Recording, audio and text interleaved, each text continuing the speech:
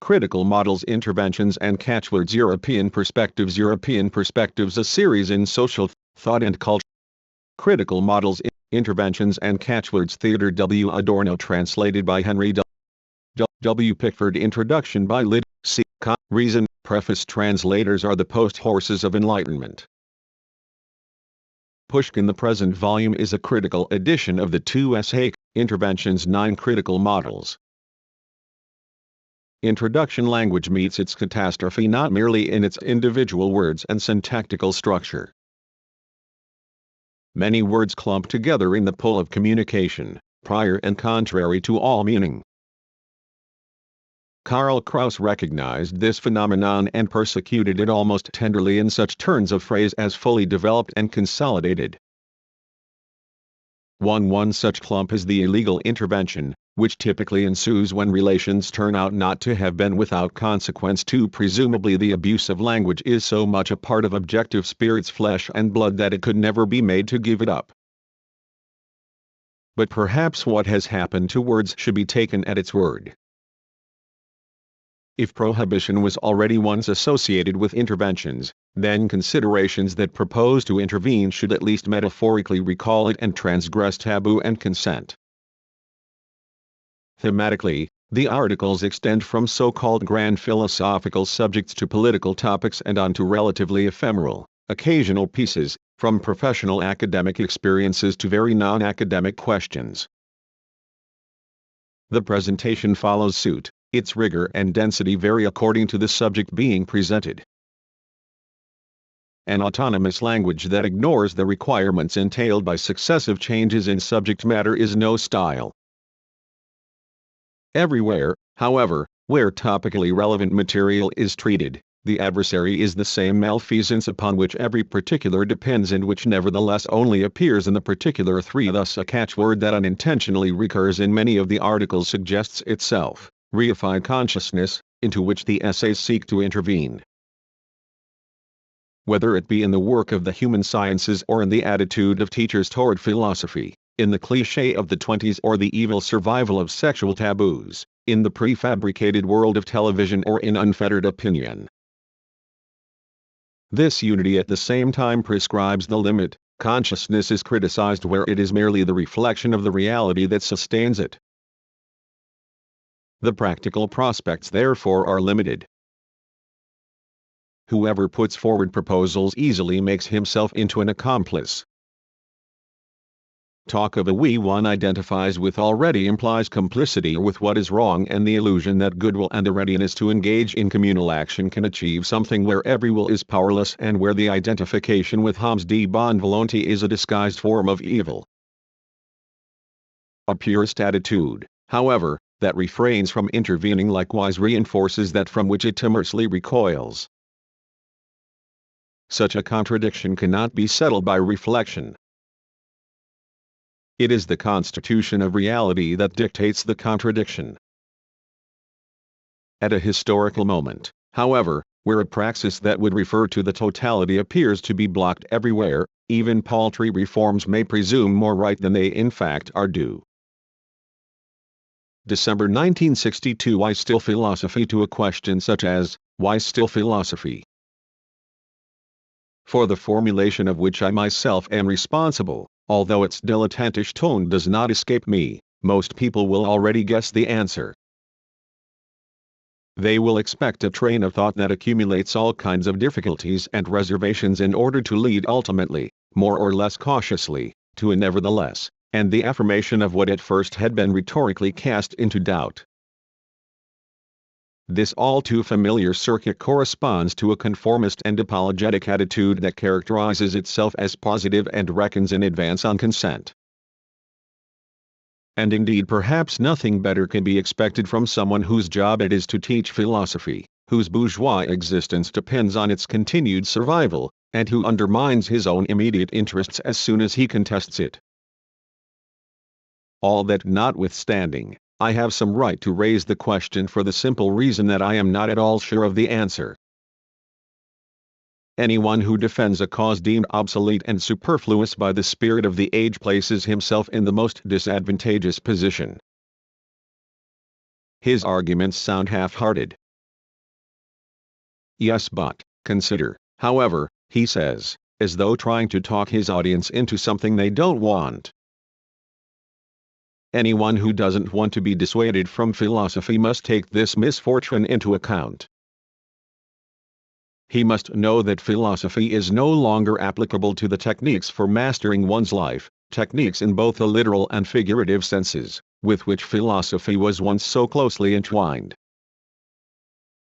And philosophy no longer offers a medium of self-cultivation beyond these techniques, as was the case during the era of Hegel, when for a few short decades the very small class of German intellectuals communicated in their collective philosophical language. Roughly since the death of Kant, philosophy has made itself suspect because of its disparity with the positive sciences, especially the natural sciences, and it was the first discipline in public awareness to succumb to the crisis of the humanistic concept of culture, about which I need not say a great deal. The Kantian and Hegelian revivals, whose titles alone already reveal the feebleness of their programs, have not changed the situation much. Finally, in the general tendency toward specialization, philosophy too has established itself as a specialized discipline, one purified of all specific content. In so doing, philosophy has denied its own constitutive concept, the intellectual freedom that does not obey the dictates of specialized knowledge.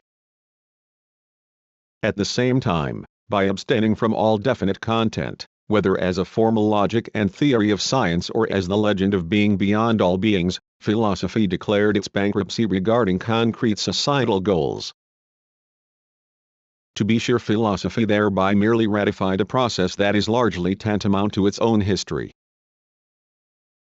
More and more fields were snatched away from it and transformed into science. It scarcely had any other choice but to become either science itself or a minuscule, tolerated enclave, one which as such already conflicts with what it wants to be, a non-particularized pursuit. Newtonian physics was still called philosophy. Modern scientific consciousness would see in this an archaic relic, a vestige of that earlier epoch of Greek speculation when sound explanation of nature and sublime metaphysics were still inseparably interwoven in the name of the essence of things. This is why some resolute beings have proclaimed that such archaic themes constitute the only philosophy and have tried to restore them. But the consciousness suffering from the fissured state of the world and conjuring up a past unity out of its own deprivation contradicts the very contents it aspires to win for itself. Therefore it must autocratically promote its own primordial language to restoration is as futile in philosophy as it is anywhere else. Philosophy has to protect itself from the chatter of culture and the abracadabra of worldviews. It also should not imagine that specialized work in epistemological theory, or whatever else prides itself on being research, is actually philosophy. Yet a philosophy forswearing all of that must in the end be irreconcilably at odds with the dominant consciousness. Nothing else raises it above the suspicion of apologetics. Philosophy that satisfies its own intention, and does not childishly skip behind its own history and the real one, has its lifeblood in the resistance against the common practices of today and what they serve, against the justification of what happens to be the case. Even the greatest achievement of philosophical speculation to date, that of Hegel, is no longer binding. Anyone whom public opinion has once categorized as a dialectician, and no one who in any way has a public life can escape being classified, must indicate how he distinguishes himself from Hegel. It is not at all a difference of individual conviction. Rather, the difference is demanded by the movement of the subject matter itself, and it was no one less than Hegel himself who demanded that thought abandon itself to the subject matter without reservation. Traditional philosophy's claim to totality, culminating in the thesis that the real is rational, is indistinguishable from apologetics 3, but this thesis has become absurd. A philosophy that would still set itself up as total, as a system, would become a delusional system. Yet if philosophy renounces the claim to totality and no longer claims to develop out of itself a whole that should be the truth, then it comes into conflict with its entire tradition. This is the price it must pay for the fact that, once cured of its own delusional system, it denounces the delusional system of reality. No longer is it then a self-sufficient, stringent network of argumentative justification. The state of philosophy in society, which philosophy itself should scrutinize rather than deny, corresponds to its own desperate state. The necessity of formulating what nowadays under the title of the absurd is already being recuperated by the machinery.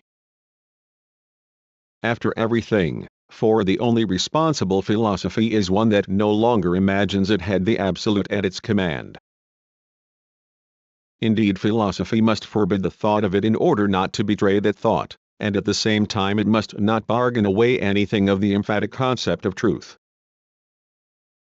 This contradiction is philosophy's element. It defines philosophy as negative. Kant's famous dictum that the critical path is the only one still open to us belongs to those propositions constituting a philosophy that proves itself because the propositions, as fragments, survive beyond the system that conceived them. Admittedly, the idea of critique itself harkens back to the philosophical tradition that today lies in ruins.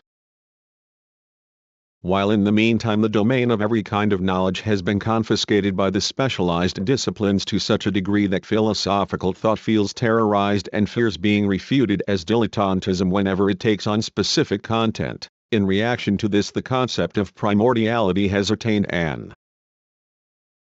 honorable status it does not merit. The more reified the world becomes, the thicker the veil cast upon nature, the more the thinking weaving that veil in its turn claims ideologically to be nature, primordial experience. On the other hand, ever since the celebrated pre-Socratics, traditional philosophers have practiced critique. Xenophanes, whose school the current anti-conceptual concept of being dates back to, strove to demythologize the forces of nature. And Aristotle in turn saw through the Platonic hypostatization of the concept of being into an idea. In modernity, Descartes convicted the scholastic philosophy of turning mere opinion into dogma. Leibniz criticized empiricism, and Kant criticized the philosophies of both Leibniz and Hume at once. Hegel criticized Kant's philosophy, and Marx in turn criticized Hegel's. For all of these thinkers, critique was not a mere adornment accompanying what the jargon of ontology 30 years ago would have called their project. It did not document a point of view that could be adopted according to personal taste. Rather, its very existence lay in cogent argumentation. Each of those thinkers found his own truth in critique. Critique alone, as the unity of the problem and its arguments, not the adoption of received theses, has laid the foundation for what may be considered the productive unity of the history of philosophy. In the progressive continuity of such critique, even those philosophers whose doctrines insist on the eternal and the timeless acquired their temporal nucleus, their historical status. Contemporary philosophical critique is confronted with two schools of thought that, by constituting the spirit of the age, nolens volens exert an influence beyond the walls of the academic preserve. They diverge and nonetheless complement each other. Especially in the Anglo-Saxon countries, logical positivism, originally inaugurated by the Vienna Circle, has gained ground to the point of becoming a virtual monopoly. Many consider it modern in the sense of being the most rigorous faculty of enlightenment, adequate to the so-called technical scientific age. Whatever does not conform to it is relegated to the status of residual metaphysics, its own unrecognized mythology, or, in the terminology of those who know nothing of art, art.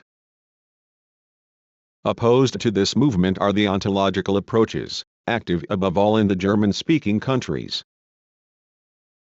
The school of Heidegger, who, incidentally, since his publications following the so-called turn has become rather averse to the word ontology, 5 pursues the archaic theme farthest, whereas the French version, existentialism, modified the ontological approach with Enlightenment motives and political engagement. Positivism and ontology are anathema to one another. Rudolf Carnap, one of positivism's foremost representatives, has attacked Heidegger's theory, indeed quite wrongly, for being meaningless. Conversely, for the ontologists of Heideggerian provenance, positivist thinking is forgetful of being, a profanation of the authentic question. The ontologists are afraid of getting their hands dirty with the merely factually existent, which lies in the positivists' hands alone. Thus it is all the more surprising that the two directions coincide in an essential point. Both have chosen metaphysics as their common enemy.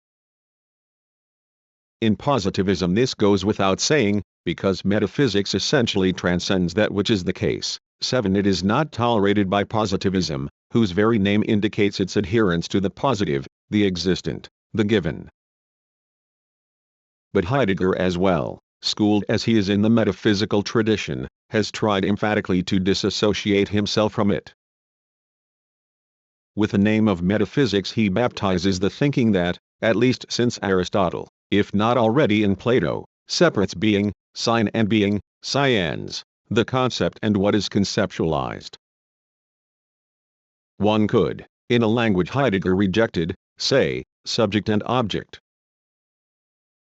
According to Heidegger, a thinking that analyzes and differentiates, destroys through reflection what the words themselves say.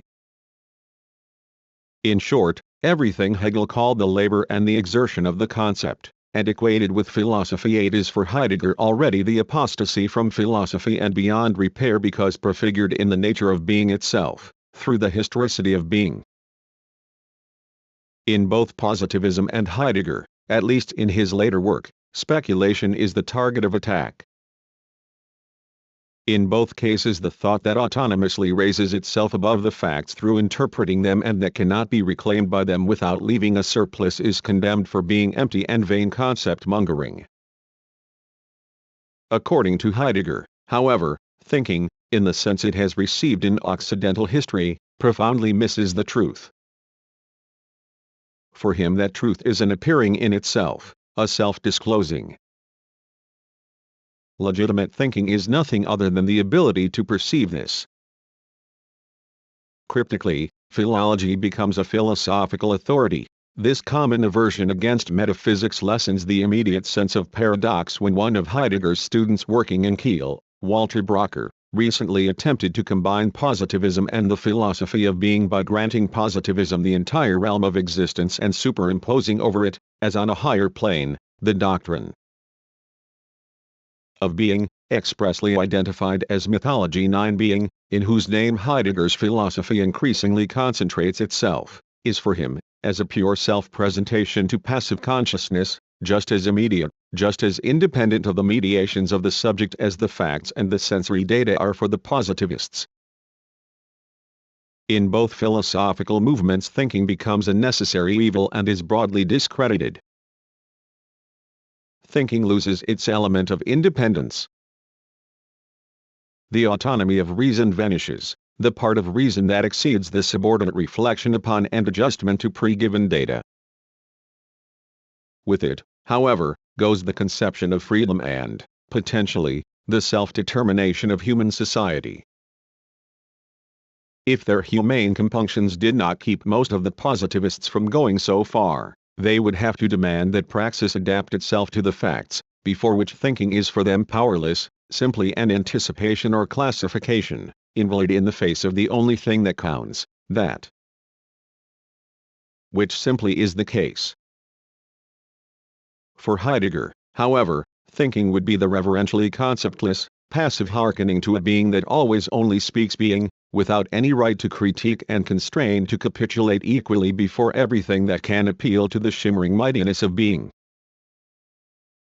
Heidegger's falling in with the Führerstaat, Hitler's leader state, was no act of opportunism but rather a consequence of a philosophy that equated being and Führer.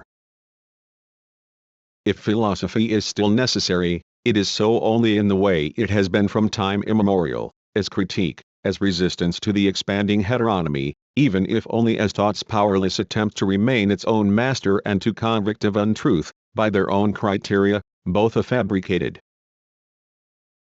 mythology and a conniving, resigned acquiescence on the other of untruth.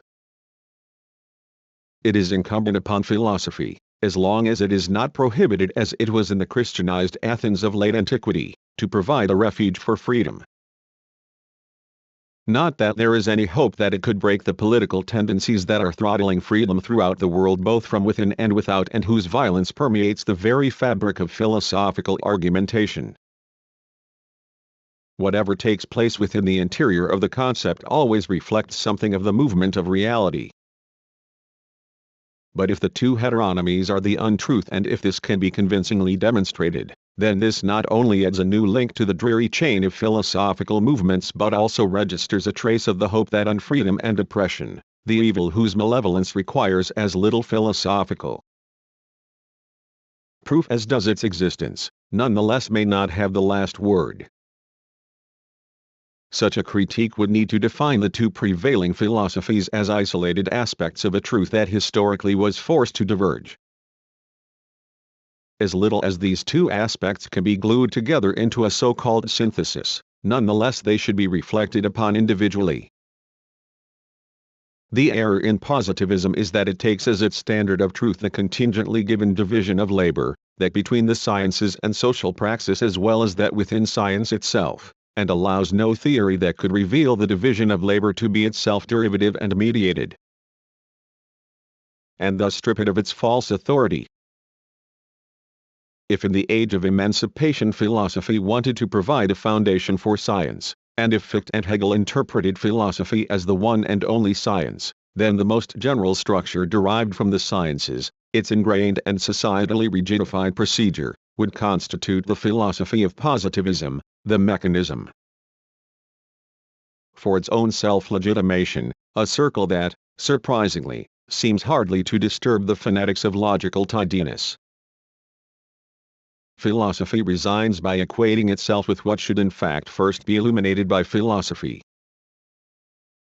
The existence of science tel quel, just as it occurs within and amid all the insufficiencies and irrationalities of the societal fabric, becomes the criterion of its own truth. With such a reverence for reified reality, positivism is reified consciousness.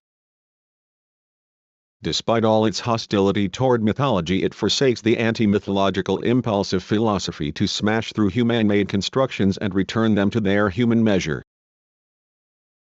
Fundamental ontology, however, blinds itself to the mediation not of the factual but of the concept. It suppresses the knowledge that those essences, or whatever it calls the results of progressive sublimation it opposes to the facts of positivism, are always also results of thinking, subject, spirit. Precisely the existence of the subject and its conditionedness indicate a being that has not sprung whole out of being, societalized individuals, in the hutted sanctuary ten in which the philosophy of repristination entrenches itself against the profanity of mere fact as well as against concepts, which are related to each other in that facts are separate from and subsumed under conceptual unities. One encounters again the schism the harbingers of the indivisible think themselves immune to. Their words are inevitably concepts, to the extent that they can be thought at all. But the doctrine of being would like to be a thinking still within the ambit of resolute archaism. However, just as concepts by their very meaning require a content that fulfills them, and just as, in Hegel's unparalleled insight, the mere thought of identity requires non-identity from which alone identity can be asserted, so too even the purest concepts depend on their other immanently, and not merely from a polar duality. Thinking itself, of which all concepts are a function, cannot be imagined without the activity of someone thinking implied in the word thinking. This reverse relation already contains the element that, according to the idealist tradition, must first be constituted by the concept and that, according to the mythology of being, is together with the concept an epiphenomenon of a third element. Without the determination by those two elements this third thing would be wholly indeterminate. Just to be able to indicate it at all amounts to defining it by means of the same elements that are being so assiduously denied.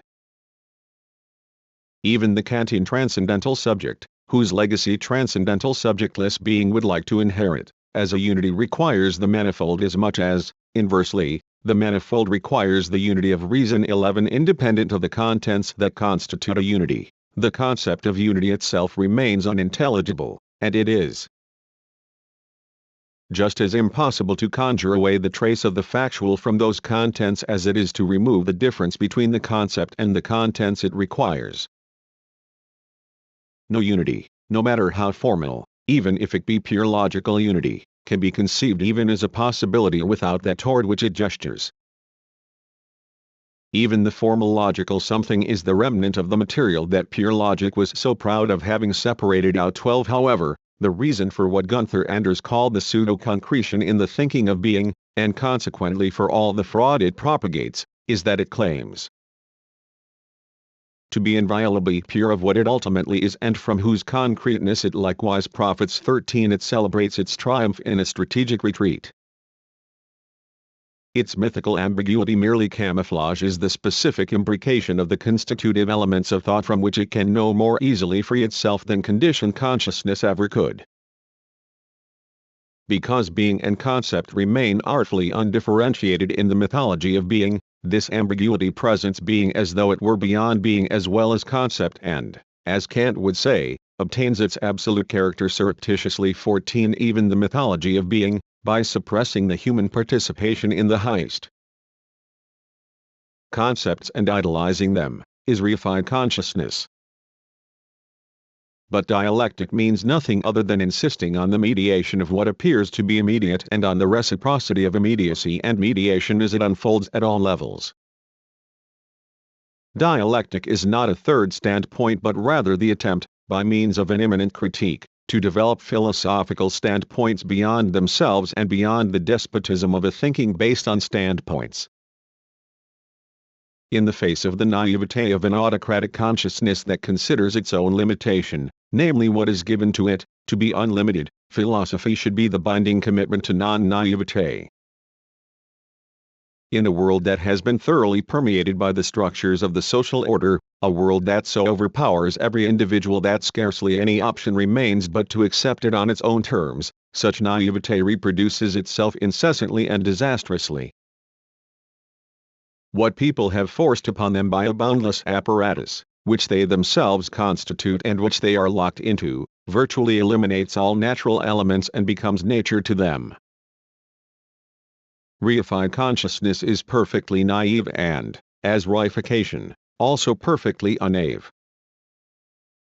Philosophy must dissolve the semblance of the obvious as well as the semblance of the obscure.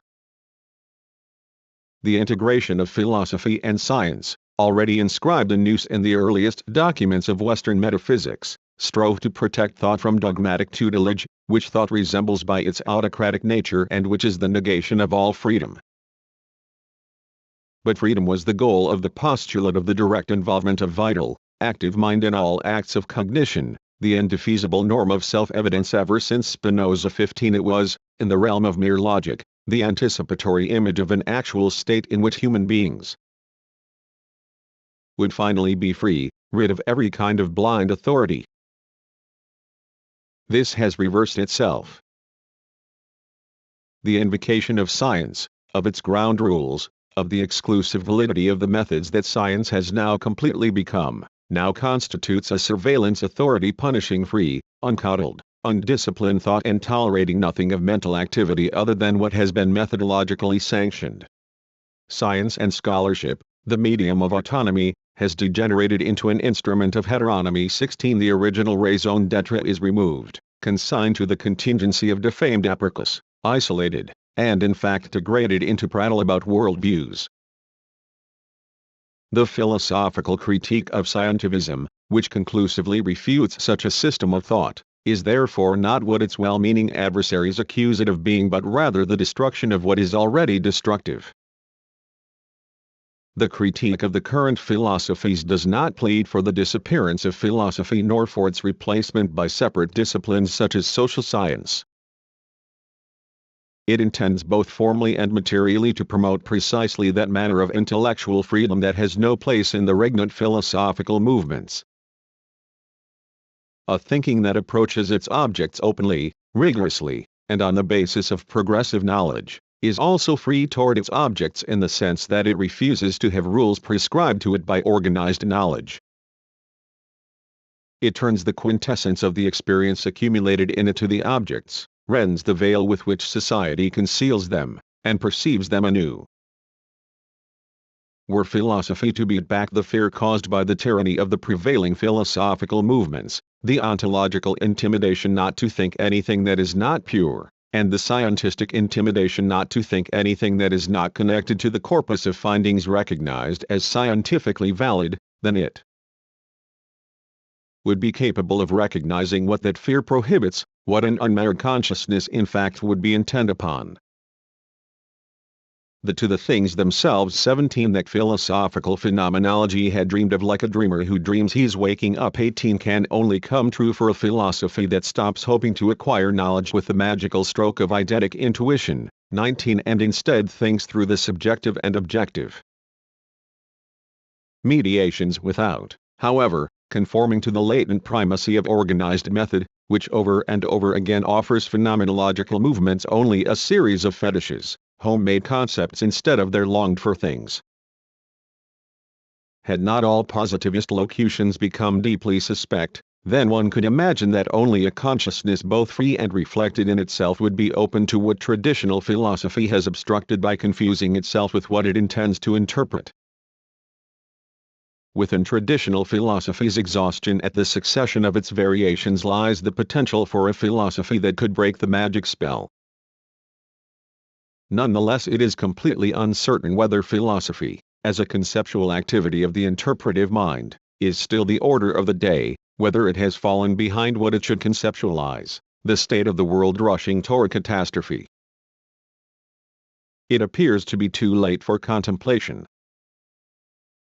Whatever is manifestly absurd flies in the face of any idea of comprehending it. The abolition of philosophy was forecast more than 100 years ago. The fact that in the East Diomet is proclaimed to be Marxist philosophy, as though it were compatible with Marxist theory just like that, testifies to the inversion of Marxism into a static dogma dead into its own contents or, as they themselves say, into an ideology. 21 Anyone who still philosophizes can do so only by denying the Marxist thesis that reflection has become obsolete. Marx believed that the possibility of changing the world from top to bottom was immediately present, here and now. But only stubbornness could still maintain this thesis as Marx formulated it. The proletariat to whom he appealed was not yet integrated into society. It was rapidly sinking into destitution, whereas on the other hand societal power did not yet command the means to assure overwhelming odds for itself in the event of any serious conflict. Philosophy, as at once both rigorous and free thought, now finds itself in an entirely different situation. Marx would have been the last person to tear thought free from the real movement of history. Hegel, who was aware of the transience of art and prophesied its end, had made its progress dependent upon the consciousness of needs.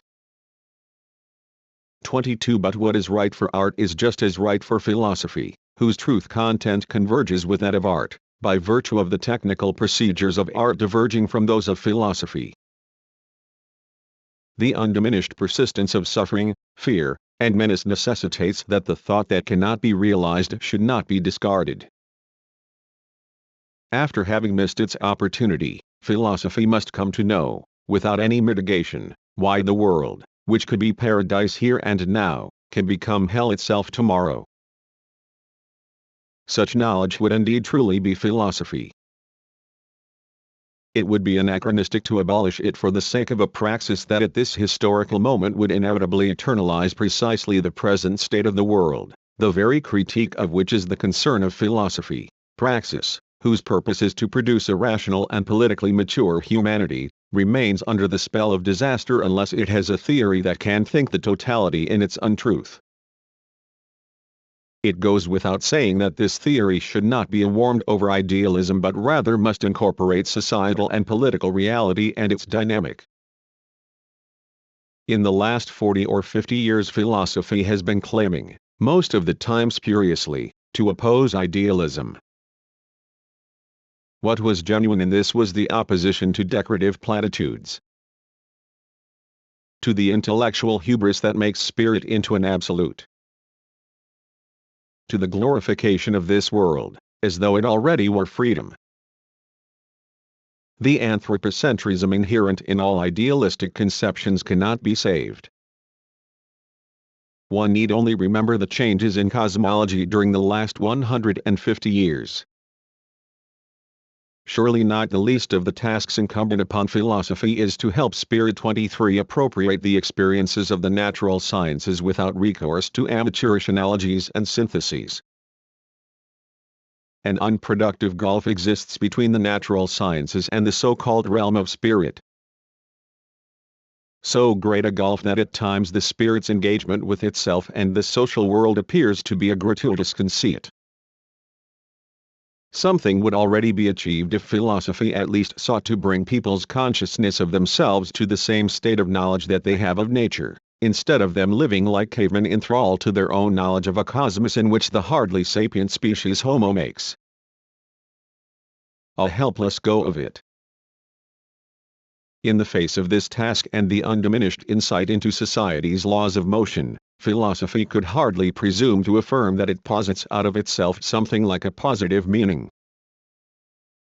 To this extent it makes common cause with positivism, even more with modern art, before whose phenomena most of what passes today for philosophical thinking fails for lack of any relationship to them. But philosophy's turn against idealism, which has been proclaimed ad nauseam, did not intend militant enlightenment but resignation. Thought has been intimidated and no longer dares raise itself, not even in fundamental ontology's devotional submissiveness to being.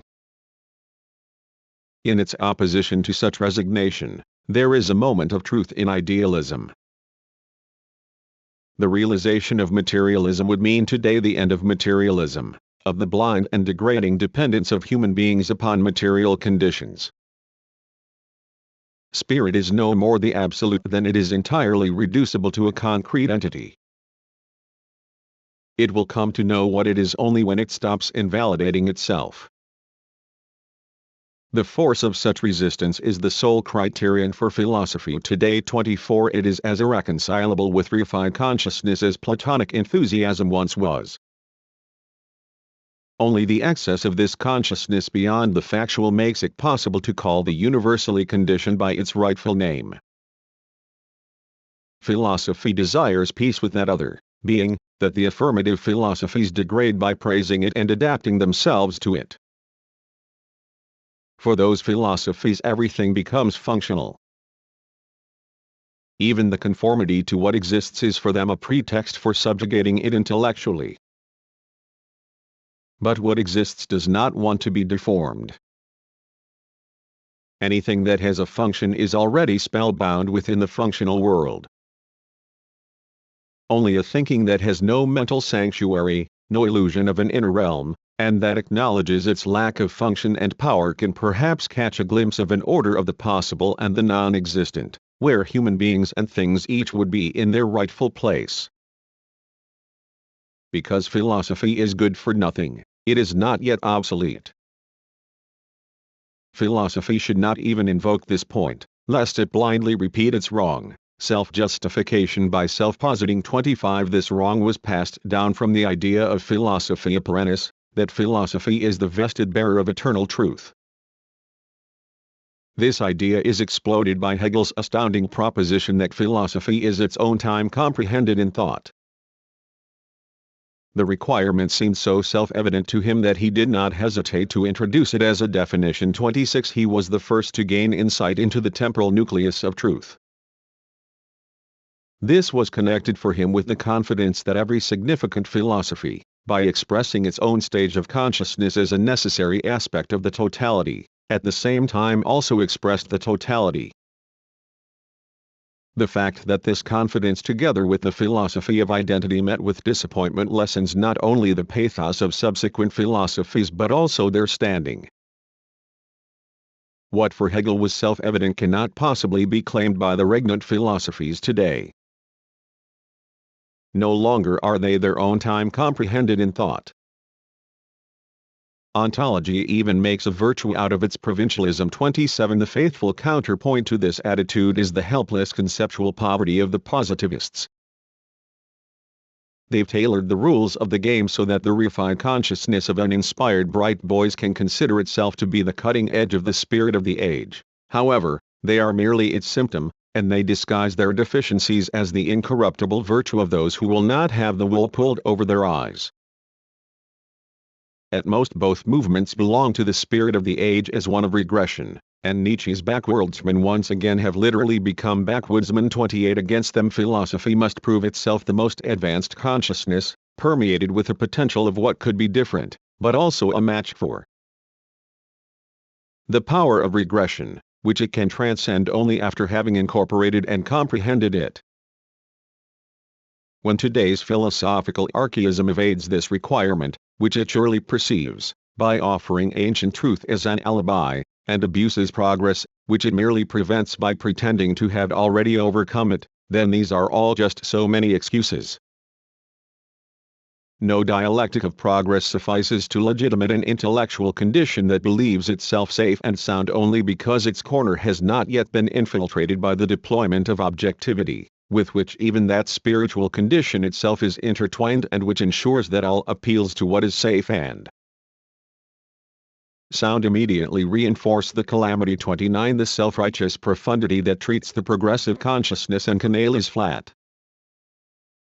Reflections extending beyond the magical incantations of the ontologists as well as beyond the various defaits of the positivists are not trendy stupidities, as the ideology of the yellowed lampoons would have it. 30. Rather they are motivated by those very facts of the matter that ontologists as well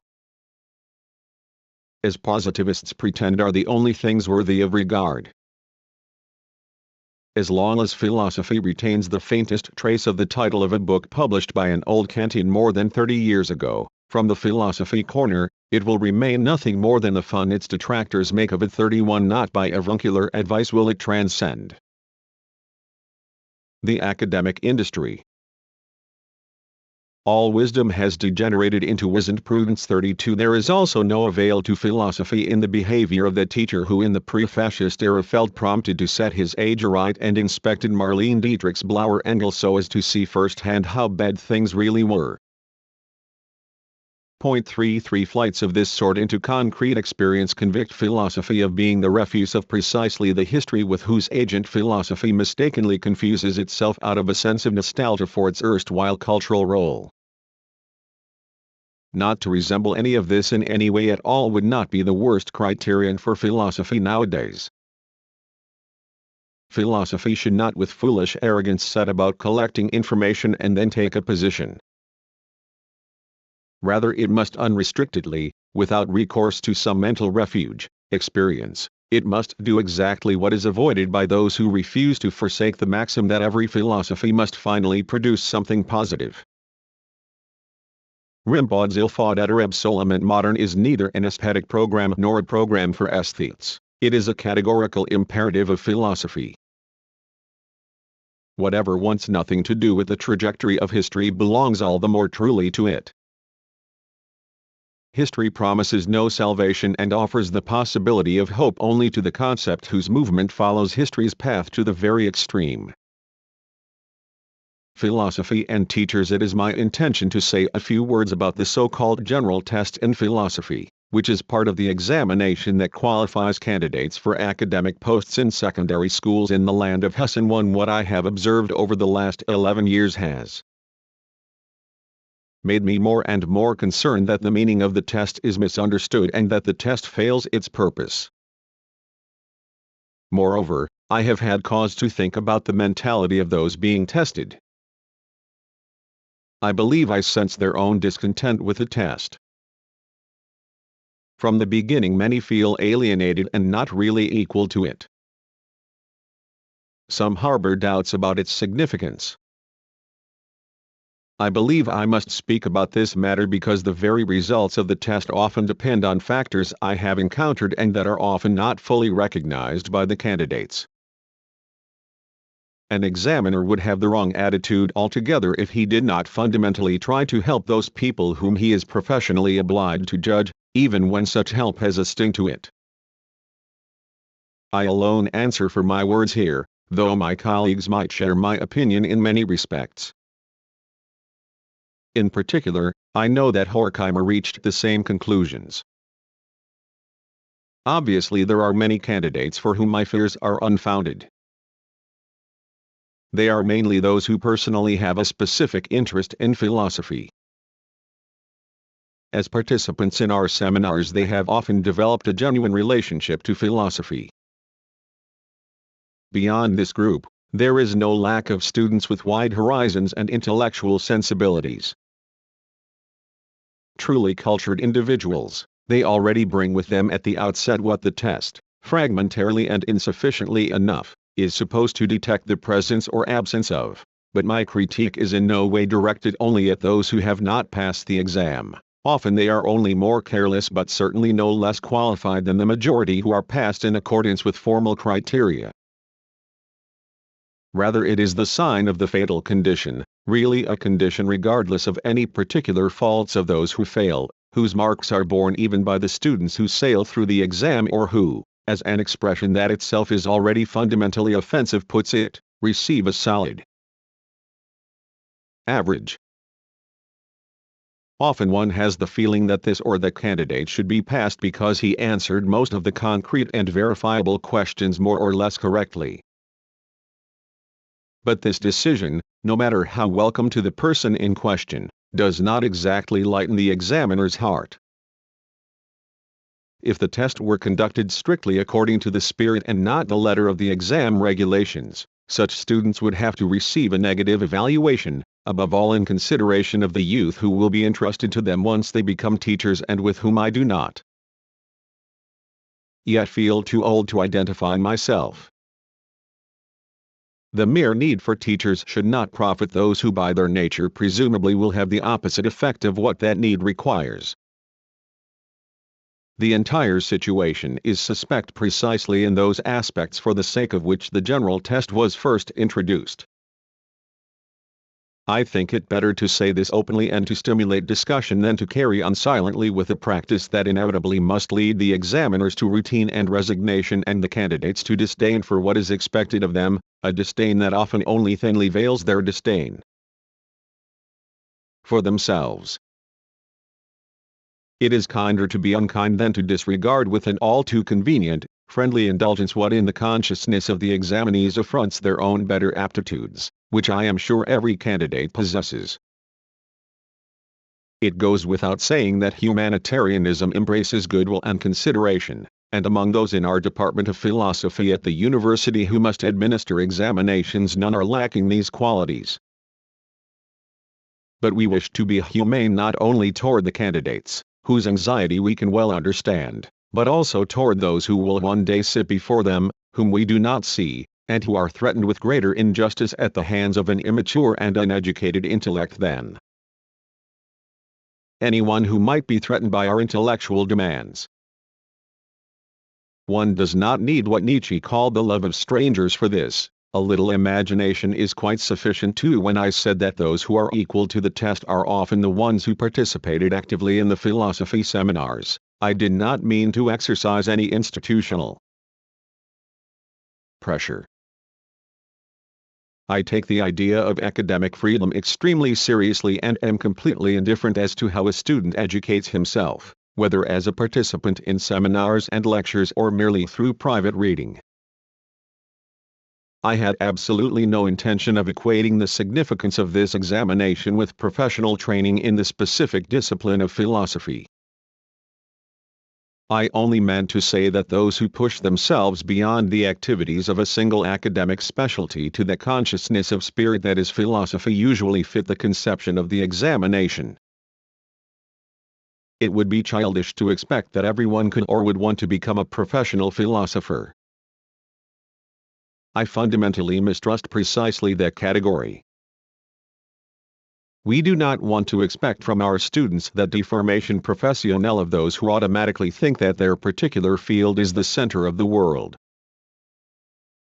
Philosophy fulfills itself only where it is more than a specialty. The general test, according to paragraph 19 of the exam regulations, to which so many cling scrupulously, should determine whether the applicant has understood the educational significance and strengths of the disciplines he has studied and understands how to consider them from the vantage point of the vital philosophical, pedagogical, and political questions of the present. There is then added expressly, yet the philosophically accentuated test should not lose itself in specialized questions, but rather must orient itself according to such questions as are essential for the living culture of today, whereby the particular disciplines of the applicant constitute the point of departure.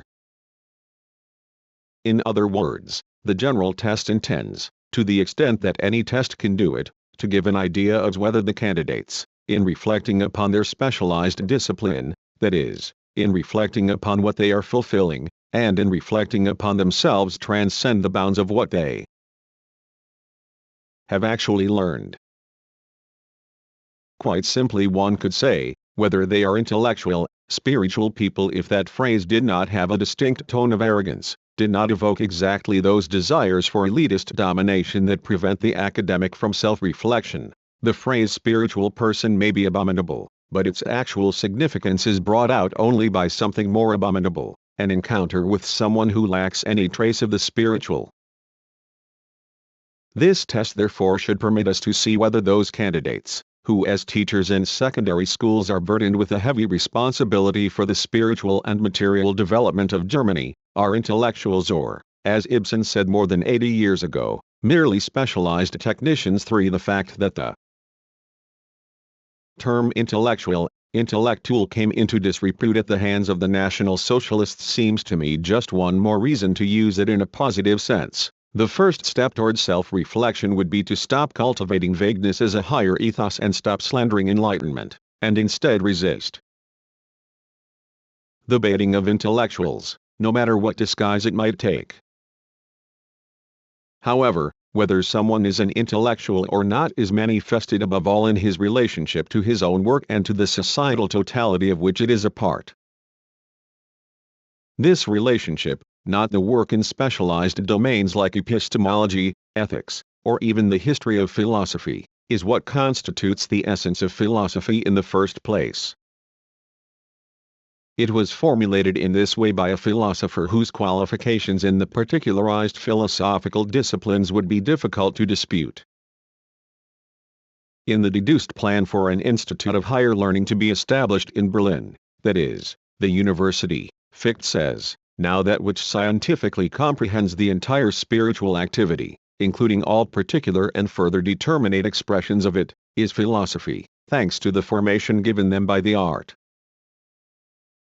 of philosophy. The specific sciences should receive that which constitutes their proper art. That part of them which up to the present has simply been their natural gift dependent on the mercy of chance should be elevated to the rank of reflected ability and activity.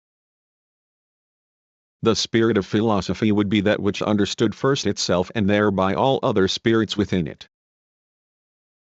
The artist in a particular science must above all else become a philosophical artist, and his particular art would merely be a further determination and a single application of his universal philosophical art.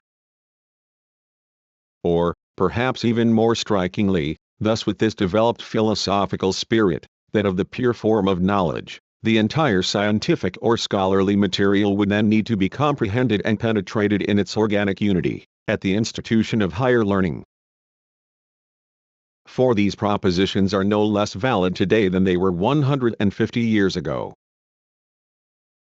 The emphatic concept of philosophy intended by the movement of German idealism in the epoch when it was in accord with the spirit of the age did not add philosophy as a subject to the sciences, but rather sought philosophy in the vital self-reflection of the scientific and scholarly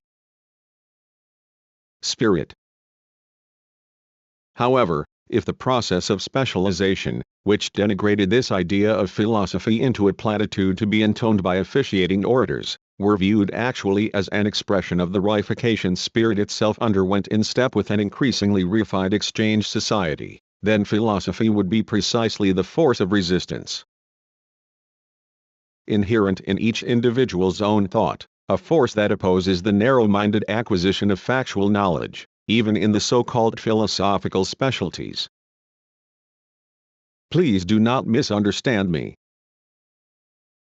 I am not ignoring the necessity of philosophies becoming autonomous vis-à-vis the individual scientific and scholarly disciplines. Without that separation, the natural sciences at least could hardly have experienced such rapid development. Perhaps even philosophy itself was not able to attain its most profound insights until, like Hegel, it had voluntarily or involuntarily taken its leave from the activities of the individual disciplines. It is futile to hope for a magical reunification of what has been separated. Even the Philosophicum, the philosophy examination, must beware of this illusion. Several highly developed disciplines in the humanities, for instance classical philology, have taken on such a specific gravity and have such a refined methodology and material at their disposal that philosophical self-reflection almost inevitably appears dilettantish in comparison. There is hardly a direct path leading from the practices of those disciplines to philosophical reflection. Conversely, the development of philosophy into a specialized discipline cannot simply be ignored. In the absence of familiarity with the products of specialized philosophy, philosophical self-reflection on the part of individual disciplines easily takes on a chimerical quality. Consciousness that would behave as though in its material it were at once also philosophical not only could all too easily sidestep the density of the material and veer into arbitrariness but would moreover be condemned to regress to stages of philosophical amateurism long ago superseded. I am neither overlooking nor intentionally ignoring this objective difficulty of the exam. But I think that one should not stop with that and, above all, that one should not get carried away. If in fact there is no direct path available between the work of the individual disciplines and that of philosophy, then this does not mean that the pursuits have nothing to do with one another. An expert in German philology would quite rightfully be indignant were he required to toss out historico-philosophical interpretations of the linguistic laws governing sound shifts. But, for instance, a problem such as how the mythical legacy of folk religions in the Nibelungenlied, though archaic from a Christian point of view, nonetheless takes on post-medieval Protestant traits in the figure of Hagen, assuming that the episode on the Danube signifies something like this: 5, such a problem would be legitimate in the eyes of the philologists and at the same time would be productive for philosophy. Or, if the great lyric poetry of the Middle Ages in large measure lacks what in the form of nature lyric then became so deeply rooted in the concept of the lyrical since the end of the 18th century, then the absence of this element that for such a long period of time is virtually taken for granted as part of later lyrical consciousness would be a theme just as much of interest to philosophers as to philologists. There are countless connections of this kind and the candidates could surely choose themes from their own areas of research. To understand Schiller it is essential to know his relation to Kant, by which I mean not the biographical and intellectual historical contexts but rather the influence of Kant upon the very contours of Schiller's dramas and poems. And likewise in order to understand Hebel one must know the historical philosophical conception that infuses his dramaturgy. I am almost never presented with proposals for themes of the sort I've just improvised here. Of course, I do not mean by this that specifically philosophical themes should be excluded or that they should be considered exceptional. Yet for the moment it is enough to indicate the difference between the usual proposals and those involving some self-reflection, if not upon particular problems within the individual disciplines then at least upon the more extensive questions and areas of research. For my own part one would be content with themes that reveal at least some inclination toward what I have envisioned here. The complaint is often heard that philosophy burdens future teachers with a supplementary discipline and, moreover, with one many people lack any connection with. I must return the reproach: very often it is the candidates, and not we, who transform the general test into a specialized one. When a candidate is, in the parlance, allotted to me, then I try to discuss with him the area he has chosen and try to distill a working theme from which something like the intellectual self-conception of his work can be inferred. However, by no means does this arouse pure joy and enthusiasm. On the contrary, if it were up to the desires of the students, then the written part of the test would always set topics purely about specialized disciplines, the history of philosophy, or summaries of philosophy. Quickly enough one discovers a predilection for certain philosophers and certain writings that enjoy a reputation for being particularly easy. Thus the Meditations of Descartes, the English empiricists, Shaftesbury, Kant's Grounding of the Metaphysics of Morals, an ensemble so limited thematically that by now it has come to arouse all kinds of doubts in us. I am not easily persuaded that a Germanist or historian finds special significance or indeed any particular interest in the essay concerning human understanding of Locke, whom Kant called excellent and who is not exactly light reading for me either. And I am no less convinced when, as occurs more often of late, the candidate quickly produces pat reasons to justify his study of this extremely digressive founding text of common sense. By the way, the distinction between easy and difficult philosophers, which I suspect is paralleled by a distinction between easy and difficult examiners, is completely spurious. The abysses Locke smoothly glides over gape wide in his texts and at times make even a coherent presentation of his thought prohibitively difficult, while such an ill-reputed thinker as Hegel reaches a much higher level of rigor precisely because in his work the problems are not obscured by comfortable opinions but are addressed openly and without reservation. The intellectual or reflective person should feel free to entertain such considerations.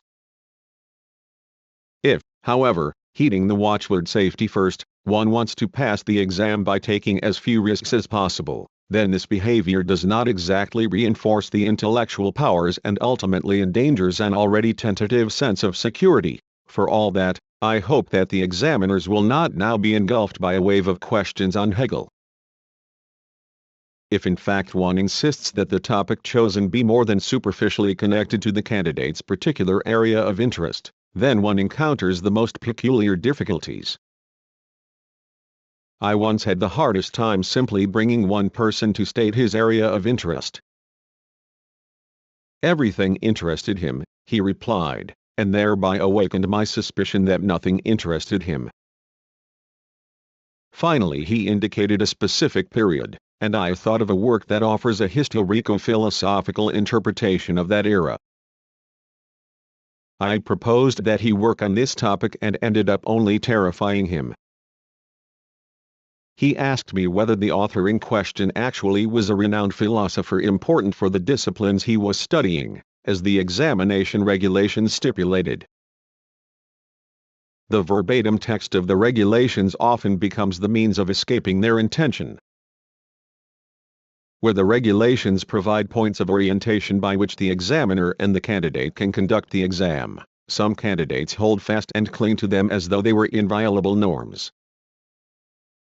One student declared that he was interested in Leibniz and his critique of Locke.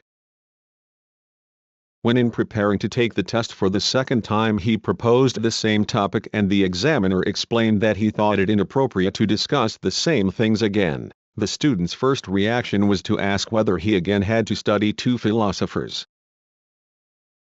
His behavior echoes a proposition from Hofmannsthal, which indeed he puts in the mouth of Clytemnestra, consumed by fear: there must be proper rights for everything. 6. The candidates here in question search everywhere for cover prescriptions, tracks that had already been laid down, both in order to find their way via well-worn paths and also to normalize the procedure of the examination so that precisely those questions for which the entire examination was first instituted are not posed. One encounters, in a word, reified consciousness. But this, the inability to experience and to engage with a topic in a free and autonomous manner, is the flagrant contradiction of everything one can reasonably and without pathos conceive to be the genuine cultivation of mind that the exam regulations identify as the purpose of the secondary schools. In negotiating the choice of topics, one gets the impression that the candidates have taken as their maxim Brecht's phrase, "But I do not want to be a person at all," even and especially when they have learned the categorical imperative in its various formulations. 7. Those who become indignant at the imposition of philosophy as an academic discipline are the same people for whom philosophy means nothing more than an academic discipline. For more than one reason we've learned not to overrate the written parts of the test in the overall evaluation of the candidates and to place more weight upon the oral section. However, what one hears and sees there is hardly more encouraging. If a candidate expresses his aversion to the expectation that he should be an intellectual by pointedly sighing throughout the exam, then undoubtedly that is more a matter of upbringing than of spirit, although both have more to do with one another than might occur to such a candidate. But specialized personnel has, if I may be permitted this contradictio in adjecto, its orgy in the orals. 8. The candidate, as the exam regulations stipulate, should demonstrate that he grasps the fundamental concepts of the philosopher he has studied and that he understands their historical evolution. A candidate questioned about Descartes was able, as is usually the case, to give a quite accurate overview of the line of reasoning in the Meditations. The discussion came to the concept of res extensa, extended substance, its merely mathematical spatial definition, and the lack of dynamic categories in the Cartesian conception of nature. In response to a question about the consequences of this lack for the history of philosophy, the candidate explained, to his credit quite honestly, that he did not know. He had never looked beyond Descartes, whom he had down pat, even so far as to see what insufficiencies in the Cartesian system motivated Leibniz's critique and thereby also led to Kant. The specialized concentration upon a certified great philosopher had diverted him from what the exam regulations require, the knowledge of the historical evolution of the problem. Nevertheless, he passed the exam. Another candidate presented with unpleasant loquacity the line of reasoning in the first two meditations. I interrupted him in order to see how much he understood, and asked him whether the hypothesis of doubt and the conclusion of an indubitable ego cogitans completely satisfied him. I was entertaining the less than abstruse idea that the individual empirical consciousness underpinning Cartesian theory is itself intertwined with the spatio-temporal world from which, according to Descartes, it stands apart as an irreducible and imperishable difference. The candidate looked at me for a moment, during which he was more sizing me up than reflecting about the Cartesian deduction. The result was apparently that he took me to be a man with an understanding of higher things. In order to oblige me, he answered, "No, there is indeed a genuine encounter." Let us suppose that he had really thought of something, for example, that in the recesses of his memory he had remembered something of the doctrines that accord mind an immediate and intuitive knowledge of reality. In any case, if he meant something like this, he did not know how to articulate it, and philosophy is after all, as our old teacher Cornelius defined it, the art of self-expression. 9. What is characteristic in the response, however, is that he tossed me a platitude taken from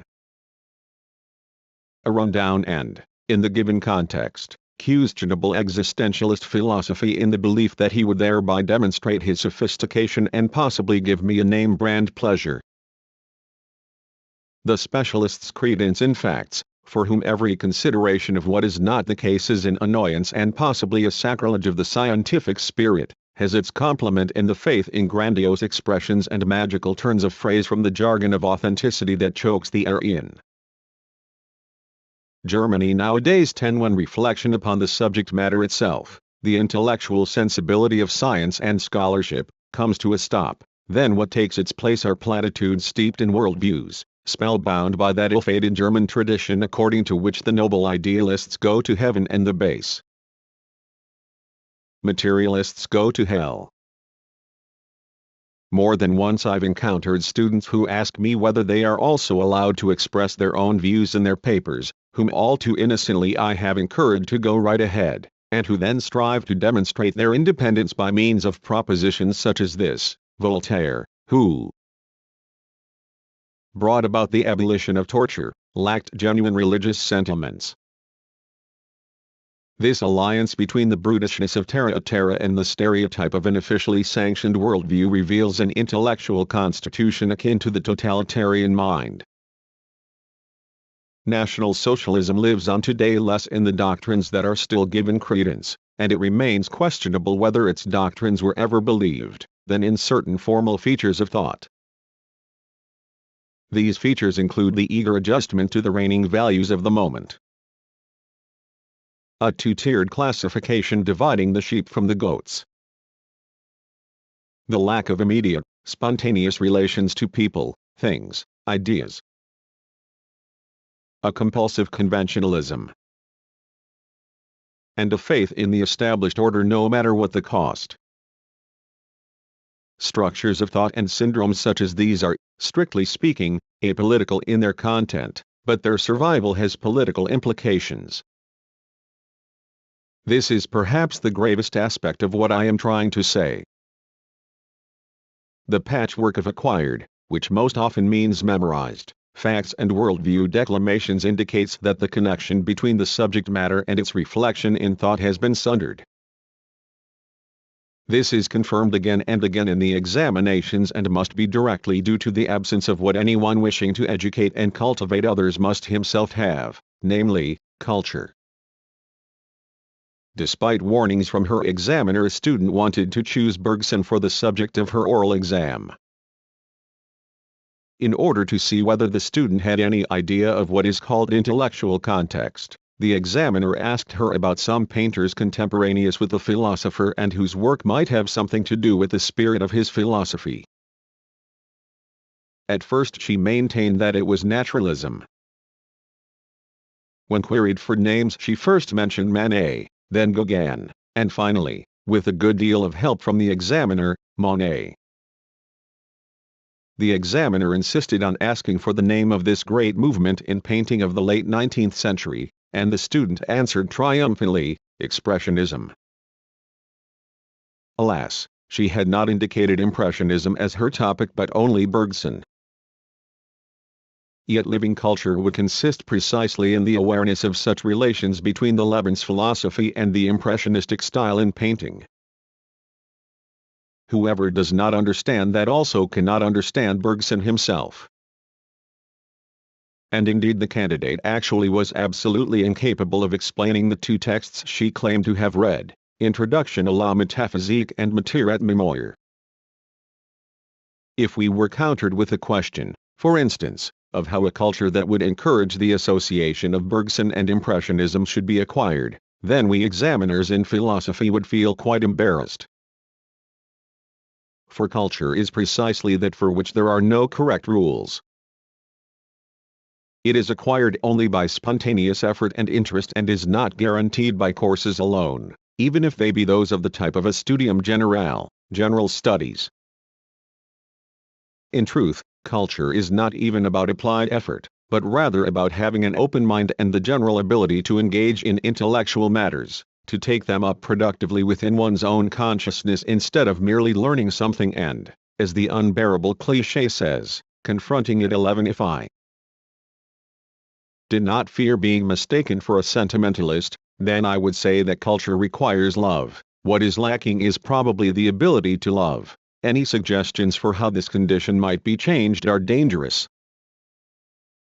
Most often it is decided in an early stage of childhood development. But anyone in want of this ability should hardly teach others. Not only do such individuals perpetuate that suffering in the classroom poets were denouncing 60 years ago and that people think, quite falsely, is now long gone, but rather the defect is passed on to the pupils and reproduces ad infinitum that intellectual condition that in my view is not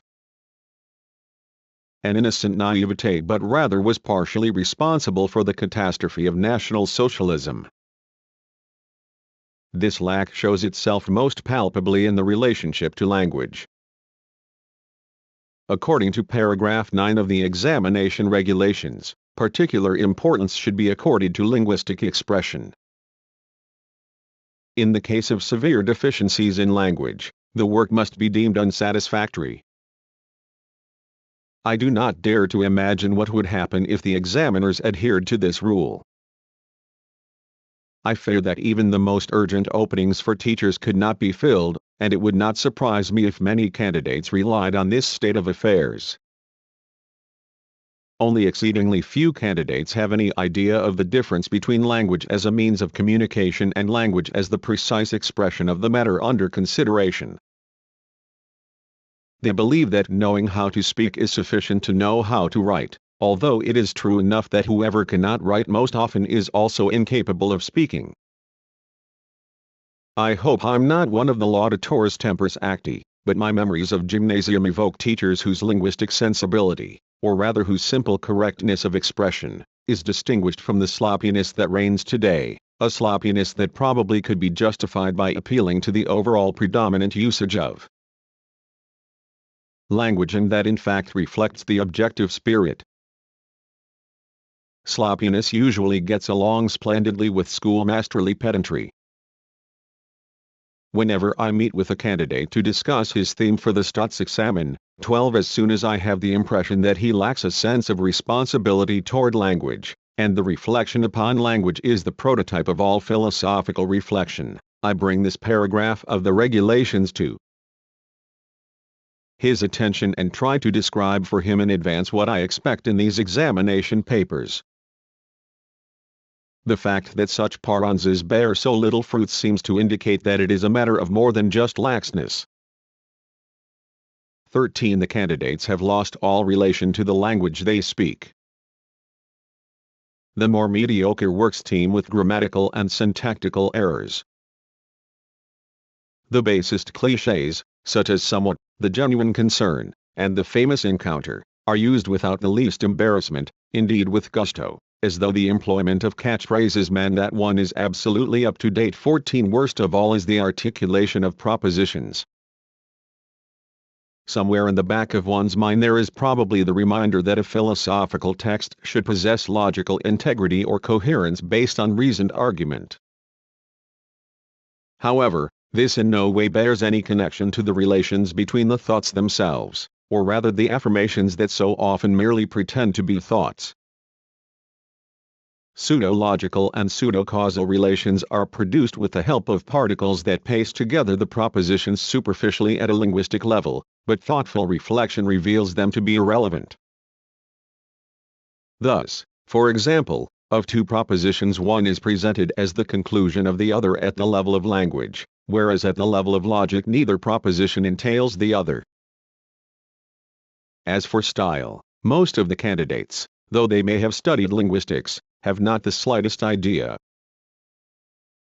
Instead, they awkwardly and affectedly sift out from their customary manner of speaking what they mistakenly think is a scientific or scholarly tone. However, the language in the examination papers is outdone by what is heard in the oral part of the exam. Often it is a stammering interspersed with vague, qualifying phrases, such as to a certain extent, that in the same instant they are uttered try to evade responsibility for what is said. Words of foreign derivation, even names of foreigners, constitute hurdles that are seldom surmounted without some damage to either hurdle or candidate. For instance, most of the candidates who have chosen for their exam a philosopher who is apparently as easy to classify as Hobbes, speak of him as Hobbes, as though the best belonged to the dialect in which Hobbes means et was. 15. The very idea of dialect. One may rightly expect from culture that it accustom a regional language's coarseness to more polished manners. This is out of the question. The conflict between High German and dialect ends in a draw, which pleases no one, not even the future teacher, whose disgruntlement clatters in every word. the speaker's closeness to his dialect, that sense in which, in the case of a dialect still quite rustic, he is at least speaking his own language, or as the vernacular has it, speaking off the top of his head, has been lost. 16. The objective standard language has not been achieved, but remains disfigured by the scars of the dialect. It sounds a bit the way those boys in provincial towns look who are called in to help with the Sunday dinner crowds and are rigged out in a waiter's jacket that does not fit them at all. Certainly I do not want to say anything against the friendly institution of German language courses for foreigners the university organizes, but courses for natives would perhaps be more important, even if they did nothing more than rid the future teacher of that intonation in which the brutality of the rustic indistinctly blends with his future pedagogical dignity. The complement of vulgarity is pomposity, the fondness for using words that lie beyond the speaker's horizon of experience and that therefore in their mouths sound like those foreign words they presumably one day will harass their pupils with. Such expressions are almost always sedimented cultural goods of the privileged class or, in terms less academic, a worn-out gentleman's wardrobe that enters the so-called pedagogical sector only when no one in the realm of free spirits will touch it. 17. Urbanity is part of culture, and its locus is language. No one should be reproached for coming from the country, but no one should make a virtue out of it either and obstinately continue it. Whoever does not succeed in emancipating himself from provincialism remains extraterritor. The letters I have received lead me to be more precise. I do not mean that culture signifies that every trace of dialect within a pitiless standard language has been eradicated. It merely suffices, for example, to hear the Viennese intonation in order to learn just how deeply linguistic humanitarianism is realized in such tonalities. But the difference between, on the one hand, a German language that divests dialect of its coarseness by harmoniously absorbing its trace and, on the other hand, an idiom in which both linguistic levels remain hopelessly incompatible and in which pedantic correctness is belied by the remnants of a formless dialect, this difference is decisive. It is nothing less than the difference between culture, Kultur such as it replaces nature, absorbs it within itself, and a mechanism of actual repression that perpetuates itself in spirit. Imprisoned within it, repressed nature, merely disfigured, destructively returns. Whether a person has a sense for language, his culture comes to the fore precisely in that he is able to perceive such nuances ideal to culture. It would be good for those who intend to teach others if they would become explicitly conscious of their duty to deprovincialize themselves instead of helplessly imitating whatever is considered culture. The persistent divergence between city and country, the cultural amorphousness of the agrarian, whose traditions meanwhile are irrevocably on the ebb, is one of the forms in which barbarism perpetuates itself. It is not a matter of the refinements of intellectual and linguistic elegance. The individual becomes mature only when he frees himself from the immediacy of conditions that are in no way natural but, on the contrary, the vestiges of a historic development that has been surpassed, something that is dead and does not even know it.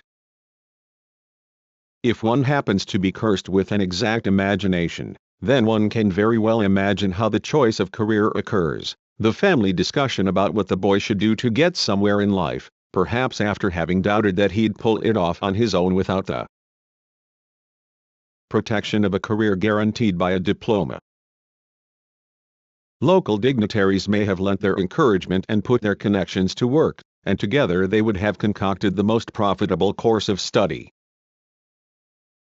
Here a role is played by that ignominious scorn for the teacher's profession that is widespread not only in Germany and that in turn motivates the candidates to make all too modest demands upon themselves.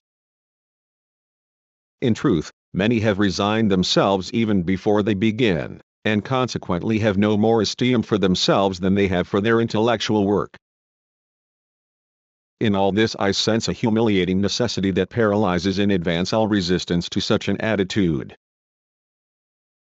The situation this type of high school graduate finds himself in probably really leaves him scarcely any other choice. it would be too much to presume him capable of perceiving the dubiousness of his enterprise at the moment he decides upon his future. Otherwise he would already be liberated from the constraint that is revealed later in the examination as a lack of intellectual freedom. The people I have in mind are trapped within a vicious circle. Their interest compels them to make the wrong decision of which they themselves ultimately become the victims. Nothing would be more unjust than to blame them for this.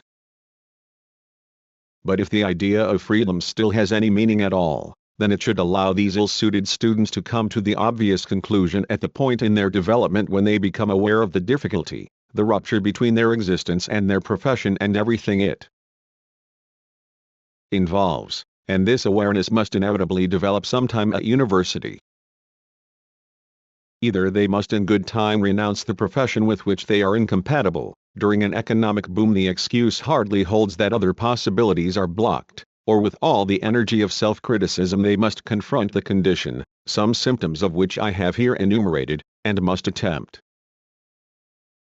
to change it. Precisely this attempt, not any determinate result, would be the culture that candidates should acquire and, I would like to add, would also be what the examination requires by way of philosophy, that the future teachers gain some insight into what it is they do, instead of remaining captured within it and understanding nothing. The handicaps that, as I well know, hamper many of them, are not in variance 18. For that reason self-reflection and critical exertion have real potential. That potential would be the opposite of the blind and dogged diligence that the majority have once and for all decided upon. This diligence contradicts culture and philosophy because from the outset it is by definition the learning of what is already given and valorized, in which the subject, the person who is actually learning, his judgment, his experience, the substrate of freedom, are all absent. For what actually alarms me about the examinations is the gulf between the philosophical work presented and the students themselves.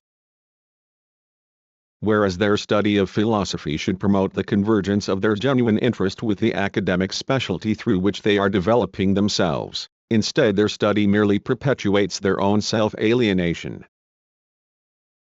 This self-alienation even increases to the extent that philosophy is felt to be a ballast preventing them from acquiring useful knowledge, either the candidate's preparations in his major disciplines, and thereby hindering his progress, or his learning material necessary for his profession. The philosophy studied for the exam becomes its own contrary. Instead of leading initiates to self-understanding, it serves no other function than to demonstrate to them and to us just how badly culture has failed, not only in the case of the candidates but in general. The surrogate they take in its stead is the concept of science. This concept once used to mean the requirement that nothing be accepted without first being examined and tested, the freedom and emancipation from the tutelage of heteronymous dogmas. Today one shudders at just how pervasively scientificity has become a new form of heteronomy for its disciples. They imagine that their salvation is secured if they follow scientific rules, heed the ritual of science, surround themselves with science. The approbation of science becomes the substitute for the intellectual reflection upon the facts, once the very foundation of science. The armor masks the wound. Reified consciousness installs science as an apparatus between itself and living experience. The more the suspicion grows that the best has been forgotten, the more the operation of the apparatus itself serves as consolation. Again and again I am asked by candidates whether they may, should, must use the secondary literature and what I recommend. Now a familiarity with the secondary literature is always good so that one does not lag behind the current state of research and thus perhaps discover the North Pole all over again. Those who want to acquire academic qualifications must ultimately also demonstrate that they master the ground rules of scientific and scholarly work. But often the concern with secondary literature means something entirely different. First, The expectation that the secondary literature will furnish the thoughts the candidate masochistically believes himself incapable of generating, and then the hope, perhaps not even conscious, of belonging to science's mystical predestined elect through demonstrations of scholarly folderol, citation, extensive bibliographies, and references. The students wish at least to be one of science's chosen few, because otherwise they are nothing. I have no inclination to existentialist philosophy, but in such moments it contains an element of truth. Science as ritual exempts them from thinking and from freedom. They are told that freedom must be saved, that it is threatened from the East, and I do not delude myself about the regimentation of consciousness on the far side of the border. But sometimes it seems to me as though freedom were already undermined among those who formally still have it, as though their spiritual habitude has already aligned itself with a regression, even in those areas where it is not expressly regulated, as though something in the people themselves waits to be relieved of the autonomy that once signified all that was to be respected and preserved in Europe. Within the inability of thought to transcend itself there already lurks the potential for integration, for submission to any kind of authority, which is already evident today in the way people compliantly cling to the status quo. Many go so far as to glorify the captivating spell even to themselves, exalting it into what the jargon of authenticity calls a genuine bond. But they are deceiving themselves. They have not passed beyond the isolation of autonomous spirit but rather have fallen behind individuation and therefore cannot overcome it as they would like to believe.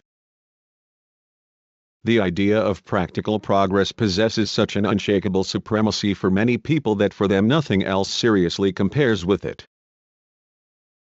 Their attitude is one of automatic defensiveness, and for that reason I do not know whether I can reach them at all. One of the characteristics of reified consciousness is that it hunkers down within itself, stubbornly persists in its own weakness, and insists on being right no matter what the cost. I am always astounded by the acumen exhibited by even the most obtuse minds when it comes to defending their mistakes. One could reply, with little risk of being contradicted, that this is all very well known but that nothing can be done about it. In support of this assertion general reflections could be marshaled such as, where could anyone today find the faintest glimmer of a larger meaning that might illuminate his own work? Further, and here I would be the first to agree, one could invoke the fact that social conditions such as where one comes from, which are beyond anyone's control, are responsible for the inability to satisfy the emphatic concept of culture. The majority have been cheated out of the experiences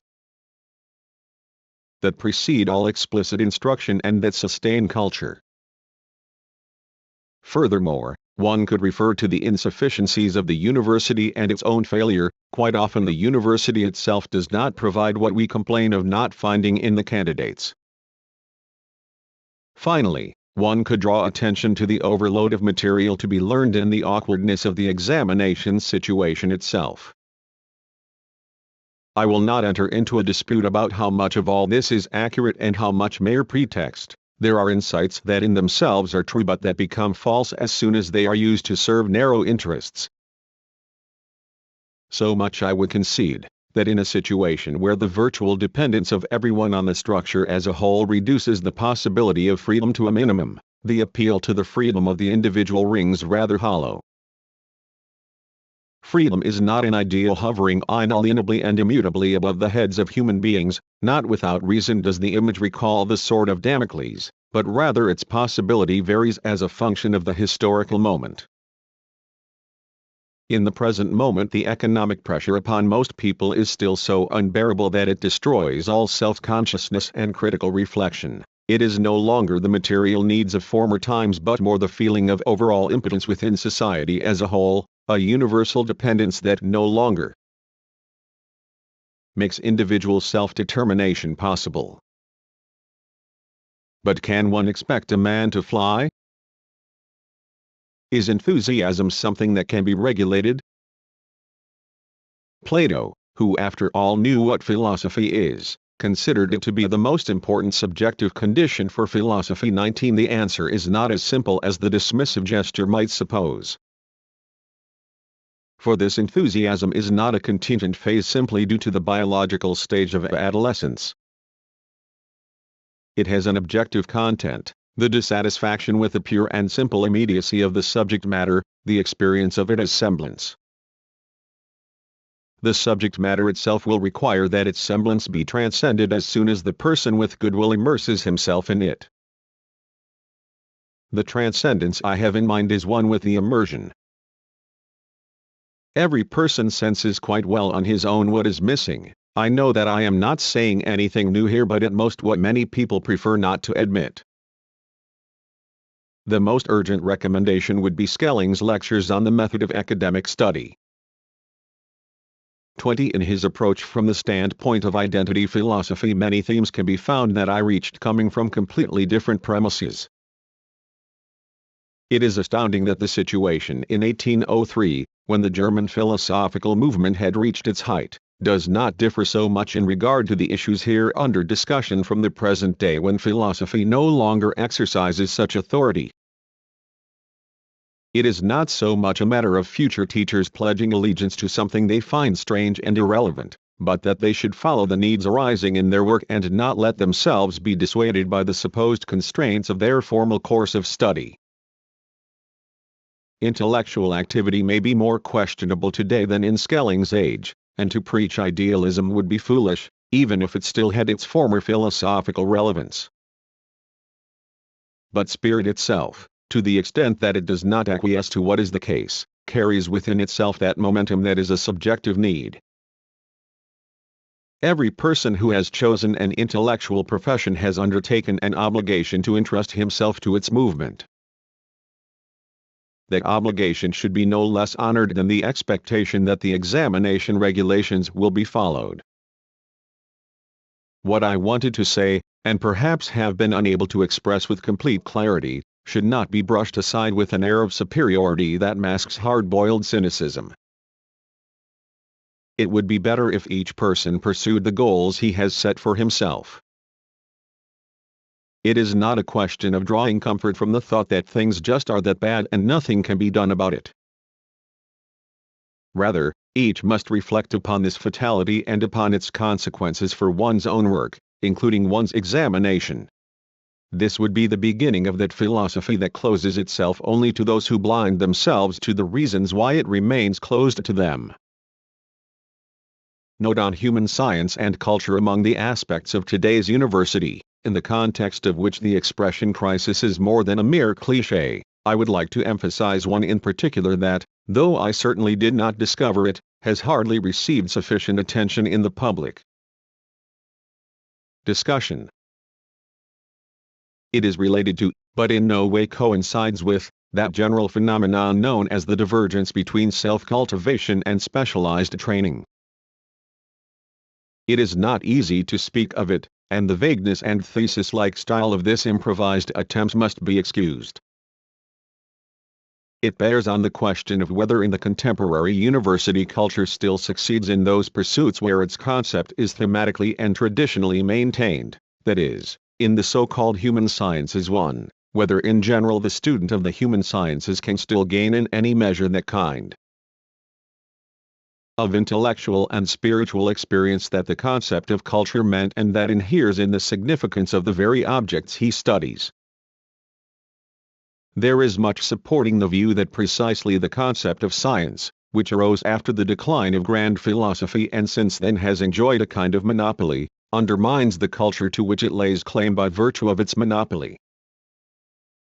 Scientific discipline is an intellectual form of what Goethe as well as Hegel called for under the name of externalization, to the devotion of spirit to something opposed and alien to it, and through which alone spirit attains freedom. Anyone who has shirked this discipline through dilettantish, impulsive thinking and practiced gossip will easily fall below the level of what had aroused his legitimate aversion, the method heteronomously imposed upon him.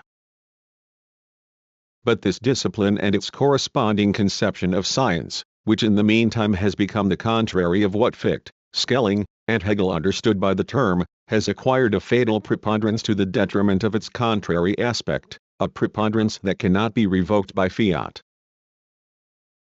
Spontaneity, imagination, freedom toward the subject matter, despite all explanations to the contrary, are so restricted by the omnipresent question, but is it science? That even in its native region spirit is threatened with being dispirited. 3. The function of the concept of science has become inverted. The often invoked methodological neatness, universal confirmation, the consensus of competent scholars, the verifiability of all assertions, even the logical rigor of the lines of reasoning, is not spirit. The criterion of watertight validity always also works against spirit. Where the conflict against the unregimented understanding is already decided, dialectic and culture, the internal process between subject and object as it was conceived in the age of Humboldt, cannot arise. Organized human science is a stock-taking and a reflective form of spirit rather than its proper life. It wants to come to know spirit as something dissimilar from itself and elevates that dissimilarity into a maxim. But if human science tries to usurp spirit's place, then spirit vanishes, even in science itself. This happens as soon as science is considered the only instrument of culture and the organization of society sanctions no other. The more profoundly science senses that it does not provide what it promises, the more it tends to manifest an intolerance toward the spirit that is unlike it, and the more science insists on its own privilege. The disappointment of many students of the human sciences in the first semesters is due not only to their naivete but also to the fact that the human sciences have renounced that element of naivete, of the immediate relation to the object without which spirit cannot live. The human sciences' lack of self-reflection is no less naive. Even when their worldview opposes positivism, they have secretly fallen under the spell of the positivistic way of thinking, that of refined consciousness. Discipline, in accord with an overall tendency of society, becomes the taboo placed on anything that does not stubbornly reproduce what already exists, but precisely that would be the definition of spirit. In a foreign university, a student of art history was told, "You are not here to think, but to do research." In Germany, indeed, out of respect for a tradition of which little more remains than that respect, such sentiments are not expressed so bluntly, but here too, they have not left working habits unaffected. The reification of consciousness, the deployment of its ingrained conceptual apparatuses often preempts its objects and obstructs culture, which would be one with the resistance to reification. The network in which organized human science has enmeshed its objects tends to become a fetish. Anything that is different becomes superfluous, and science has no place for it. The philosophically dubious cult of primordiality practiced by the Heideggerian school would hardly have so fascinated students in the human sciences if it did not address a genuine need. Every day they see that scientific thinking, instead of elucidating the phenomena, readily makes do with the shape into which each phenomenon has already been deformed. Yet because the very societal process that reifies thinking goes unrecognized, they in turn make primordiality itself into a field, into an allegedly radical and therefore specialized question. What reified scientific consciousness desires in place of its subject matter is, however, something societal, to be protected by the institutionalized branch of science that such consciousness invokes as its sole authority as soon as anyone dares to remind it of what it has forgotten. This is the implicit conformism of human science. Whereas it pretends to cultivate intellectual spiritual people, it is rather precisely these people whom it breaks. They install within themselves a more or less voluntary self-censor. This leads them first of all not to say anything that lies outside the established rules of conduct in their science. Gradually they lose the ability even to perceive such things. Even when confronted with spiritual creations, Precisely those who are academically involved with them find it genuinely difficult to think of something different than what corresponds to a tacit and hence all the more powerful scientific ideal. The repressive power of this ideal is in no way restricted simply to pedagogical or technical disciplines. The dictate exercised here by practical utility has also engulfed those disciplines that cannot claim any such utility. For the dispiriting is immanent in the concept of science that has inexorably expanded ever since science and philosophy broke away from one another, due to each and to the detriment of each. Even where academic culture is engaged with spiritual matters, it unconsciously falls into step 4 with a science that takes for its standard what already exists, the factually real and its processing, that facticity with which the vital force of spirit should not content itself. Just how profoundly deprivation of spirit and scientification are intertwined at their roots is manifest in the way that ready-made philosophemes are then imported as an antidote. They are leached into interpretations made in the human sciences in order to lend them the luster they otherwise lack, without such philosophemes being the result of coming to know the spiritual creations themselves. With ridiculous solemnity the same thing is read invariably, again and again. Out of them 5 between spirit and science a vacuum has developed. Not only specialized education but culture itself no longer cultivates. Culture is polarized between the elements of the methodological and the informational. In the face of this, the cultivated spirit would be a form of involuntary reaction as much as its own master. Nothing in cultural and educational institutions, not even the universities, offers any support to spirit.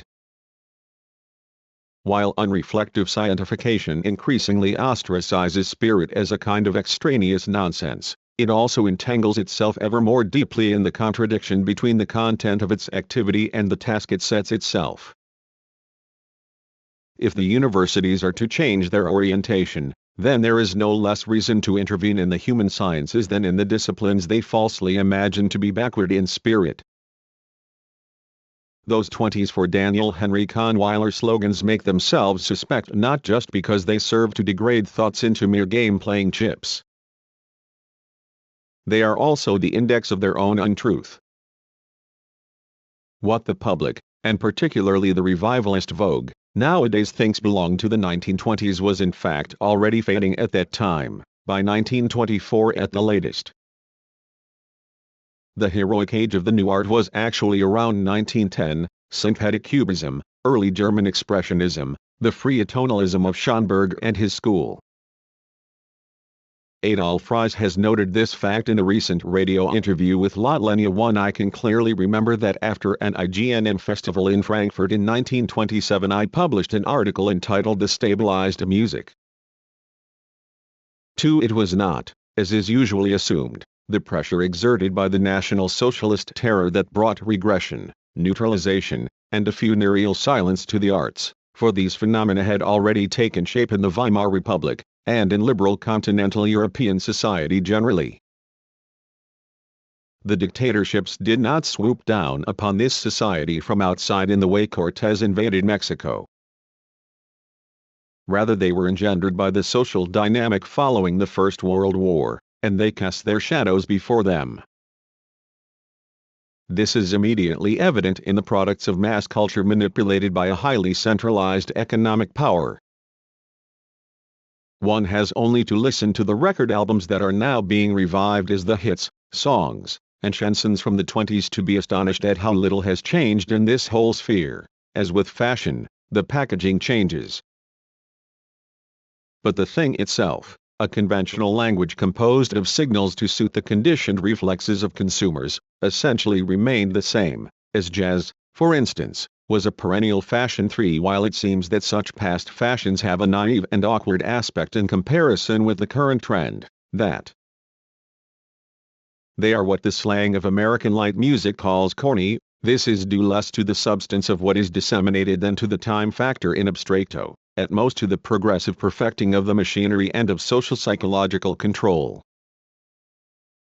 The quality of being not yet quite so smart, which provokes smiles from the same type of people who in those days acclaimed Mistinglett and Marlene, is of the same nature as the idealizing nostalgia that clings to those same products today. The period's comparative backwardness in the techniques of consumer culture is misinterpreted as though to mean it was closer to the origins, whereas in truth it was just as much organized to grab customers as it is in 1960. In fact, it is a paradox that anything at all changes within the sphere of a culture rationalized to suit industrial ideals. The principle of ratio itself, to the extent that it calculates cultural effects economically, remains the eternal invariant. That is why it is somewhat shocking whenever anything from the sector of the culture industry becomes old-fashioned. The shock value of this paradox was already exploited by the surrealists in the 20s when they confronted the world of 1880.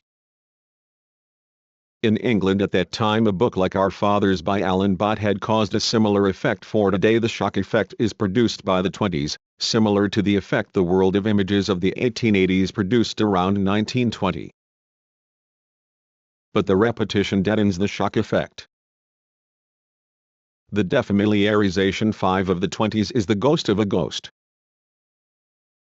In the German-speaking world, the imago of the 20s is probably not so strongly marked by the intellectual movements of the period. Expressionism and the new music at the time probably found far less resonance than do the radical aesthetic tendencies of today.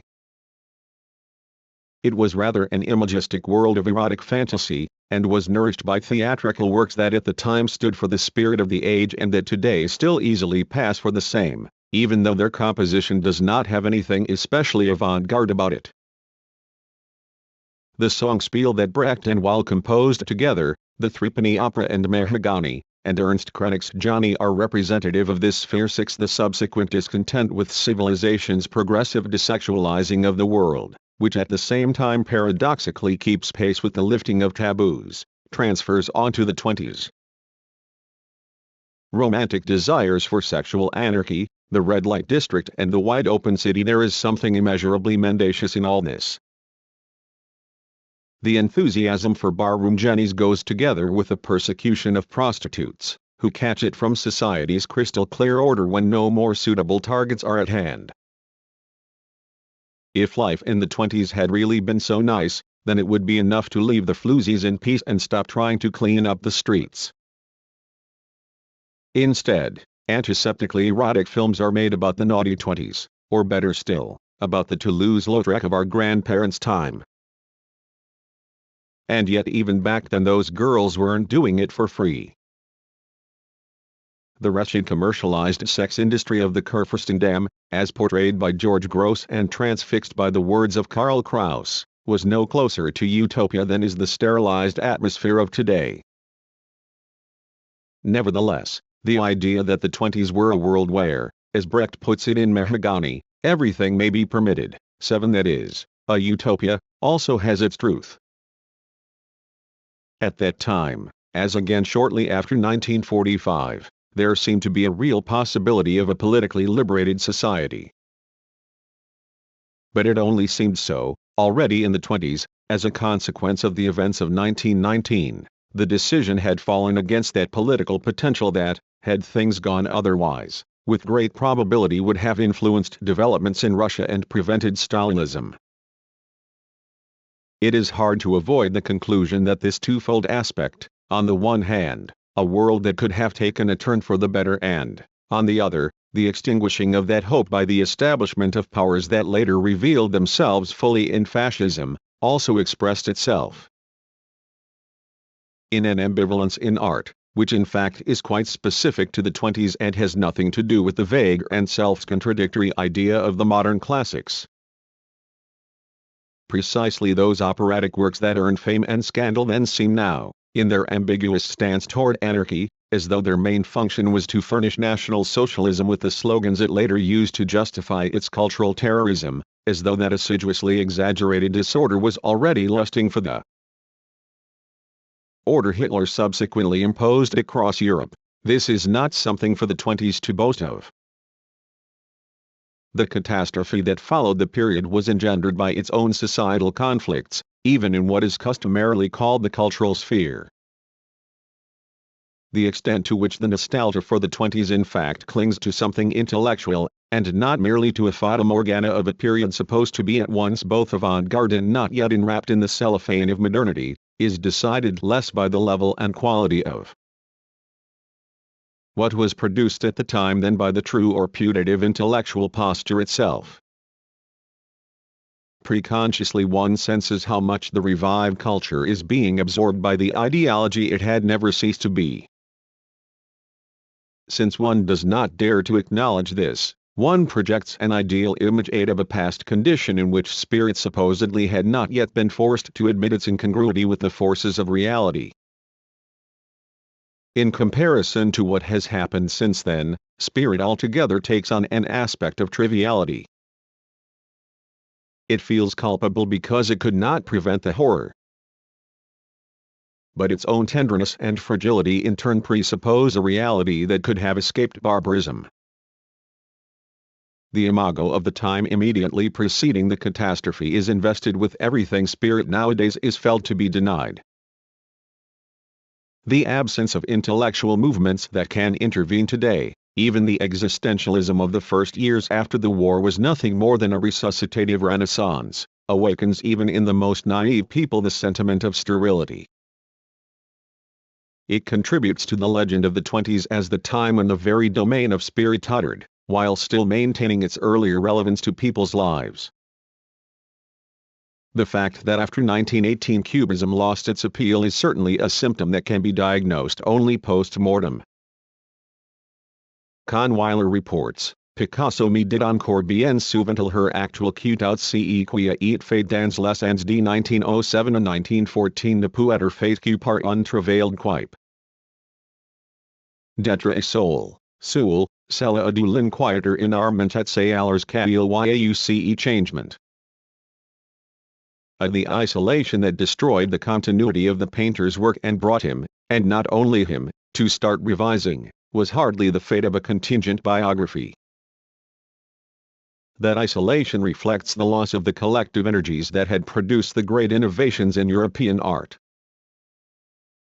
The shift in the relationship between the individual spirit and society extended even into the secret-most impulses of those for whom any adaptation to the demands of society was anathema. There was no lack here of what the naive faith in culture calls creative gifts. The very idea of intellectual production had been poisoned. Its self-confidence, the certainty that it is making history, is undermined. This accords with the fact that, precisely to the extent that it is assimilated, intellectual production no longer has any actual effect. Even its most extravagant expressions are no longer safe from being integrated into industrialized culture. Because the world spirit no longer coincides with spirit, the latter's last days shine resplendently as though they had been the golden age that in fact they never were. What remains is more an echo of fascist authority than anything itself living, the cultural respect for received values, even if they are merely touted as being important. Better would be a consciousness that realized its own diminished potential. Beckett has it. It would no longer be a culture of renewed deception, but instead one of Daniel Henry Kahnweiler, Mess Galleries at Mess Painters, Entretiens avec Francis Crémieux, 73. Translator's note: English translation of the passage Adorno quotes in the original. Picasso still tells me quite often today that everything that was done in the years from 1907 to 1917, could only have been done through teamwork. Being isolated, being alone, must have upset him enormously, and it was then that there was this change that would express in its structure what denigrates spirit to the level of such deception. The only means by which culture can cure its curse of futility is by submitting that curse to interrogation. The uncertain relationship between the present day and the 20s is conditioned by a historical discontinuity. Whereas the fascist decade in all its essential aspects was established in the epoch immediately preceding it, with roots deep within expressionism, one of whose spokesmen, Hans Joachst, rose to become a Nazi celebrity, and incidentally was already being parodied in the 20s by Brecht, who had good instincts. 9. The popular Nazi phrase "clean break 10" sadly turned out to be right. The tradition, including the tradition of anti-traditionalism, was broken off, and half-forgotten tasks remain. And whatever now is artistically engaged with that epoch not only eclectically reaches back to a creative productivity that has died in the meantime, but at the same time also obeys an obligation not to forget those things that remain unfinished. It is necessary to pursue to its own logical consequences what was buried in the explosion of 1933, which itself in an entirely different sense was a consequence of that epoch. It is quite clear how contemporary art, in view of its own problematic, should behave in regard to the avant-gardism of the past, and the artists of importance know this well. Anti-conventionalism remains indispensable. Forms return only within the interior of works, not as something imposed upon them heteronomously. Such works must consciously measure themselves against the historical situation of their material. They must neither abandon themselves blindly and fetishistically to the material nor mold it from outside with subjective intentions. Only what is free from cowardice and ego weakness and advances without protection, refusing everything indicated in the German language of the post-Hitler epoch by that loathsome expression guiding image, 11 has a chance of creating something that is not superfluous. Every consideration of possible effects, even under the pretext of social function or regard for the so-called human being, is untenable, but then so is the hig-handed imperiousness of both the subject and its expression from the heroic days of modern art. It is no longer possible to evade the aspect of paradox in all art itself. This paradox, and not any existential philosopheme, is what the label absurd means. In every one of its elements contemporary artistic production must bear in mind the crisis of meaning, the meaning subjectively given a work of art as well as the meaningful conception of the world. Otherwise artistic creativity sells its services to legitimation. The only legitimately meaningful artworks today are those opposing the concept of meaning with the utmost recalcitrance. The impulses must be recovered that in the vaunted 20s were already threatening to petrify or dissipate. From the distance of the present one may observe how many artists whose aura is identified with that of the 20s had in fact already passed their peak in that decade, in any case toward the end of it. Kandinsky, surely Picasso, Schönberg, even Klee. Just as it is beyond question that Schönberg's 12-tone technique developed completely logically from his own earlier achievement, from the emancipation from tonal language as well as the radicalization of motive thematic work, so it is equally certain that some of the best was lost in the transition to systematic principles. Despite the material having been revolutionized, the musical language aligned itself with that of the tradition more than in Schönberg's best works before the First World War. The unfettered spontaneity and independence of the compositional subject was restrained by a need for order that revealed itself to be problematical, because the order it produced was born of that need, not of the matter itself. The appearance of stagnation in the music of the last decades, the often and somewhat maliciously observed risk of the avant-gardes becoming a second orthodoxy, is largely the legacy of this need for order. The musical task bequeathed to us from the 20s seems to be precisely the revision of that need for order, the pursuit of a musique informelle. 12. This idea of order passed down from the 20s can only be warmed over, not taken up productively. It was nothing other than the abstract negation of the supposed state of chaos that was feared far too much for it to have actually existed. What requires reflection is both the necessity of pursuing without compromise the process that was suspended internally and externally and the limits of a possible resumption. It is perfectly self-evident that after 30 or 40 years, after the absolute break, one cannot simply pick up where things were left off. The significant works of that epoch owed much of their power to the productive tension with the heterogeneous element, the tradition against which they rebelled. This was still a force confronting them, and it was precisely the most productive artists who had a great deal of that tradition within them. Much of the constraint that inspired those works was lost when the friction with this tradition disappeared. Freedom is complete, but threatens to become freewheeling without its dialectical counterpart, whereas that counterpart cannot be maintained simply by an act of the will. Contemporary art must become conscious not only of its technical problems, but also of the conditions of its own existence, so that it does not become a mere rehash of the 20s, does not degrade into precisely what it refused to be, cultural property. Art's social arena is no longer an advanced or perhaps even decayed liberalism, but rather a fully manipulated, calculated, and integrated society, the administered world. Whatever protest is made against this in terms of artistic form, and it is no longer possible to conceive of an artistic form that is not a protest, itself becomes integrated into the universal planning it is attacking and bears the marks of this contradiction, since their material has been emancipated and processed in every dimension nowadays. Artworks evolve purely from their own formal laws, without any heterogeneous element, and so they tend to become all too shiny, tidy, and innocuous. In this sense, wallpaper swatches are the writing on the wall. It is precisely the discomfort caused by this that draws attention back to the 20s, but without this nostalgic yearning being satisfied. Anybody who is sensitive to such things need only examine the titles of the innumerable books, paintings, and compositions of the past few years to have the sobering feeling of the second hand. It is so unbearable because every work created nowadays makes its entrance, whether intentionally or not, as though it owed its existence to itself alone. The desire that proved fatal, namely, the absence of a work's necessity to exist, gives way to the abstract consciousness of up-to-dateness. This ultimately reflects the absence of any political relevance.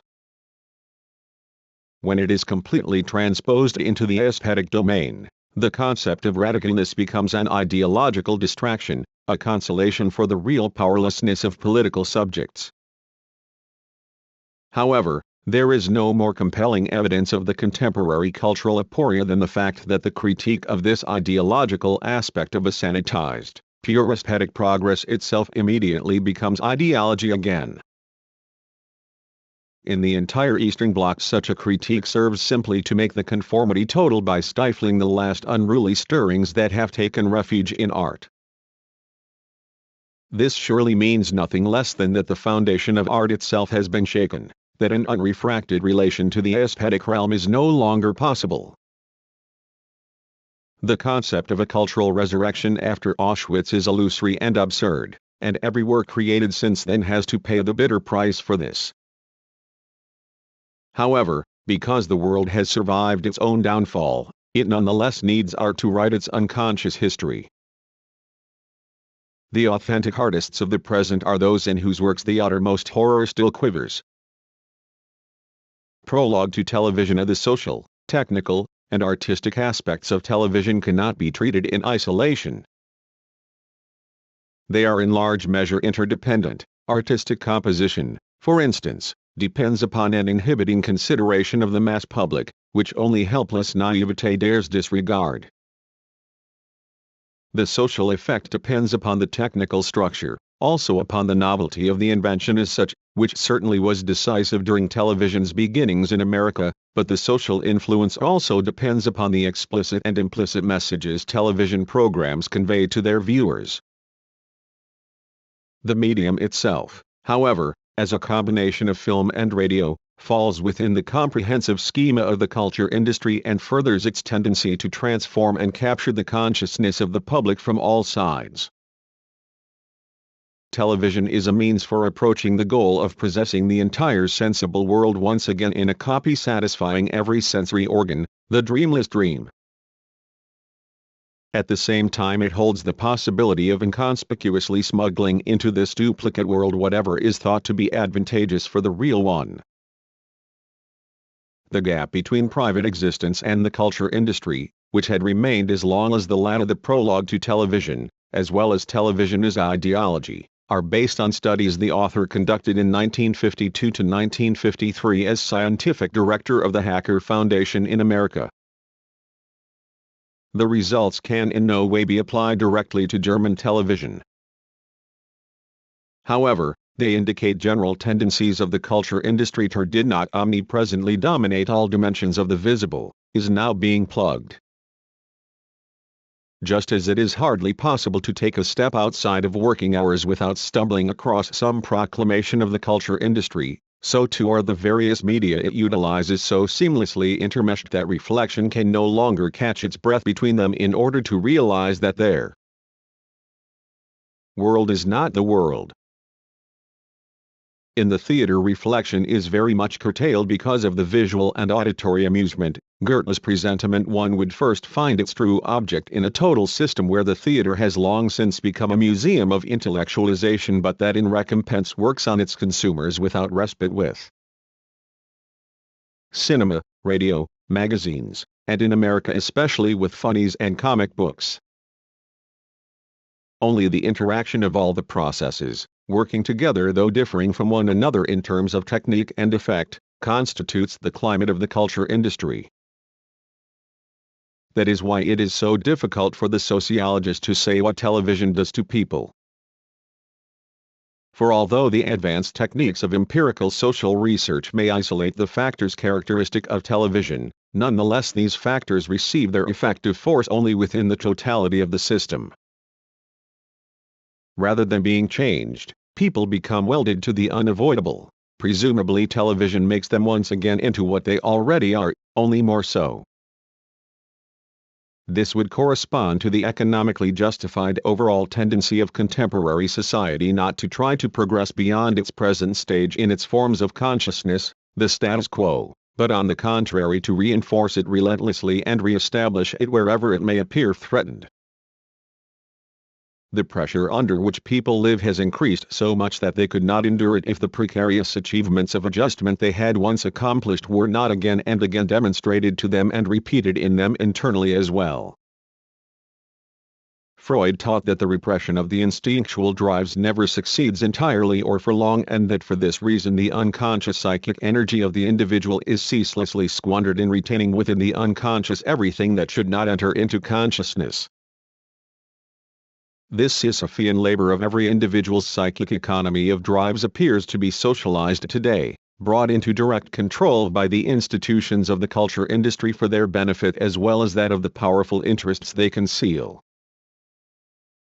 Television, such as it is, makes its own contribution to this. The more completely the world becomes appearance, the more imperviously the appearance becomes ideology. The new technology diverges from film in that, like radio, it brings the product into the home of the consumer. The visual images are much smaller than those in the cinema. The small picture is a source of complaint for the American public. Attempts are made to increase the size of the screen, but it seems questionable whether the illusion of life size the cinema screen affords can be attained in furnished, private apartments. Perhaps the images can be projected onto the wall. Yet the need, in any case, is telling. Earlier, the miniature format of human beings on the television screen was supposed to hinder habitual identification and heroization. Those on the screen speaking with human voices are dwarfs. They are hardly taken seriously in the same way that characters in film are. To abstract from the real size of the phenomenon, to perceive it no longer naturally but aesthetically, requires precisely that ability of sublimation that cannot be assumed to exist in the audience of the culture industry and that is weakened by the culture industry itself. The little men and women who are delivered into one's home become playthings for unconscious perception. There is much in this that may give the viewer pleasure. They are, as it were, his property, at his disposal, and he feels superior to them. In this point television borders on the funnies, those half-caricatured adventure series, in which the same figures appear from episode to episode over the years. In terms of content too, many of the television serializations, especially farces, are related to the funnies.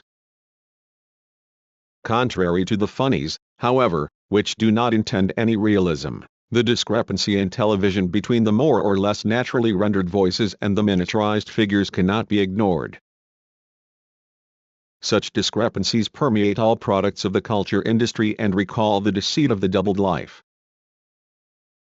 It has on occasion been remarked that even sound film is silent, that a contradiction reigns between the two-dimensional images and the very true-to-life speech. Such contradictions are apparently increasing, the more that elements of sensible reality are absorbed into the culture industry. The analogy to the totalitarian states of both varieties suggests itself. The more disparate elements are integrated under a dictatorial will, the more the disintegration progresses, the more those things disperse that do not inherently belong together but are merely combined externally. The seamless world of images turns out to be fragile too. On the surface the public is hardly disturbed by this, but it surely recognizes it unconsciously. The suspicion grows that the reality being served up is not what it pretends to be. But the first reaction is not resistance. On the contrary, what is inevitable and what one loathes in one's heart of hearts is loved, with clenched teeth, all the more fanatically. Observations such as these about the role of the physical dimensions of television programs cannot be isolated from the specific context of television, that of home viewing. It too will reinforce a tendency of the total culture industry, that of lowering the distance between product and spectator, in both the literal and figurative senses. Once again this tendency is economically predetermined. Anything that is served up by the culture industry, simply by virtue of the function of advertising avowed in America, offers itself as a commodity, an art for consumption, probably in direct proportion to how aggressively it is forced upon the consumer through the centralization and standardization of the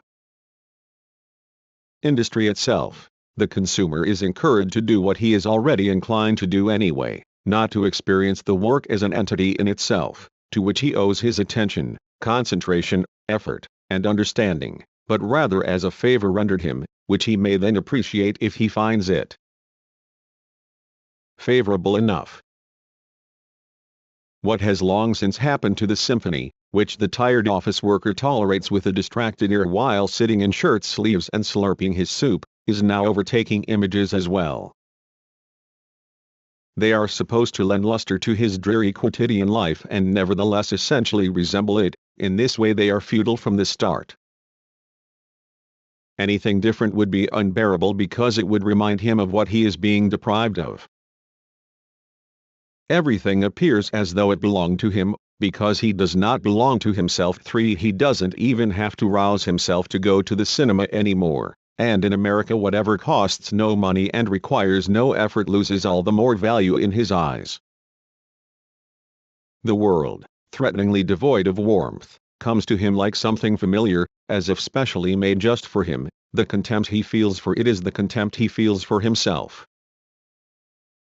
The lack of distance, the parity of fraternity and solidarity has surely contributed to the extraordinary popularity of the new medium.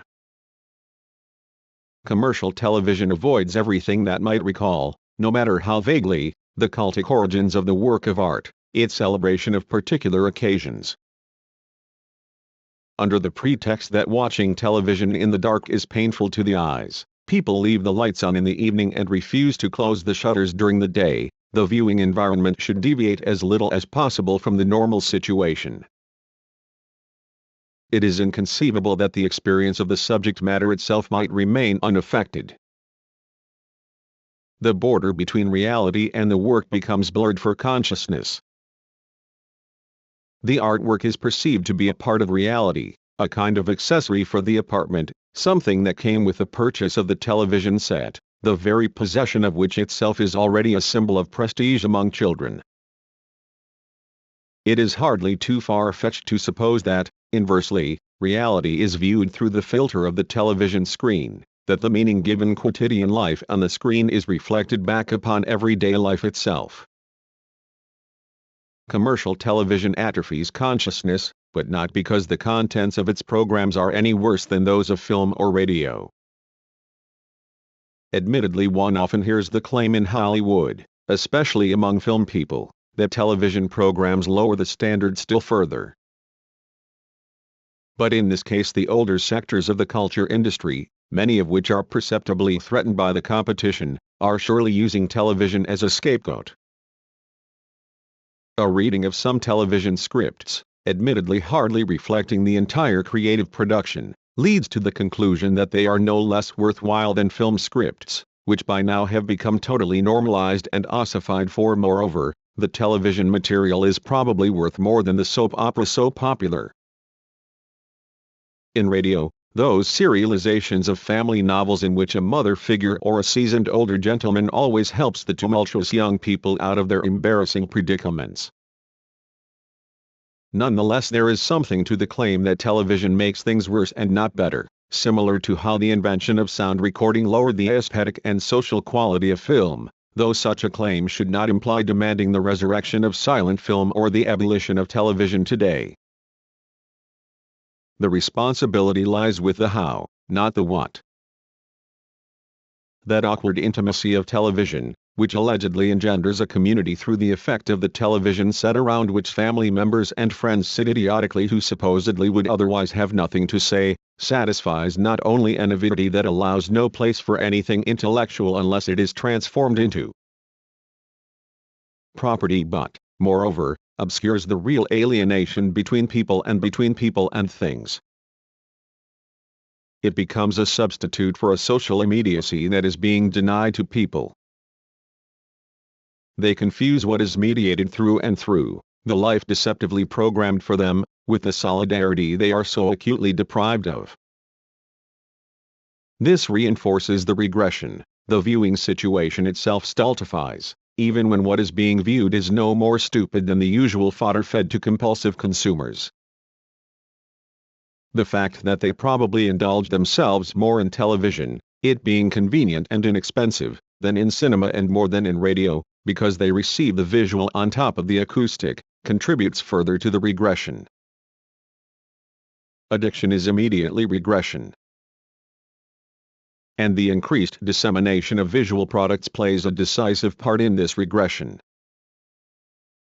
Whereas certainly the sense of hearing is in many respects more archaic than that of sight, which is devoted to the world of things, nonetheless the language of images, which escapes the mediation of the concept, is more primitive than the language of words. Yet because of television, people's familiarity with language is growing even more tenuous than it already is throughout the world. The shadows may speak on the television screen, but their speech, if possible even more than in film, is nothing more than an oral translation of the visual, a mere appendage to the images, not an expression of intention, of thought, but rather a clarification of gestures, a commentary on the directives emanating from the image. In the same vein, occasionally in comic cartoons the words are written in balloons above the characters' heads, so as to ensure that what is going on will be understood quickly enough. Only more differentiated research can conclusively ascertain viewer reactions to television today. Since the material aspires to affect the unconscious, direct questioning would not help. Preconscious or unconscious effects are inaccessible to direct verbalization by those being questioned. They would produce either rationalizations or abstract statements to the effect that television entertains them. What actually occurs in people could be detected only with difficulty. For instance, if one used television images without words as projective tests and studied the associations they evoke in the subjects. Complete information could probably be obtained only through numerous psychoanalytically inflected individual case studies of habitual television viewers. First of all, one would need to determine to what extent the reactions are actually specific at all and to what extent the habit of watching television simply serves the need of killing meaningless free time. All the same, a medium that reaches countless millions and that especially in adolescents and children often dulls every other interest should be considered, as it were, a voice of objective spirit, even when it no longer spontaneously results from the play of societal forces but instead is industrially planned. To a certain degree, industry must still take its consumers into account, if only in order to find a match for the specific commodities of each program's patrons, the sponsors. However, notions to the effect that television as the culmination of mass culture is the authentic expression of the collective's unconscious falsify the object by putting the emphasis in the wrong place. Certainly mass culture taps into the conscious and unconscious schemata, which it rightly assumes to be widespread among its consumers. This source consists primarily of the repressed, or simply unsatisfied, instinctual impulses of the masses, which are either directly or indirectly accommodated by cultural commodities, mainly indirectly, as the American psychologist G. Legman, for example, has emphatically shown. Sexuality is replaced by the representation of desexualized brutality and acts of violence. 5. In television, this can be demonstrated even in its apparently harmless farces. Nonetheless, by virtue of these and other modifications, the will of those in charge enters that language of images, which so much wants to pretend it is the language of its consumers. By awakening and representing in the form of images what slumbers the interpretation of mass culture as a hieroglyphic writing is found in the unpublished part of the chapter Culture Industry, sketched out in 1943, in The Dialectic of Enlightenment by Max Horkheimer and Theodor W. Adorno. The same concept is used completely independently of this context in the article First Contribution to the Psychoanalysis and Aesthetics of Motion Picture, by Angelo Montani and Giulio Pietranera. The differences between the two treatments cannot be discussed here. The Italian authors also contrast the status of mass culture with the unconscious of autonomous art but do not elevate the opposition to the level of theory. Conceptually in people, it also shows them how they should behave. Whereas the images of film and television strive to evoke those that lie buried in the viewer and indeed resemble them, they also, by flashing up and slipping away, approach the effect of writing. They are grasped, but not contemplated. The eye is carried along by the film as it is by the line of a text, and in the gentle jolt of a scene change a page is turned. As image, the image writing is a medium of regression in which producer and consumer meet. As writing, it makes the archaic images available to modernity. Disenchanted enchantment, they do not convey any mystery. Rather, they are models of behavior that corresponds to the gravitation of the total system as well as to the will of the controllers. The perplexing thing about the interaction, which promotes the mistaken belief that the mogul's own spirit is the spirit of the age, lies in the fact that the manipulations, which condition the public according to the requirements of behavior well adjusted to the established order, can always appeal to characteristics of the conscious and unconscious life of the consumers themselves and thereby with apparent legitimacy put the blame on them. Censorship and the inculcation of conformist behavior, which are conveyed by even the most anodyne gestures of any television program, not only have to reckon with people who have had drilled into them the schema of mass culture, which dates back to the beginnings of the English novel at the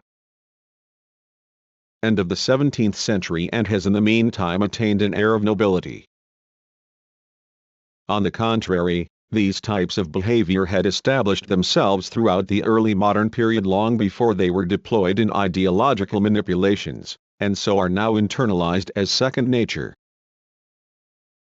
The culture industry grins, "Become what you are." 7. And its deceit consists precisely in confirming and consolidating by dint of repetition mere existence as such, what human beings have been made into by the way of the world. The culture industry can insist all the more convincingly that it is not the murderer but the victim who is guilty, that it simply helps bring to light what lies within human beings anyway.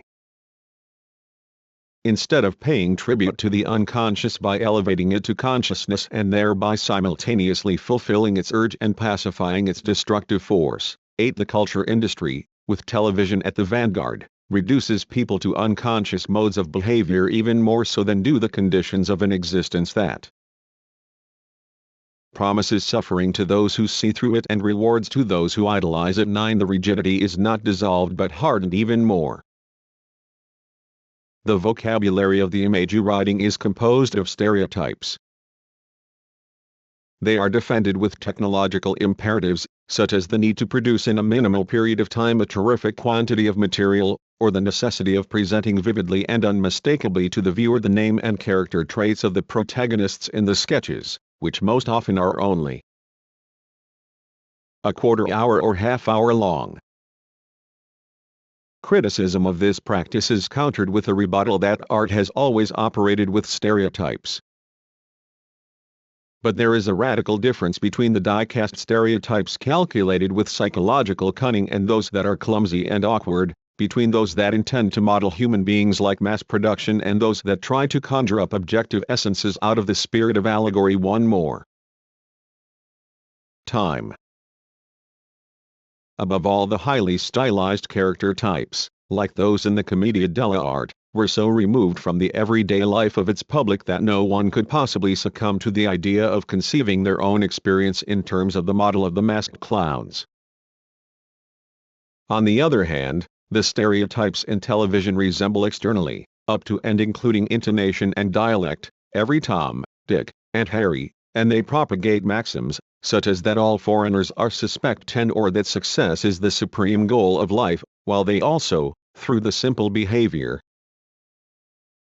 of their heroes, present these maxims as though they were divinely sanctioned laws cast in stone once and for all, before one might draw a moral that sometimes even means the inverse. That art supposedly has something to do with the protest of the unconscious at being disfigured by civilization should not serve as an excuse for misusing the unconscious so that civilization may more radically ruin it. If art is to render justice to what is unconscious and pre-individual, then to that end it requires the utmost effort of consciousness and individuation. If instead of making this effort, one gratifies the unconscious by mechanically reproducing it, then the unconscious degenerates into mere ideology in the service of conscious objectives, no matter how stupid the aims may ultimately turn out to be. In an epoch where aesthetic differentiation and individuation have increased with such liberating energy as in the novelistic work of Proust, such individuation is being recanted in favor of a fetishized collectivism that has become an end in itself and a boon for a few profiteers, and this surely sanctions barbarism. During the last 40 years there have been enough intellectuals who, whether out of masochism or material interests or both, have joined the heralds of this tendency. They must realize that what is societally effective and what is societally just do not coincide and that today the one is nothing less than the opposite of the other. Our participation in public affairs is mostly only Philistinism. Goethe's statement from Macquarie's Archive 11 also holds for those public services the institutions of the culture industry claim to provide. It is impossible to prophesy what will become of television. What it is today does not depend on the invention, not even on the specific forms of its commercial exploitation, but rather on the totality in which the marvelous wonder is embedded. The cliché about modern technology being the fairy tale fulfillment of every fantasy ceases to be a cliché only when it is accompanied by the fairy tale's moral, that the fulfillment of the wishes rarely engenders goodness in the one doing the wishing. Wishing for the right things is the most difficult art of all, and since childhood we are weaned from it. Like the husband who is granted 3 wishes from the fairy and who proceeds to use 2 of them by making a sausage appear and then disappear from his wife's nose, so too whomever the genius to dominate nature has granted the ability to see far into the distance, sees only what he habitually sees, enriched by the illusion of novelty that gives its existence a false and inflated significance. His dream of omnipotence comes true in the form of perfected impotence. To this day utopias come true only so as to extirpate the idea of utopia from human beings altogether and to make them swear their allegiance all the more deeply to the established order and its faithfulness. In order for television to keep the promise still resonating within the word 12, it must emancipate itself from everything with which it, reckless wish fulfillment, refutes its own principle and betrays the idea of good fortune for the smaller fortunes of the department store. Television is ideology. The treatment of the formal characteristics of television within the system of the culture industry should be supplemented by closer consideration of the specific contents of programs. 1. In any case, the contents and the form of presentation are so complicitous with one another that each may vouch for the other. Abstracting from the form would be Philistine vis-a-vis any work of art. 2. It would amount to measuring by its own standard a sphere that ignores aesthetic autonomy and replaces form with function and packaging. It is advisable to submit television scripts to content analysis because they can be read and studied repeatedly, whereas the performance itself flits by. The objection that the ephemeral phenomenon hardly produces all the potential effects defined by an analysis of the script may be answered with the observation that since those effects are to a large extent specifically designed for the unconscious, their power over the viewer presumably increases when they are perceived in a mode that just as nimbly eludes the control of his conscious ego. Furthermore, the characteristics under consideration here do not belong to one particular case or another, but rather to a general schema. They recur countless times. And in the meantime the planned effects have formed a settlement. The material under study comes from 34 television shows of various genres and quality. 3. In order to obtain a representative sample with statistical validity for studies of this sort, it would have been necessary to select the material strictly by random survey, whereas in the pilot study, we had to settle for the scripts that had been made available to us. Nevertheless, because of the standardization of the entire production process as well as the uniformity of the evaluated scripts, it may be expected that an investigation organized along the lines of an American content analysis would add supplementary categories to those already developed but would not produce any fundamentally new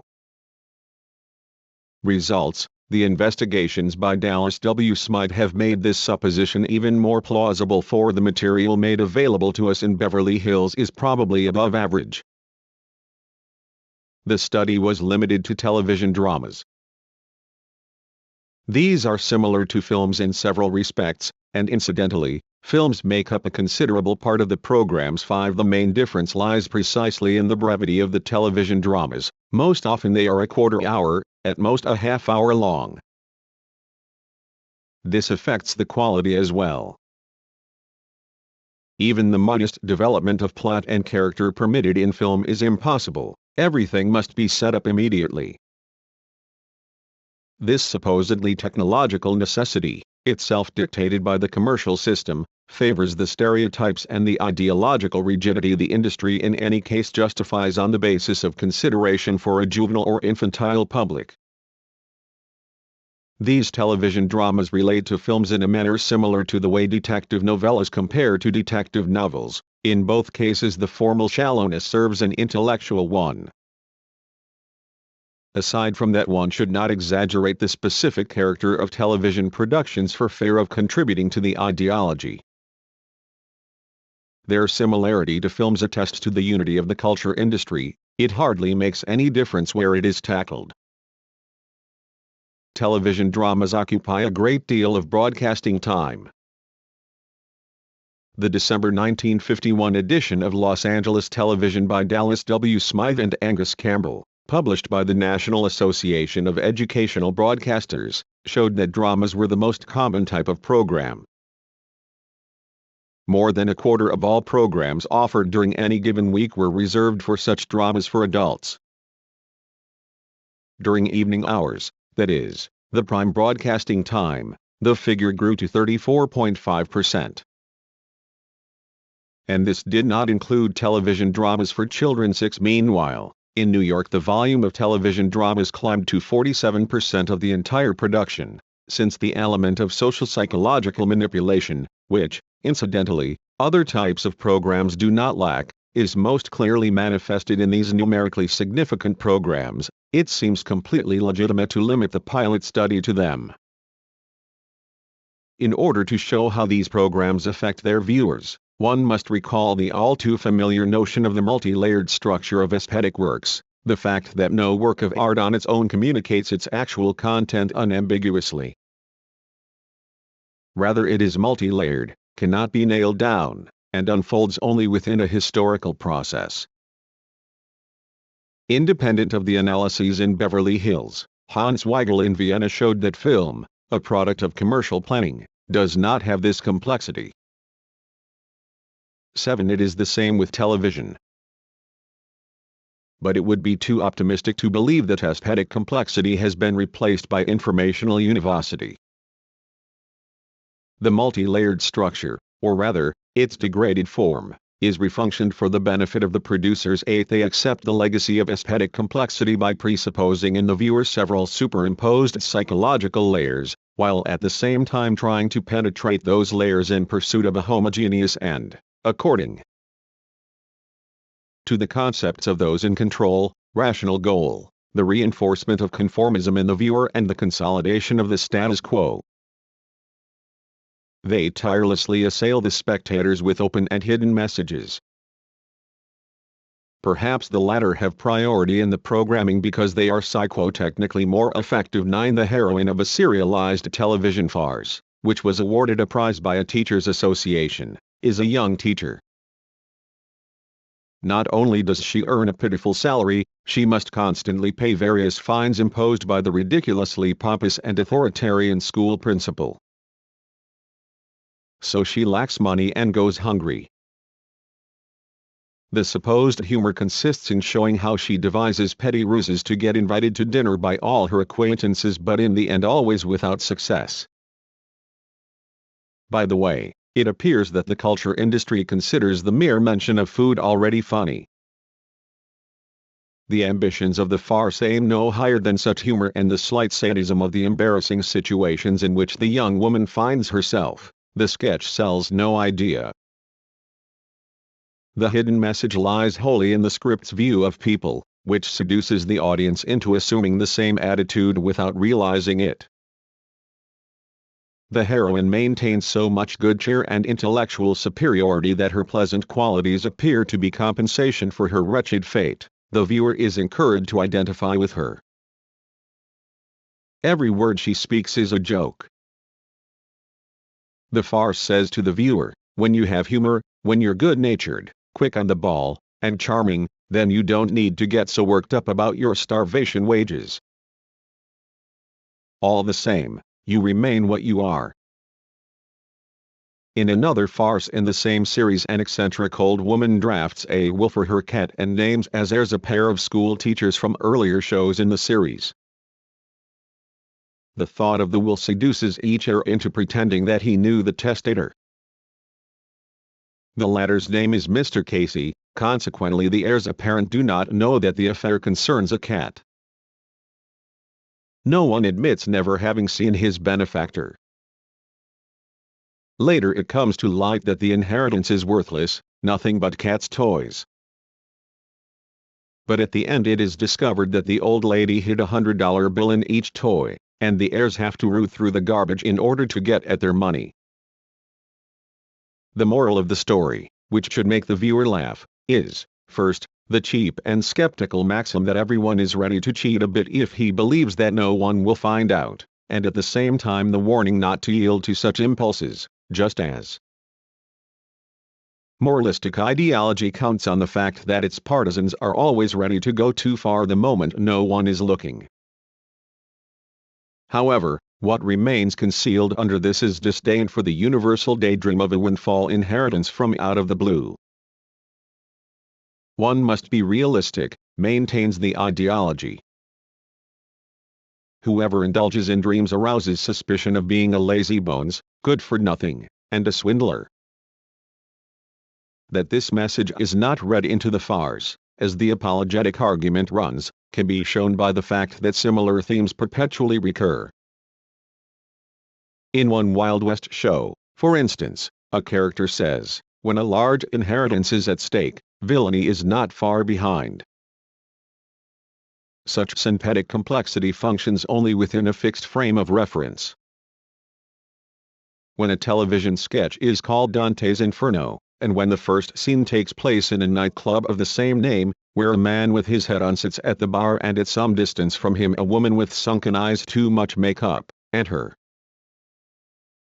legs crossed high orders herself another double cocktail, then the habitual television viewer knows that he can look forward to a murder. If he knew nothing more than the title Dante's Inferno, perhaps he could be surprised, but he sees the show in the schema of crime drama, where care is taken to ensure that horrible acts of violence will occur. The woman perched on the bar stool presumably will not be the principal criminal, but she will end up paying for her degaged lifestyle. The hero, who has not even appeared yet, will be rescued from a situation all human reason would conclude is hopeless. Certainly experienced viewers will not translate such shows directly into everyday life, but they are encouraged to construe their experiences just as rigidly and mechanically. They learn that crime is normal. What also contributes to this is the fact that the dime store romanticism of heinous deeds shrouded in mystery is connected with a pedantic imitation of all the accessories of real life. If one of the characters were merely to dial a telephone number different from the one usually used in the series, then the station would receive indignant letters from the audience, who is ready to complacently entertain the fiction that a murderer is lurking on every corner. The pseudo-realism provided by the schema infuses empirical life with a false meaning, the duplicity of which viewers can scarcely see through because the nightclub looks exactly like the ones they know. Such a pseudo-realism reaches into the smallest detail and corrupts it. Even chance, ostensibly untouched by the schema, bears its mark, for it is conceived under the abstract category the accidental nature of everyday life. Nothing sounds more false than when television pretends to let people speak the way they usually do. Let us choose at random some of the stereotypes operating within the schema and deriving their power from its power while at the same time constituting it. They attest to the total structure. A play treats a fascist dictator, half Mussolini, half Peron, at the moment of his downfall. Whether his fall is due to a popular uprising or a military revolt is just as little touched on by the plot as any other social or political aspect of the situation. Everything is private, the dictator nothing but a foolish scoundrel who mistreats his secretary and the crudely idealized figure of his wife. His opponent, a general, is the wife's former lover, although despite everything she remains loyal to her spouse. Finally, the dictator's brutality forces her to flee, and the general saves her. The terrible moment of the horror story occurs when the guards protecting the dictator in his palace abandon him as soon as his magnificent wife is no longer at his side. Nothing of the objective dynamics of dictatorships enters the field of vision. One gets the impression that totalitarian states are the result of the character defects of ambitious politicians and that their fall is due to the noblesse of the personalities with whom the public identifies. An infantile personalization of politics is being pursued here. Certainly politics in the theater can only be undertaken at the level of individuals. But in this case it would be necessary to show what totalitarian systems do to the people who live under them, instead of showing the kitsch psychology of celebrated heroes and villains, whose power and greatness the viewer is supposed to respect even when the reward for their deeds is their downfall. One of the favorite maxims of television humor is that the cute girl is always right. The heroine of a highly popular comic series is what Georg Legman called a bit-heroine, and would probably need to be labeled in German as Beast. Biased. 10 She behaves toward her father in an indescribably cruel and inhuman way, and her behavior is of course immediately rationalized as funny pranks. But nothing ever happens to her, and indeed, According to the operative logic, whatever befalls the principal characters in the shows should be accepted immediately by the viewers as an objective verdict. In another show from a series purporting to warn the public of swindlers, the cute girl is a criminal.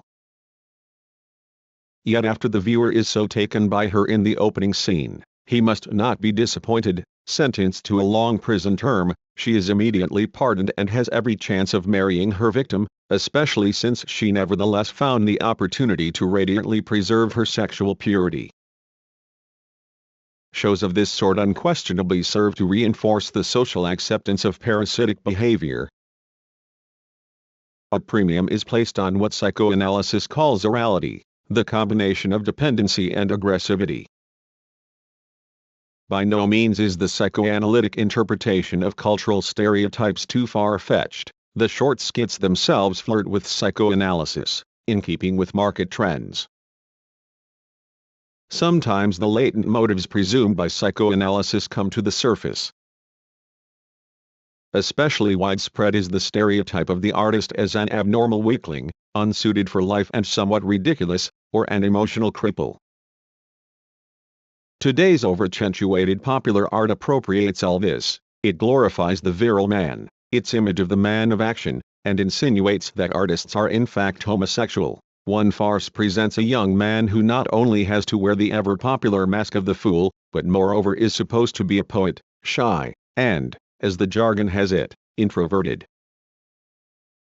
He is in love with a boy-crazy girl but is too shy to respond to her advances. In keeping with a favorite principle of the culture industry, the sex roles are reversed. The girl is active, the man on the defensive. The heroine of the piece, of course a different girl than the boy-crazy one, tells her friend of the foolish poet's infatuation. To the question, infatuated with whom? She responds, with the girl of course, and her friend replies, what do you mean, of course? The last time he was in love with a turtle, and its name was Sam. The culture industry forgets its moralism as soon as it has the opportunity to make suggestive jokes about the image of the intellectual that it has fabricated itself. Through innumerable opportunities the schema of television cozies up to the international climate of anti-intellectualism. But the perversion of truth, the ideological manipulation, is in no way limited merely to the realm of the irresponsibly anodyne or the cynically cunning. The sickness lies not in wicked individuals but in the system. That is why it also erodes whatever sets higher goals and aims at being respectable, to the extent that such ambitions are allowed. A script of serious intent contains the portrait of an actress. The plot attempts to show how the famous and successful young woman is cured of her narcissism, becomes a real person, and learns to do what she could not do before, love. She is brought to this conversion by a young and, for once, sympathetically portrayed intellectual, a dramatist who loves her.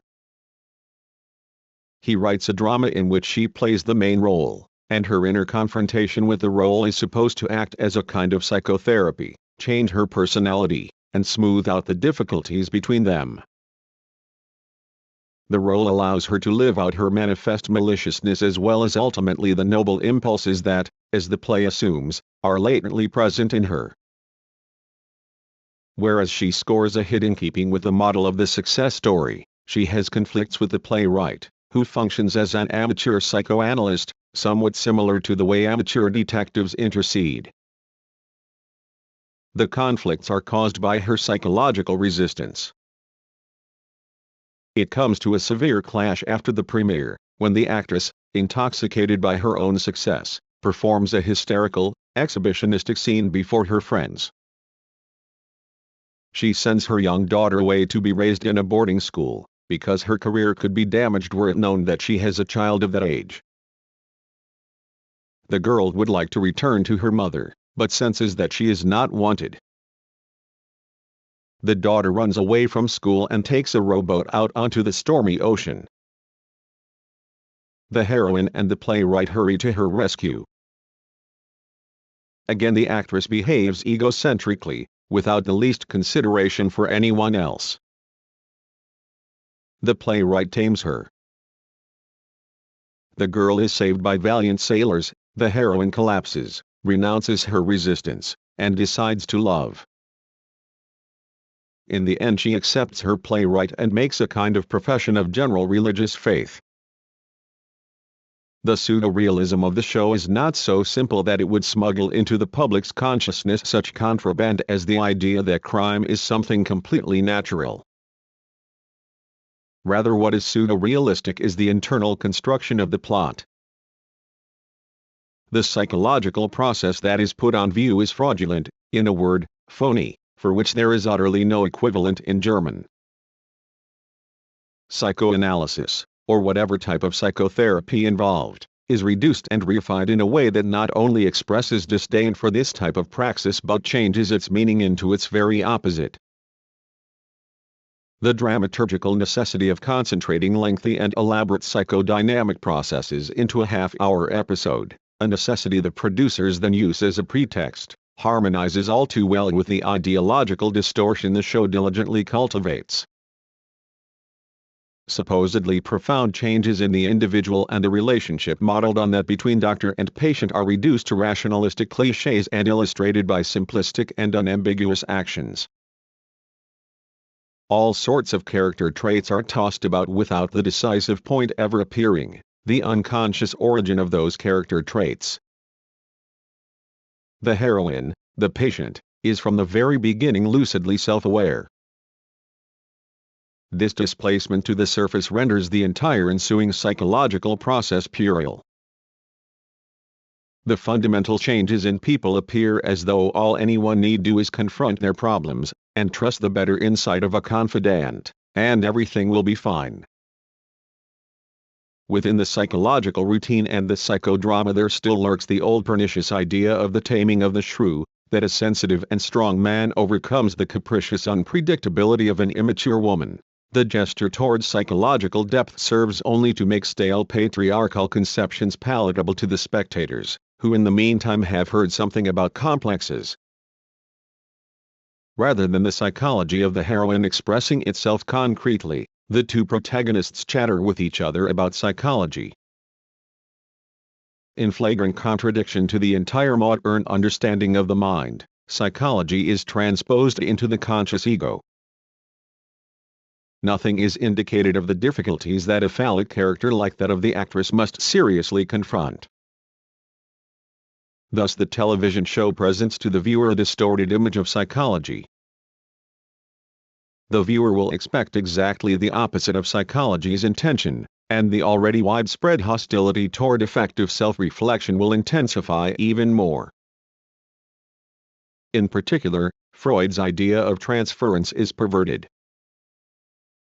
The amateur analyst has to be the lover of the heroine.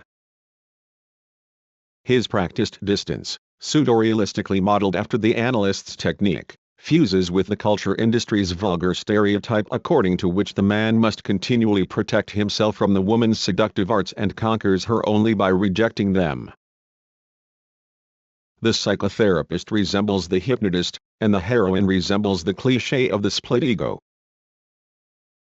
Sometimes she is a noble, loving person, who represses her own feelings only because of certain unhappy experiences, and other times she is a hussy, pretentious and in love with herself but exaggerating her caprices far too much for one not to know from the outset that her inner loveliness will ultimately emerge. No wonder that under such conditions the cure progresses quickly.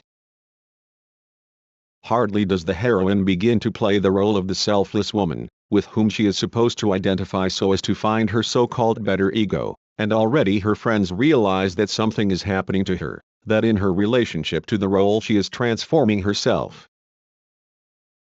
Any complicated childhood reminiscences are superfluous here. Whereas the show intimates how familiar it is with the latest breakthroughs in the soul's anatomy, it operates with completely rigid and static concepts. The people are what they are, and the changes that they undergo reveal only what was already inside them, their true nature. Thus the show's hidden message stands in contradiction to its explicit message. On the surface it employs psychodynamic notions. In truth it preaches a conventional black and white psychology, according to which personalities are given once and for all. Like physical characteristics, they cannot be modified but at most only uncovered. This is not merely a case of erroneous scientific information, rather it goes to the very substance of the show. For the nature of the heroine, which should emerge when she becomes conscious of herself in the role, is nothing other than her conscience. Psychology presents the superego as a reaction formation to repressed impulses of the id, sexuality. Yet here the id, the physical urges of the heroine is crudely illustrated in one scene, becomes an epiphenomenon, and it is the superego that is repressed. It may be acknowledged that psychologically such manifestations really exist, ambivalence between the instinctual and compulsive aspects of character. But there is no question of ambivalence in the television show. It clings to the sentimental idea of a human being who is good at heart but hides her inner fragility beneath an armor of egotism. In the scene affair, in which the two egos of the heroine struggle with each other while she gazes into a mirror, her unconscious is crudely equated with conventional morality and the repression of her instincts, rather than that the instincts themselves break free. It is only her conscious self that wants to disturb the peace. Thus what is practiced is psychoanalysis in reverse in the literal sense. The play glorifies the very defense mechanisms, the penetration and illumination of which is the goal of those analytical processes the television show claims to demonstrate. This alters the message. The viewer is apparently taught lessons such as that he should love, without having to worry about whether it can be taught, and that he should not think materialistically, whereas since Fontaine's Frau Jenny Tribal the people who talk of ideals without restraint are the same people who think that money is more important than anything else. 11 But in truth what is drummed into the viewer is something completely different than these surely banal and dubious, but relatively innocuous, opinions. The piece amounts to the slandering of individuality and autonomy. One should devote oneself, and moreover less to love than to respect for what society and its ground rules expect. The capital sin the heroine is accused of is that she wants to be herself. She herself says as much. And that is precisely what cannot be allowed. She is taught mores, broken, just as a horse is tamed. In his grand tirade against materialism, the strongest point her educator hurls at her is tellingly enough the concept of power. He extols to her the necessity of spiritual values in a materialist world, yet he finds no more adequate expression for these values than that there is a power greater than us and our petty, conceited ambition. Of all the ideas presented in the piece, power is the only one that is concretized as brutal, physical force. When the heroine wants to jump into a boat in order to save her child, her spiritual provider slaps her across the face, completely in line with the Eisenbart tradition that claims to cure hysterical women by knocking some sense into them, since it's all just their imagination anyway. 12. In the end the heroine submissively declares that from now on she wants to improve and to believe. This is the proof of her transformation. Nothing is more odious than the introduction and propagation of religion in the piece in the name of crude authority. The heroine's cure at the same time should convert her from the illusory world of the theater to reality. Probably the woman who wrote the piece had picked up something of religious existentialism, of Kierkegaard's distinction between the aesthetic and ethical spheres. But in her hands all this becomes the debased cultural goods of the upper estate. 13 She reduces the controversy between the moralist and the artist to the level where the latter, quite reasonably, refers to her métier and to the fact that she is just playing a role and is not really the person represented, and for this she receives a poor grade. However, The theologian Kierkegaard had demonstrated precisely the contrary in his important essay on the actress, that only a mature woman can interpret the role of a young girl, precisely because she does not resemble what she is personifying. 14 While the show ends with a pious gaze heavenward, it draws religion itself into the circle of conformism and convention. The actress discovers her religious feelings in the moment when her daughter is rescued, a bit like the saying that there are no atheists during artillery barrages. Ultimately, the piece subverts its own message.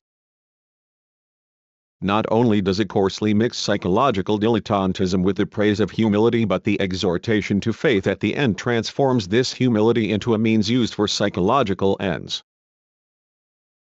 The viewer is encouraged to practice religion because it is healthy for him. Once you have a belief in something, there is no more need to torture yourself with narcissism and hysteria.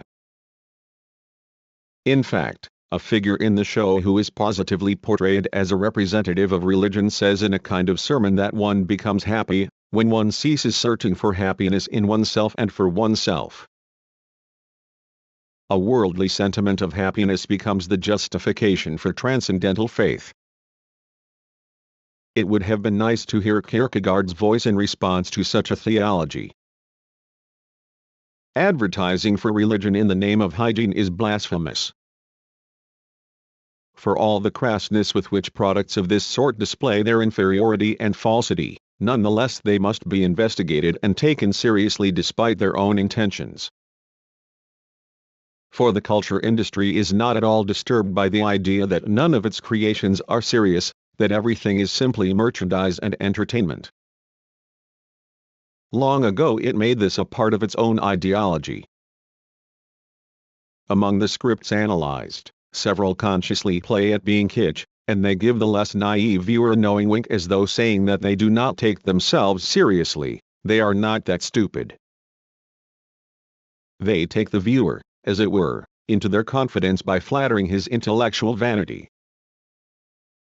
But a shameful deed is made no better by denouncing itself as such. One must do the offense the honor it refuses itself and take it at its own word, the one that sinks into the viewers. There is here no danger of overloading the chosen examples, for each is a pars pro toto and not only allows but requires drawing conclusions about the entire system. In the face of the system's omnipotence, detailed proposals for improvement have at once something ingenuous about them.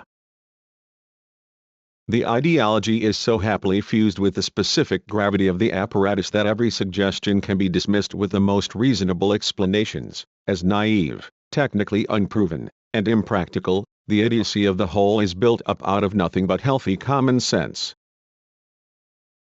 The possibility of remedying the situation through goodwill should not be overrated. The culture industry is so fundamentally entangled with powerful interests that even the most honest efforts in its sector could not get very far. With an inexhaustible arsenal of arguments, the culture industry can justify or reason away what is obvious to everybody. The falsity and inferiority exert a magnetic attraction upon their defenders, and even the worst of them become far more astute than their intellectual capabilities would warrant when they look for arguments in favor of what they themselves in their heart of hearts know is profoundly untrue. The ideology creates its own ideologues, discussion, and points of view. In this way it has a good chance of staying alive. However, one should resist being driven into defeatism and being terrorized by that well-practiced demand for positive results, which usually only wants to thwart any change in the state of things. It is far more important, first of all, to raise consciousness about phenomena such as the ideological character of television, and that not only among those on the production side but also in the public. Precisely in Germany, where economic interests do not directly control the programming, there is some hope in trying to raise awareness. 15 If the ideology, which avails itself of a truly modest number of endlessly repeated ideas and tricks, were taken down a peg or two, then perhaps the public could develop an aversion to being led around by the nose, no matter how much the ideology gratifies the dispositions, themselves produced by the societal totality, of innumerable viewers. it would then be possible to imagine a kind of inoculation of the public against the ideology propagated by television and its related media. Of course, this idea would require far more extensive investigations, which would have to separate out and isolate social psychological norms in television production. Instead of tracking down vulgar words and indecency like most organs of self-censorship, the producers would need to be vigilant and remove those provocations and stereotypes that, according to the judgment of a committee of responsible and independent sociologists, psychologists, and educators, result in the stultification, psychological crippling, and ideological disorientation of the public. 16. The investigation of such norms is not as utopian as it appears at first glance, because television as ideology is not the result of evil intentions, perhaps not even of the incompetence of those involved, but rather is imposed by demonic objective spirit. Through countless mechanisms it reaches all those involved in production. A very great number of them recognize, with aesthetic sensibility if not with theoretical conceptuality, just how rotten their product is and continue producing it solely because of economic pressure. In general, the aversion is greater the closer one gets to the writers, directors, actors, and only the business and its lackeys proclaim their consideration for the consumers. If a science that does not stultify or content itself with administrative surveys but instead takes up the research of ideology itself would give its support to those artists kept in check, then they would stand a better chance against their bosses and the censors. 17. It is obvious that the social psychological norms should not dictate what television must do. However, just as everywhere else, the canon of the negative would not be far from that of the positive. Sexual taboos and law today. In memory of Fritz Bauer, the theorist who intervenes in practical controversies nowadays, discovers on a regular basis and to his shame that whatever ideas he might contribute were expressed long ago, and usually better the first time around. Not only has the mass of writings and publications grown beyond measure, society itself, despite all its tendencies to expand, in many cases seems to be regressing to earlier stages, even in its superstructure, in law and politics. Embarrassingly enough, this means that time-honored arguments must once again be trotted out. Even critical thought risks becoming infected by what it criticizes. Critical thought must let itself be guided by the concrete forms of consciousness it opposes and must go over once again what they have forgotten. Thought is not purely for itself, especially practical thought, so closely tied to the historical moment that in this regressive age it would become abstract and false were it to continue to evolve from its own elan regardless of the regression.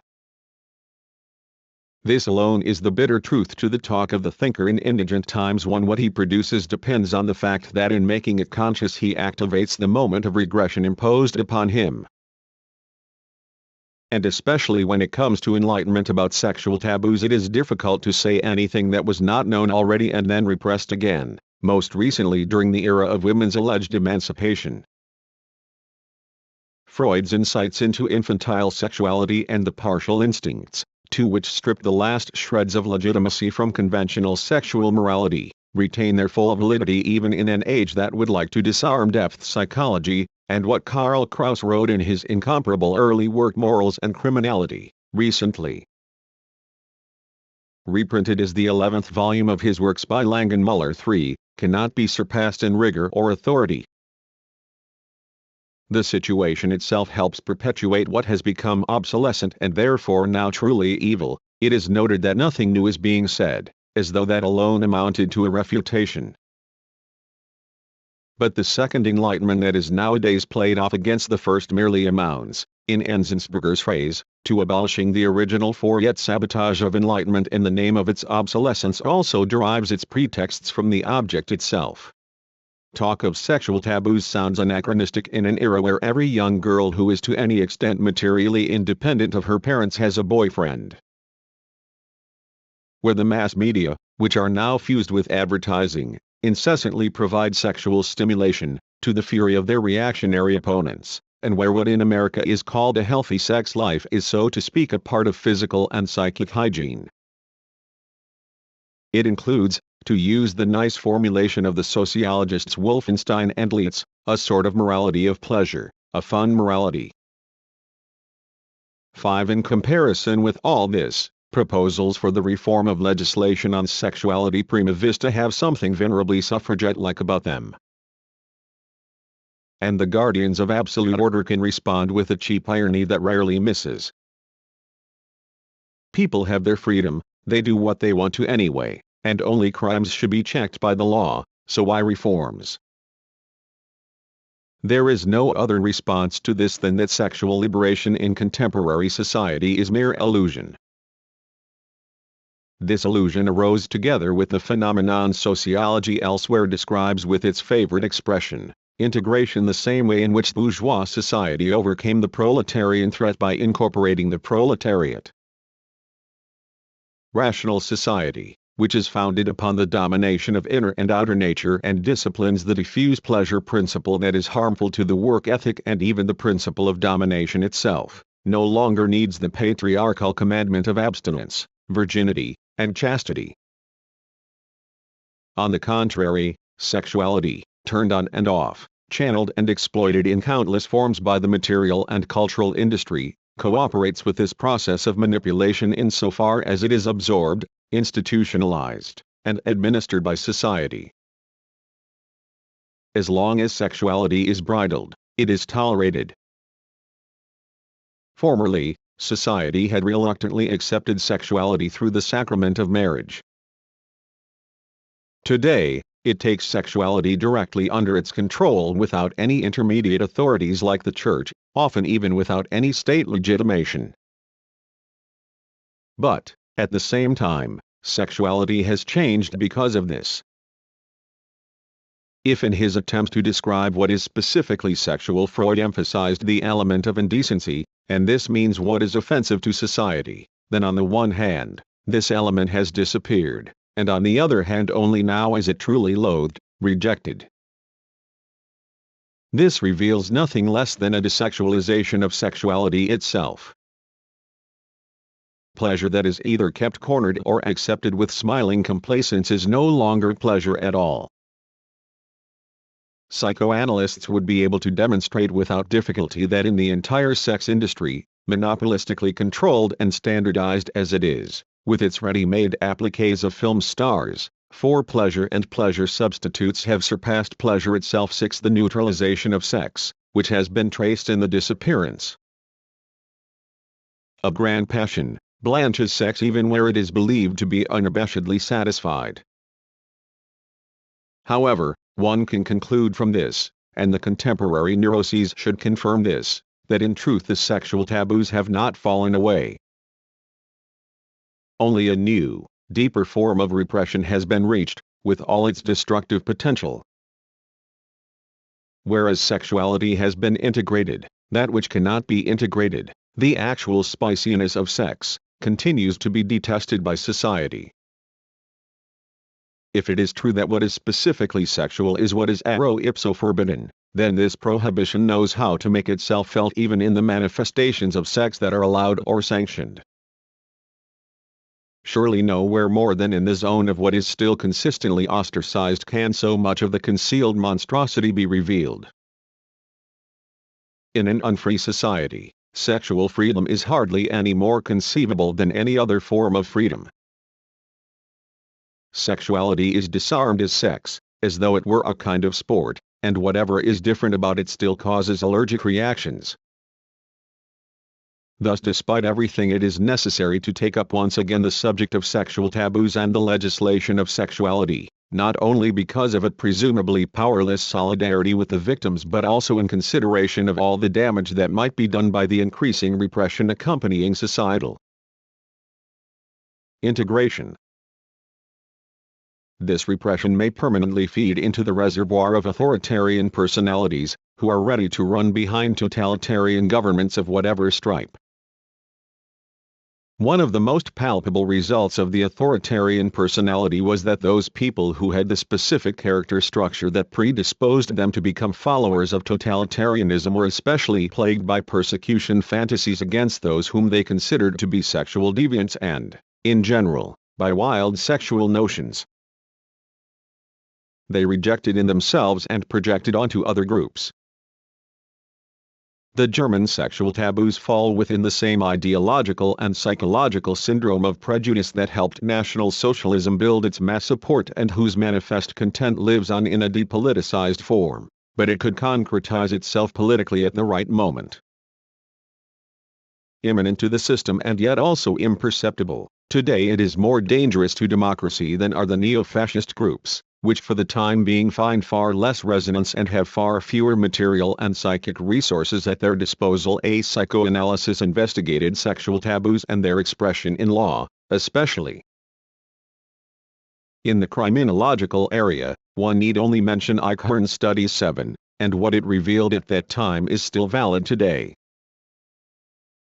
But this work needs to be supplemented if it is to comprehend the state of affairs in its most recent historical phase.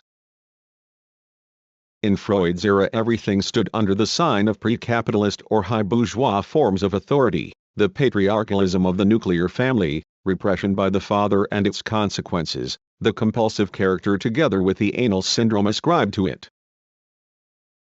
Of course, the thesis that the societal superstructure transforms itself more slowly than the base has also been borne out psychologically in the relative constancy of the unconscious, which Freud emphasized. In the face of the predominance of the real processes of society, the individual psyche is in fact secondary or, if you will, superstructure. Among the collective powers that have replaced the individual authority of the father imago lives on, as Freud had already ascertained in group psychology and the analysis of the ego.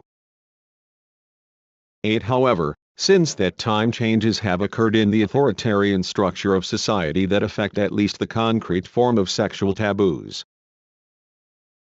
Genital sexuality, against which the traditional threat of castration is directed, is no longer the target.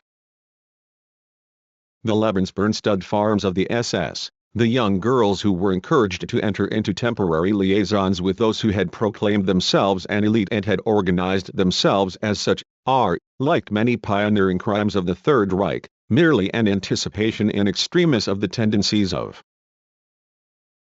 society as a whole. 9. The SS state was no more a realm of erotic freedom than is the libertinage of the beaches and campsites nowadays, which by the way can be revoked at any moment and return to the state of what the language of taboos calls healthy attitudes. Anthropological traits such as young people's overvaluation of the concrete, the atrophy of the imagination, the passive accommodation to overpoweringly given conditions, represent an aspect that rather precisely corresponds to the new form of sexual taboos. According to Freudian theory, the prevailing form of sexuality sanctioned by civilization, genital sexuality, is not what it pretends to be, originary, but on the contrary is the result of an integration. Under the ACF, the meaning of working through the past constraint of social adjustment, the partial instincts of the child are combined through the agency of the family into a unified drive serving the societal purpose of reproduction. The precarious nature of this integration into genital sexuality did not escape Freud's notice and, in a thoroughly patriarchal and bourgeois gesture, he deplored it. A true, instinctually erotic life, the relations that generate pleasure, is by no means that healthy sex life that in the most advanced industrial countries today is encouraged by all sectors of the economy, from the cosmetics industry to psychotherapy. Rather, the partial libido lives on within the genitality into which it was fused. All happiness is aroused by the tension between the two. Just as the partial instincts remain thwarted to the extent that they are not fulfilled genitally, as though they were part of a stage that did not yet know pleasure, so too the genitality, purged of all the partial drives proscribed as perverse, is impoverished, impassive, as though shrunk into a point. From a psychodynamic point of view, the desexualization of sexuality would surely be considered the form of genital sex in which genital sex itself becomes a powerful generator of taboos and where the partial instincts are inhibited or obliterated. It's a nice bit of sexual utopia not to be yourself, and to love more in the beloved than only her, a negation of the ego principle. It shakes that invariant of bourgeois society in the widest sense, which since time immemorial has always aimed at integration, the demand for identity. At first it had to be produced, ultimately it would be necessary to abolish it again. What is merely identical with itself is without happiness. Genital sexuality's concentration on the ego and its likewise self-centered other, and it is not by chance that the designation partner has come into fashion, harbors narcissism. Libidinal energy is displaced onto the power that dominates it and thereby deceives it. Nonetheless, the sense of indecency that Freud emphasized clings to the excess of the partial instincts beyond genitality and confers upon genitality its force and its prestige. The traditional social taboos attacked both genitality and the partial drives in one, although they probably were chiefly directed against the latter. Sod's oeuvre was a revolt against this attack.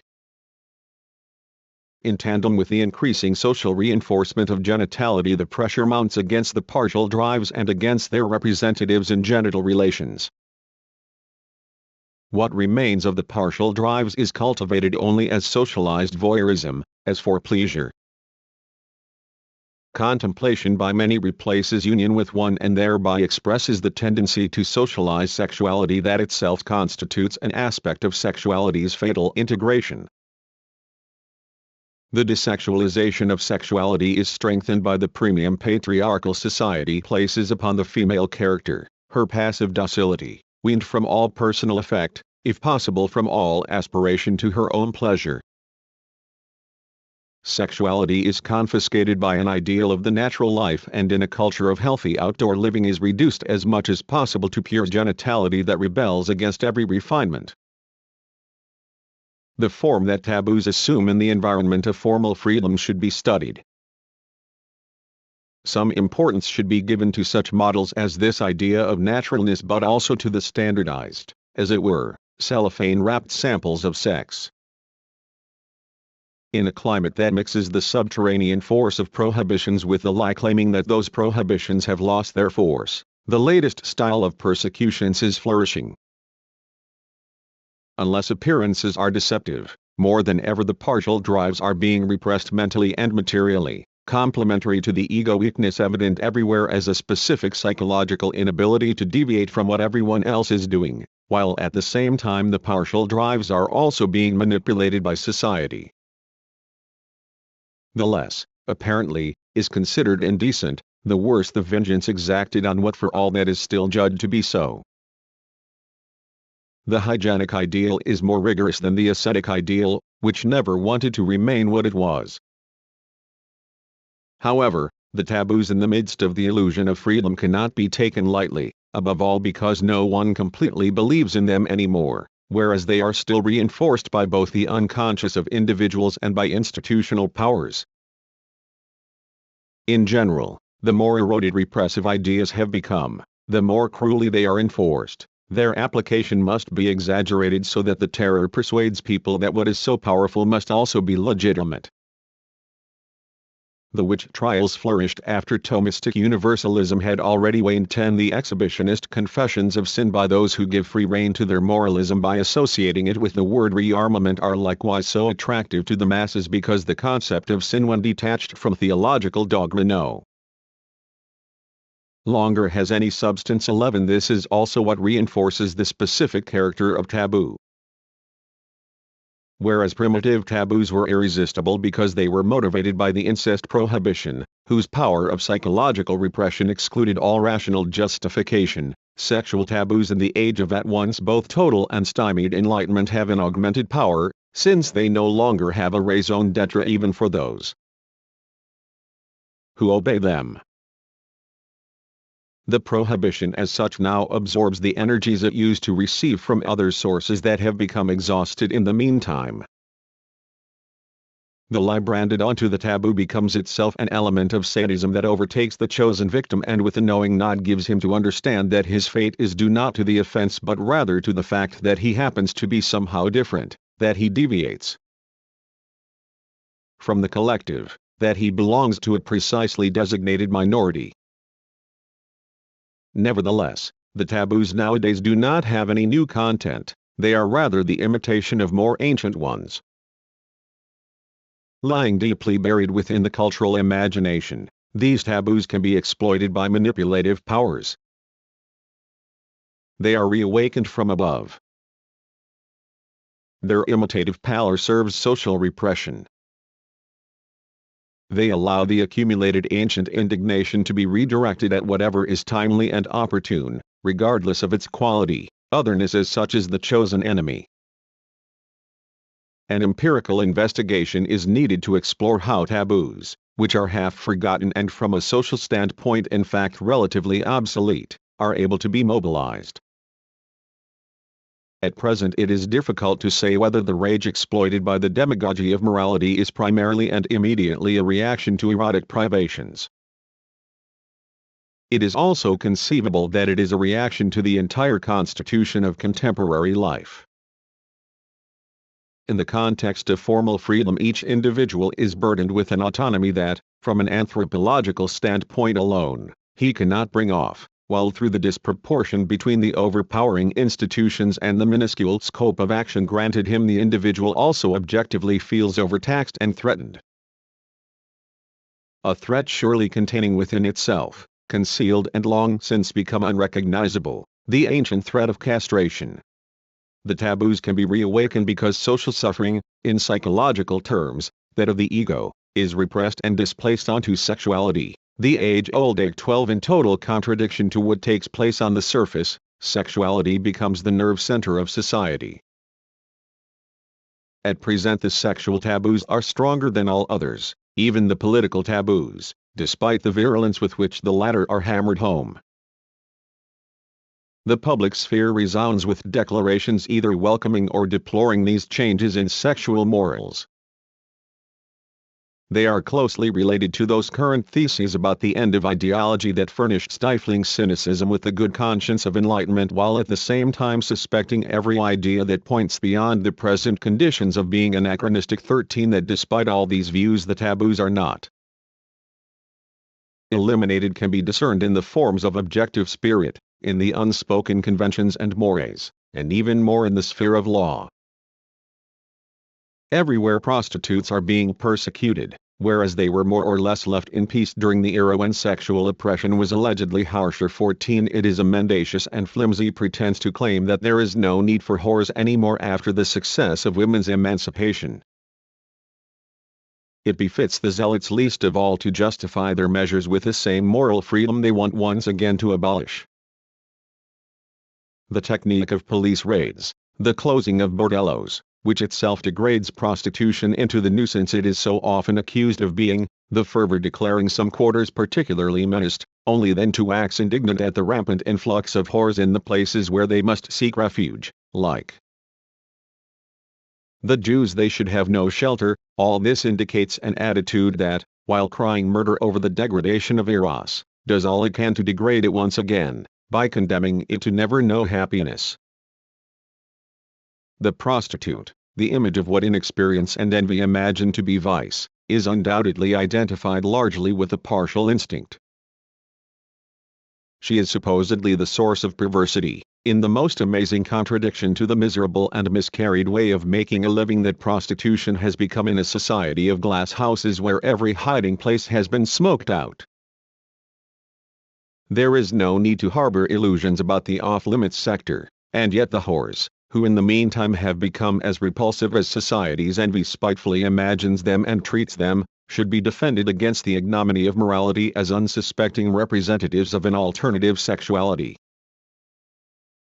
The arguments brought forward by this ignominious morality, the damages the whores cause, the offense they give, are nugatory. No one need tarry with them unless he wants to see them, even less if bordellos were tolerated. It is doubtful that the appearance of a streetwalker offers much novelty to young people, who are courted with devotion by the magazine kiosks. The harm such sites allegedly cause is fictitious. Ridiculous and annoying is a quid pro quo like the one that occurred when a Protestant pastor in a metropolitan quarter promised in his sermons and meetings to eradicate prostitution instead of restricting his nightlife to the evening concerts that are planned for him and his like, and in which he can repress to his heart's content. It is even more unbearable when the pimps, instead of ignoring him as is usual, shot at his apartment. However, the eventual police explanation that those shots had nothing to do with the pastor's moral crusade does indeed represent a grave danger for public morality. In a society even remotely as politically mature as its constitution would suggest, the publicity alone would make such incidents impossible. It is indicative of the overall state of affairs that things like this occur and are flogged to death by the press without anyone perceiving the humor. Certainly it would be illusory to seek consolation in the thought that a backward and fanatical minority noisily imposes its will upon the majority.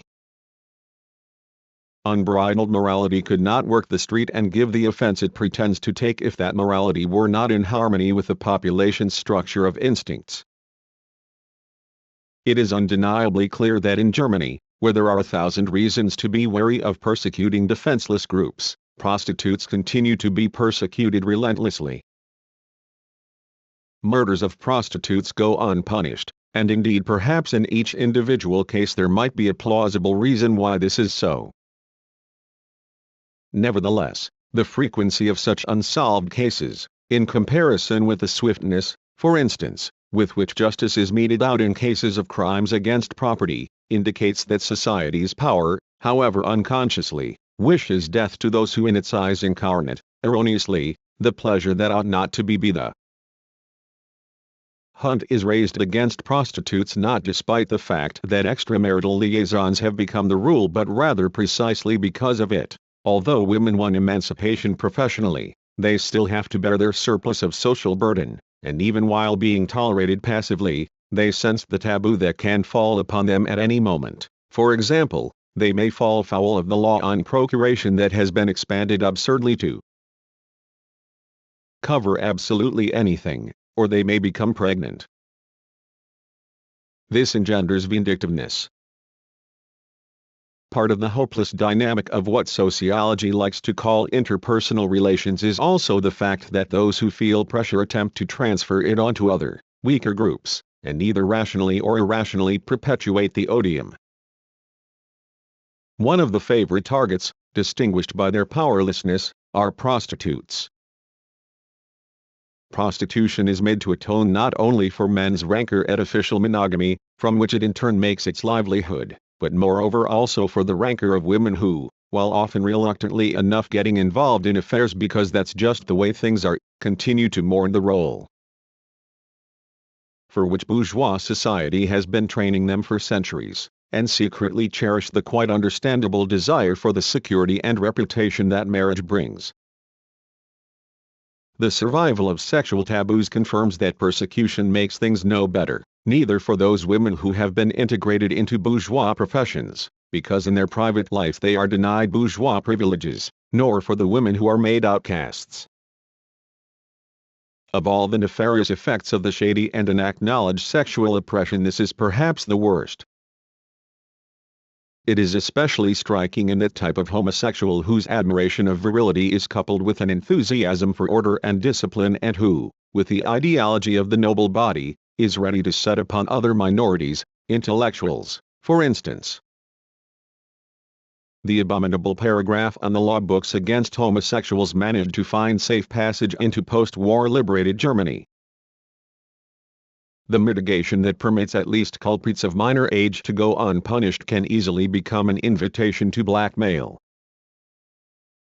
Actually, there is no need to bring forth arguments against this paragraph. It suffices merely to recall an illustration of how the hostility to pleasure has found expression in juridical language is the definition of the concept of sexual offense, which comes from the Reichsgericht and which was adopted by the Bundesgerichtshof, the post-war Federal Supreme Court. According to this juridical definition, sexual offense includes all acts that, objectively, following healthy consideration, injure the sense of shame and morality in sexual relations and that, subjectively, are undertaken with lascivious intentions. Its disgraceful character. Let me indicate just one, often overlooked, aspect of the ostracism of homosexuals, who of course are perceived as the portent of a sexuality alienated from its proper purpose. 15 Some people say that so long as they do not abuse minors or dependents, in proxy homosexuals are far less harried nowadays than they were earlier. But it is absurd that a law is justified with the explanation that it will not be applied, or only sparingly so. It is not necessary to spell out what such conceptual schemes imply for protection under the law and the real relation of people to the legal order. Even if homosexuals were finally left more or less in peace, the atmosphere of persistent legal discrimination would necessarily subject them to unremitting anxiety. If one accepts the psychoanalytical theory that claims that homosexuality in many cases is neurotic, a manner of resolving childhood conflicts that prevents the so-called normal resolution of the Oedipal complex, then the social and legal pressure, even if indirectly, will perpetuate and reinforce the neuroses, according to the psychological law of Anaclesis 16. There are said to be many homosexuals who are intellectually gifted, psychogenetically the probable explanation being that the extreme identification with the mother leads them to internalize those traits the mother possesses in contrast to the father, the representative of a practical sense of reality. If my observations do not deceive me, then precisely among the intellectually gifted homosexuals is the psychological shackling of their productivity conspicuous, the inability to realize all that they are surely capable of. The permanent pressure of anxiety, and the social ostracism, which both inspires and in turn is reinforced by the legislation, play a large part here. Through the paragraph against homosexuality, society tends toward the same thing within the legal sphere as in countless other spheres, toward the destruction of intellectual powers. Where at least the social taboo against homosexuality is more modest, for instance in many aristocratic, closed societies, homosexuals appear to be less neurotic, in terms of characterology less deformed than in Germany. However, the strongest taboo of all at the moment concerns everything that goes by the catchword minor age, a taboo that was already in full swing when Freud discovered infantile sexuality. The universal and well-founded feeling of guilt experienced by the world of adults cannot do without its inverse image and refuge, what it calls the innocence of children, and will use any and all means to defend it. It is common knowledge that a taboo becomes all the stronger the more its adherents themselves unconsciously desire what is proscribed and punished. The cause of the complex about minors probably lies in the extraordinarily powerful instinctual impulses against which it operates as a defense mechanism. 17 This complex should be considered together with the fact that in the 20th century, possibly due to an unconscious homosexualization of society, the erotic ideal has become infantilized. It has become what 30 or 40 years ago with a lecherous shudder was called a girl child. The success of Lolita, which is not a lascivious novel and moreover possesses too much literary quality to be a bestseller, could only be explained by the power of this imago. It is likely that the censored wish image 18 also has a social aspect, the accumulated animadversion to a state of affairs that pulls people's puberty and independence apart temporarily. Lolita, Tajana, and Baby Doll 19 have as their complement the public initiative groups who, if they had their way, would post a morally mature policewoman at every playground behind each child to protect it from the evil that adults are just waiting to perpetrate. Were a descendant of Fontaine's Herr von Ribbeck in Havelin to give pears to young girls, then his humanity would immediately be suspect. 20 The zone touched on here is delicate not only because of the violent effects that are unleashed as soon as one does not echo the dominant opinion, but also because of the undeniable protective function of the law. Of course, children must be protected from becoming victims of violence, and superiors must be prevented from misusing their position to force those who are dependent upon them to do their will. If a man who has committed sexual crimes against children is allowed to roam free because his parents have taken him in and gotten him a job, as though there were the least relation between the one and the other, then that would ultimately justify those purity-crazed organizations that sue the authorities. In their thoughtlessness, the authorities may really bear the responsibility if soon afterward the man in question kills a young girl. But this kernel of truth has been encompassed by a mass of opinions that first of all must be examined instead of sanctimonious zealotry preventing any closer reflection. For instance, the allegedly dangerous effects of reading and viewing pornography are hypothetical. It is both foolish and an infringement upon personal liberty to withhold pornography from adults who enjoy it. As for minors, it is first of all necessary to ascertain the existence and nature of the harmful effects, neurotic defects, phobias, conversion hysteria, or whatever else. 21 The awakening of interest in sexuality, which often is already present, cannot be defamed as harmful, unless one were radical enough to condemn sex altogether, an attitude that would hardly find much sympathy nowadays and that the apostles of morality are careful to avoid. Unmutilated, unrepressed sex in itself does not do any harm to anyone. This not only should be stated without qualification but also should imbue the logic of legislation and its application. In view of the actual and potential damage that at present can be wreaked upon humankind by its administrators, the need to protect sexuality has something crazy about it. But those who dare to say so openly are even fewer in number than those who protest against such prestigious social institutions as bacteriological and atomic warfare. Concerning laws protecting minors, we should at least examine whether they really are the victims of violence or cunning ploys, or whether in fact they have not already reached that stage of development the law takes it upon itself to postpone, that is, whether they have not themselves provoked their own abuse for their own pleasure, or perhaps simply for purposes of blackmail.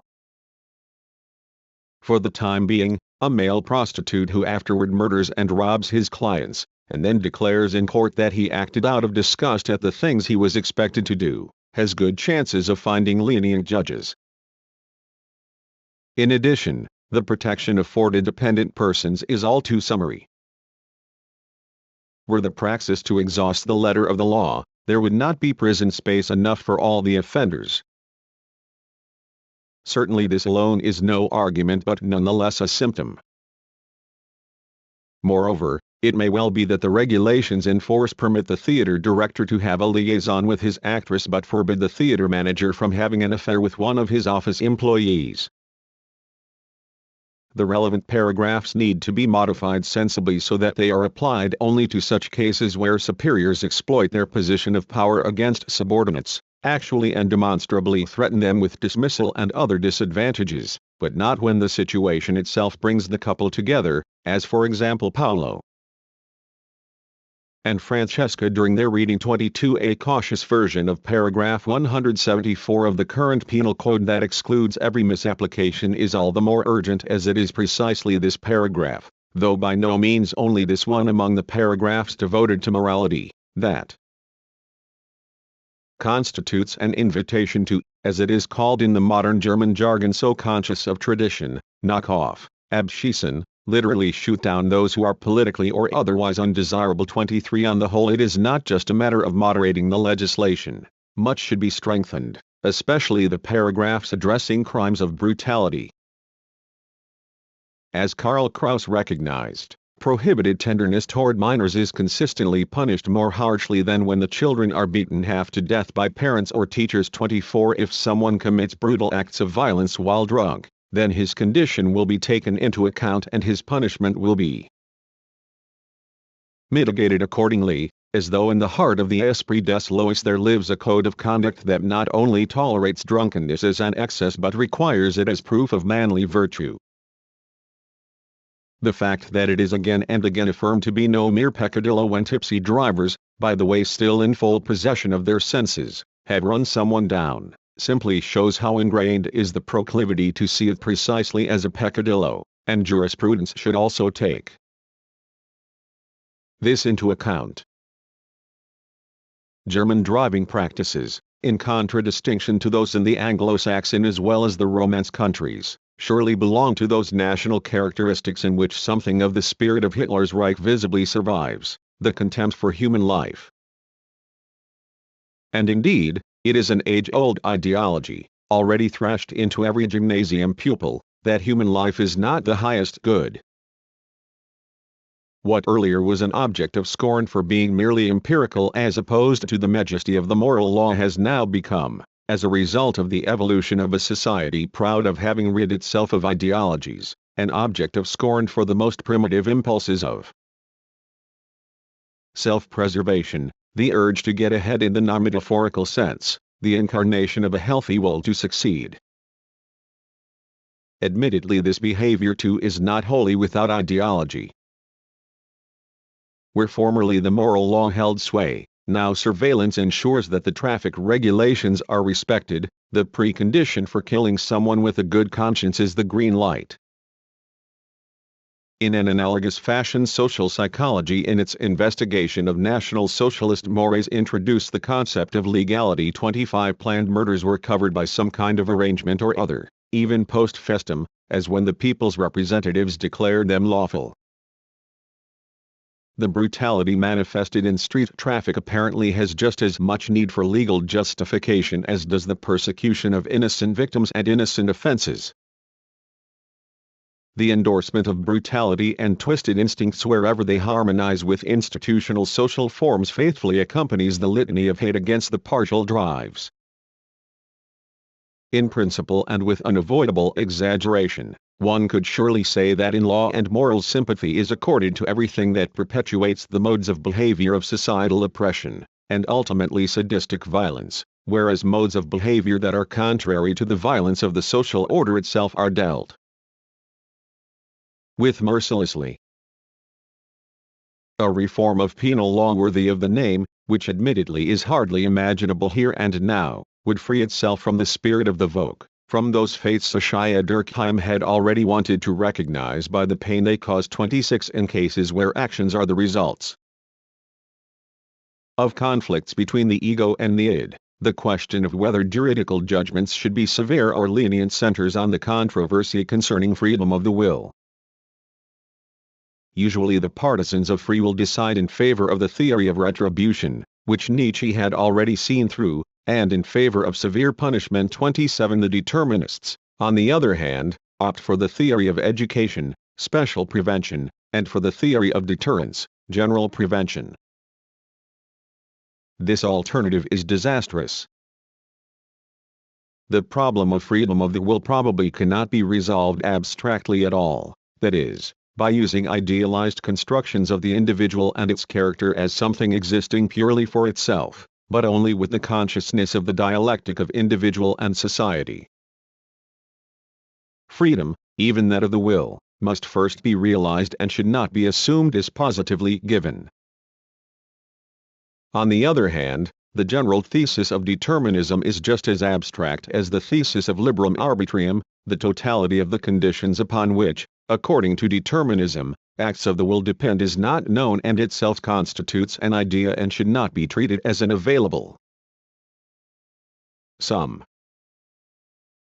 At its height, philosophy did not teach one or the other alternative, but rather expressed the antinomy of the situation itself.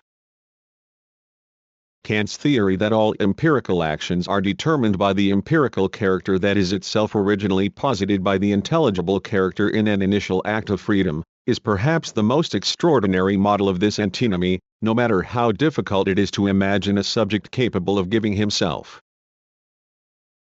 his character. 28 And whereas in the meantime psychology has revealed the factors in early childhood that determine character formation, factors German philosophy, at least at the end of the 18th century, had not the faintest idea of. The more the elements of character must be attributed to the empirical sphere, the more vague and intangible becomes the intelligible character supposedly underlying everything. It probably cannot even be defined as an individual psyche at all, but only as the subjective disposition of an association of objectively free people. All this turns traditional philosophy, the field where jurisprudence locates its foundations in the debate concerning penal law, into a wasteland. This makes it easy for the arbitrariness of a mere worldview to surreptitiously assume supreme authority. Whether one adheres to determinism or the doctrine of free will depends for the time being on the alternative one chooses, for God knows what reasons. Whereas all other domains of the world are being so relentlessly transformed into scientific disciplines that expertise and specialization confiscate every possible knowledge, a discipline that prides itself on its scientific rigor as much as jurisprudence does, at a decisive juncture, takes common sense as its central criterion, with all of its inherent murkiness, right down to healthy popular sentiment and the average opinion. This gives the destructive instincts psychology discovered behind the authoritarian need to punish an opportunity to come into play exactly where the demand for reason in jurisprudence becomes emphatic, where reason extends beyond the domain in which it is institutionally reinforced. Nevertheless, the contradiction in which philosophy has entangled itself, that is, that humanity is inconceivable without the idea of freedom while in reality people are neither internally nor externally free, is not a failure of speculative metaphysics but the fault of the society that deprives people even of inner freedom. Society is the true determining factor, while at the same time its organization constitutes the potential for freedom.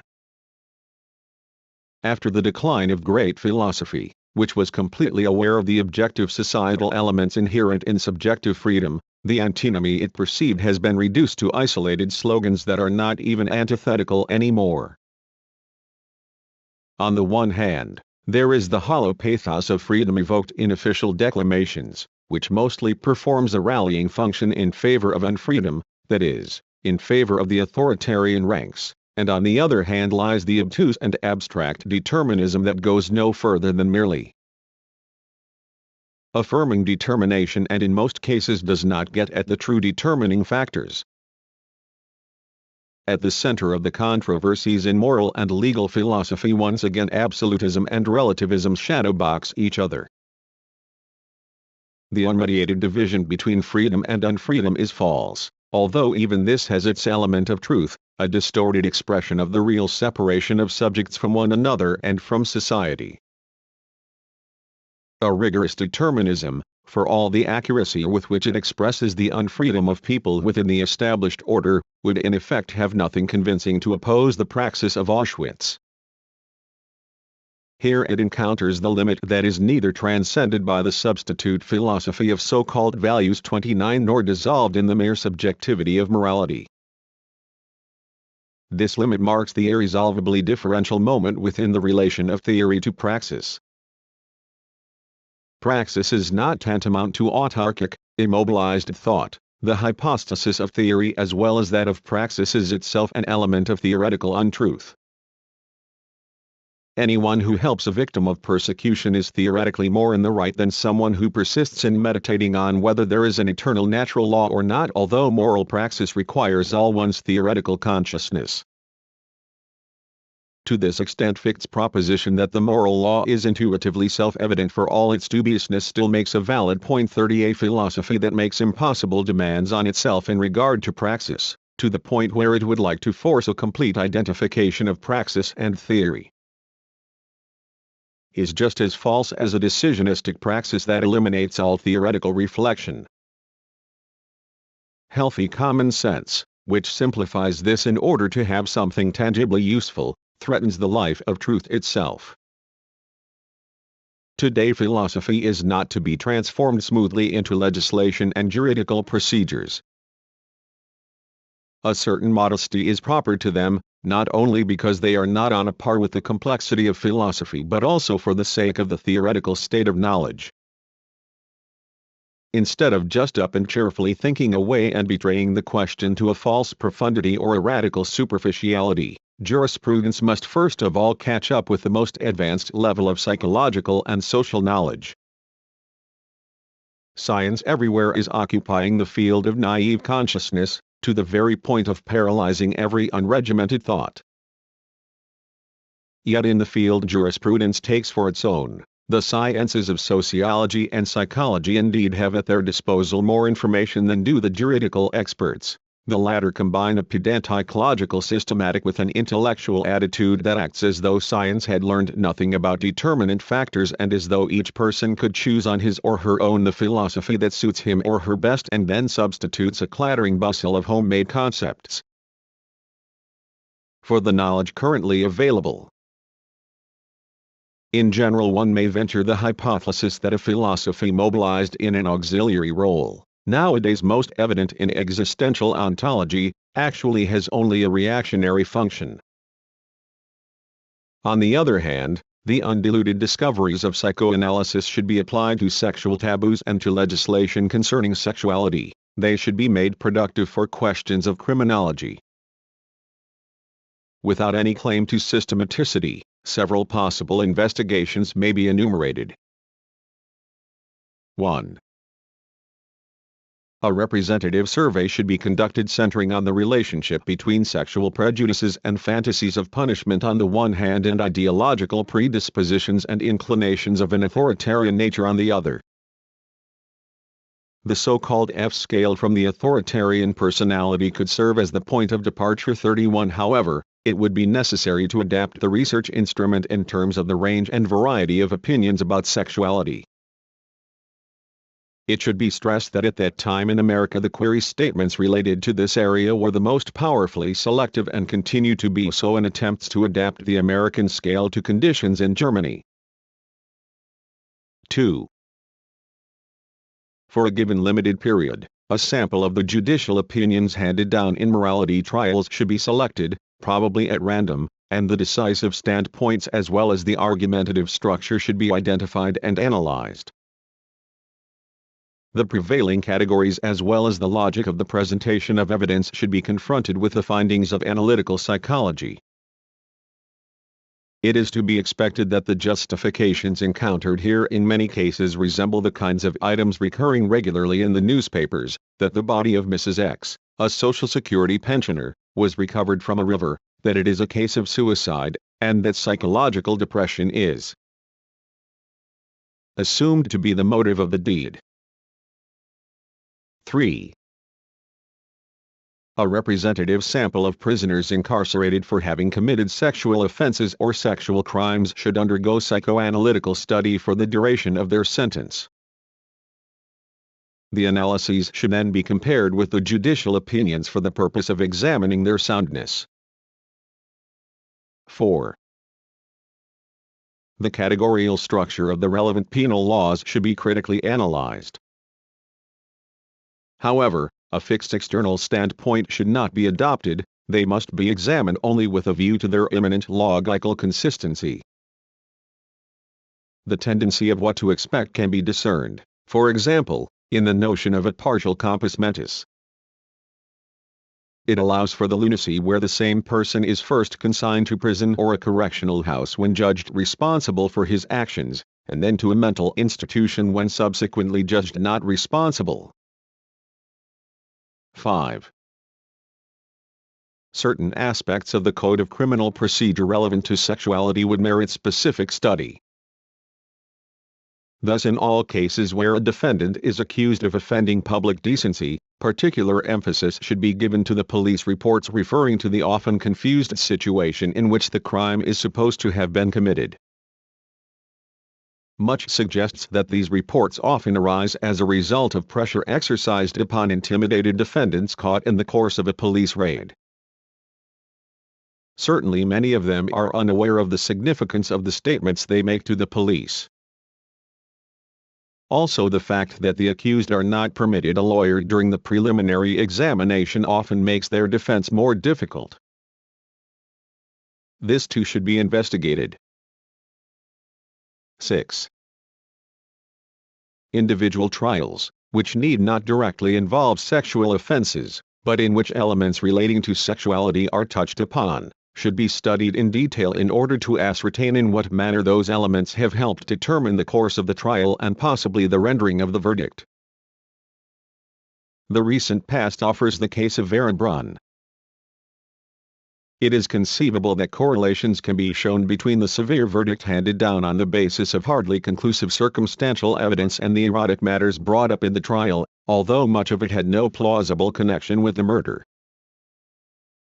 The indefensible belief that a woman who has a libertine sex life is also capable of murder surely played a latent role in the trial. 32-7.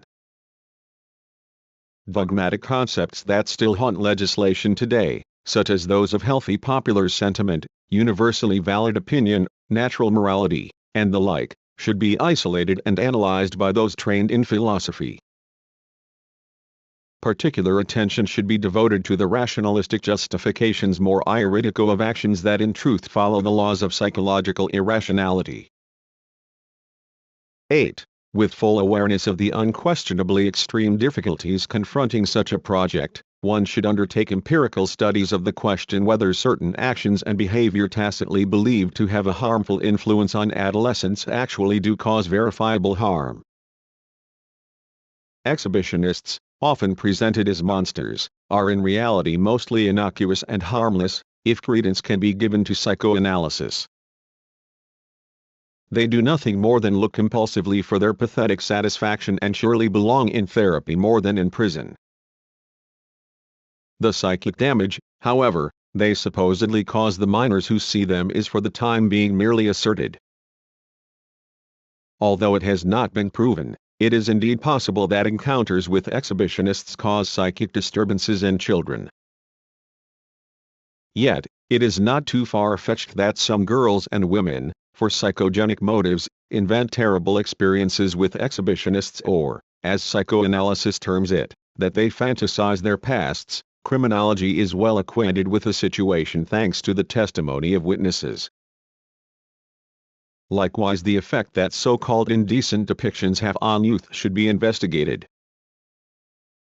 A group of adolescents who have read some book considered immoral could be questioned about the various dimensions of their intellectual and psychic state, their ideas about morality, eroticism, even about their desires and urges, and another group that has not read the book could be similarly interrogated. Particular care must be taken that the groups are not self-selected, that is, that those people who read the book are not already at the outset sexually more experienced or inquisitive than those who will not read it.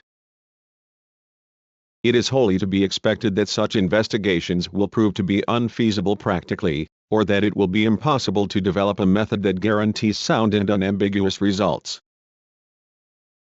However, even this would be instructive. The simple fact that the presumed damage can be neither proven nor denied would have to result in legislation that would proceed extremely cautiously with the concept of such damage.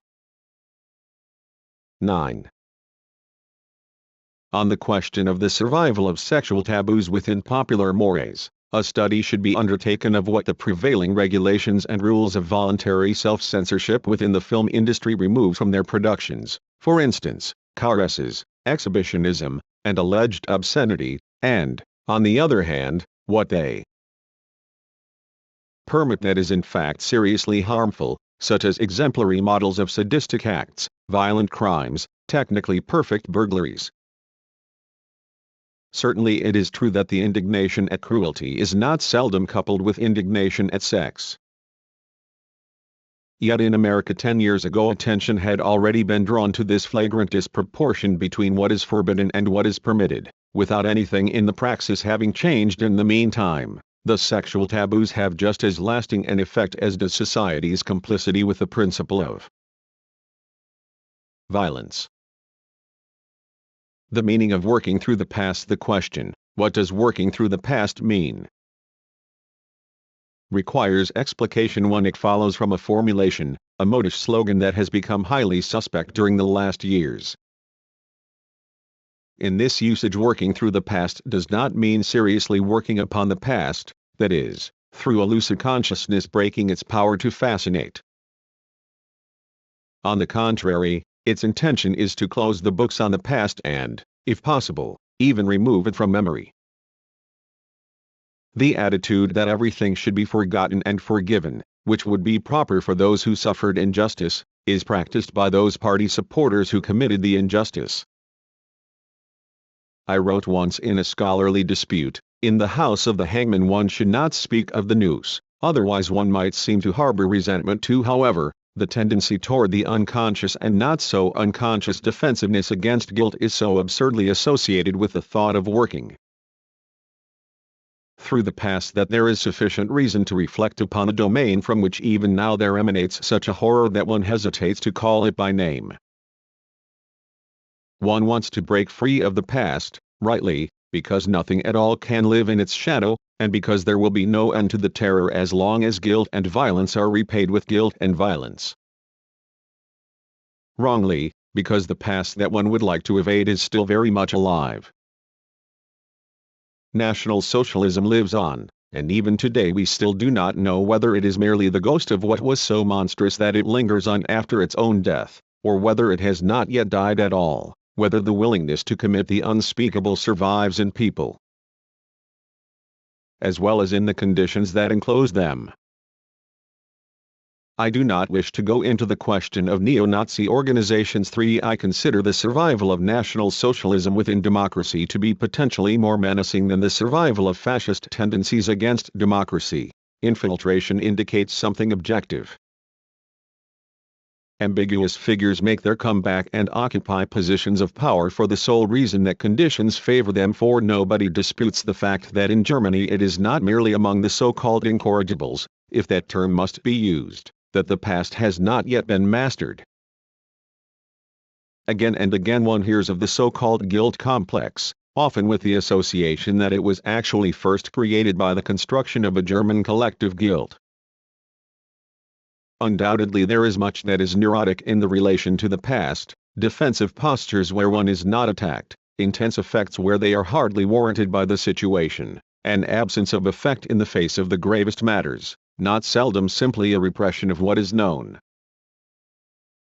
or half known.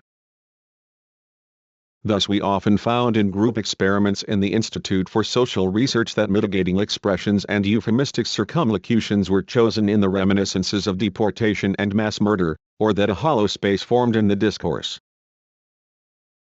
The universally adopted, almost good-natured expression Kristallnacht, designating the pogrom of November 1938, attests to this inclination.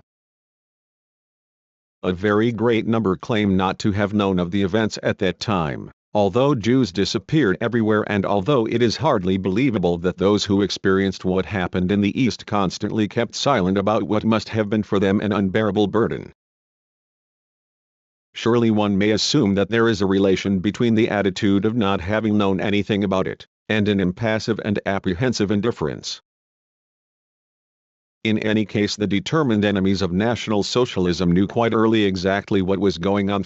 We 6 all are also familiar with the readiness today to deny or minimize what happened, no matter how difficult it is to comprehend that people feel no shame in arguing that it was at most only 5 and not 6 million Jews who were gassed.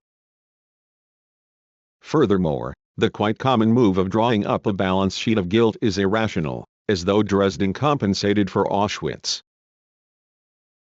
Drawing up such calculations, the haste to produce counter-arguments in order to exempt oneself from self-reflection, already contains something inhuman, and military actions in the war, the examples of which, moreover, are called Coventry and Rotterdam, are scarcely comparable to the administrative murder of millions of innocent people.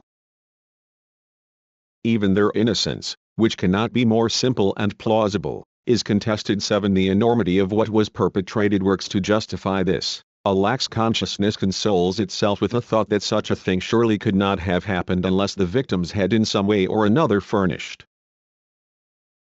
some kind of instigation, and this some kind of may then be multiplied at will. 8 The blindness disregards the flagrant disproportion between an extremely fictitious guilt and an extremely real punishment.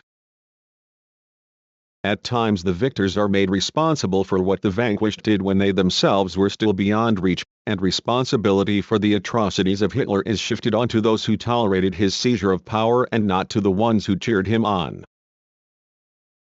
The idiocy of all this is truly a sign of something that psychologically has not been mastered, a wound, although the idea of wounds would be rather more appropriate for the victims.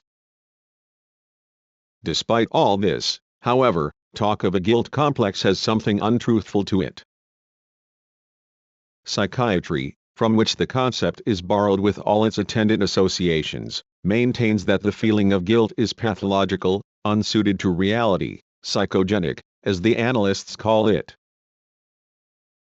The word complex is used to give the impression that the guilt, which so many ward off, abreact, and distort through the silliest of rationalizations, is actually no guilt at all but rather exists in them, in their psychological disposition. The terribly real past is trivialized into merely a figment of the imagination of those who are affected by it. Or is guilt itself perhaps merely a complex, and bearing the burden of the past pathological, whereas the healthy and realistic person is fully absorbed in the present and its practical goals? Such a view would draw the moral from the saying, and it's as good as if it never happened, which comes from Goethe but, at a crucial passage in Faust, is uttered by the devil in order to reveal his innermost principle, the destruction of memory. 9 The murdered are to be cheated out of the single remaining thing that our powerlessness can offer them, remembrance. The obstinate conviction of those who do not want to hear anything of it does indeed coincide with a powerful historical tendency. Hermann Heimpel on several occasions has spoken of how the consciousness of historical continuity is atrophying in Germany, a symptom of that societal weakening of the ego. Horkheimer and I had already attempted to derive in the dialectic of enlightenment 10 empirical findings, for example, that the younger generation often does not know who Bismarck and Kaiser Wilhelm I were, have confirmed this suspicion of the loss of history. 11 Thus the forgetting of National Socialism surely should be understood far more in terms of the general situation of society than in terms of psychopathology. Even the psychological mechanisms used to defend against painful and unpleasant memories serve highly realistic ends. These ends are revealed by the very people maintaining the defense. For instance, when in a practical frame of mind they point out that an all too vivid and persistent recollection of what happened can harm the German image abroad.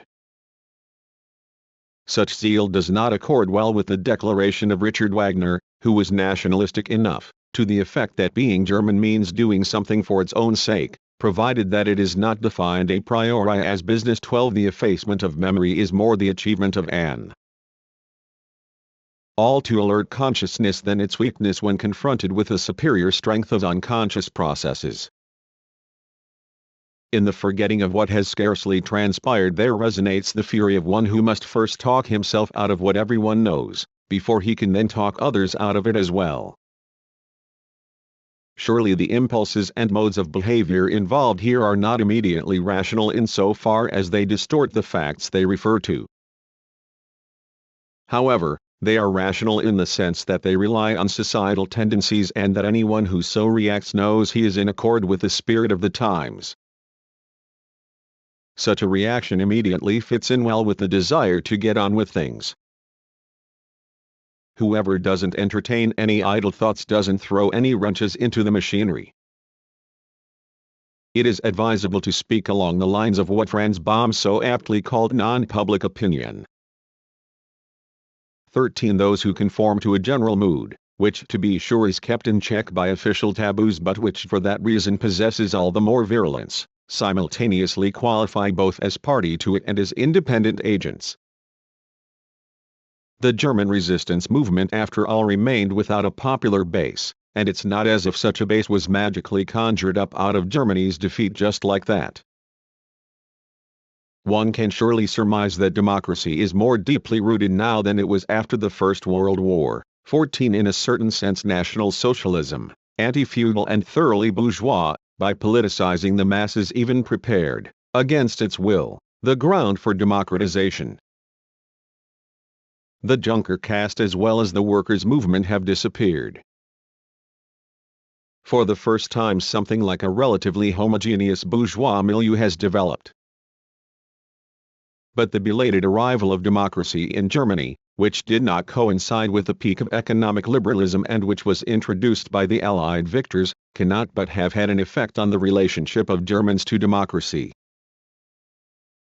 That relationship is only rarely expressed directly, because for the time being things are going so well under democracy, and also because it would go against the community of interests institutionalized by political alliances with the West, especially with America. 15. However, the resentment against re-education is sufficiently explicit. What can be said is that the system of political democracy certainly is accepted in Germany in the form of what in America is called a working proposition, something that has functioned well up until now and has permitted and even promoted prosperity. But democracy has not become naturalized to the point where people truly experience it as their own and see themselves as subjects of the political process. Democracy is perceived as one system among others, as though one could choose from a menu between communism, democracy, fascism, and monarchy, but democracy is not identified with the people themselves as the expression of their political maturity.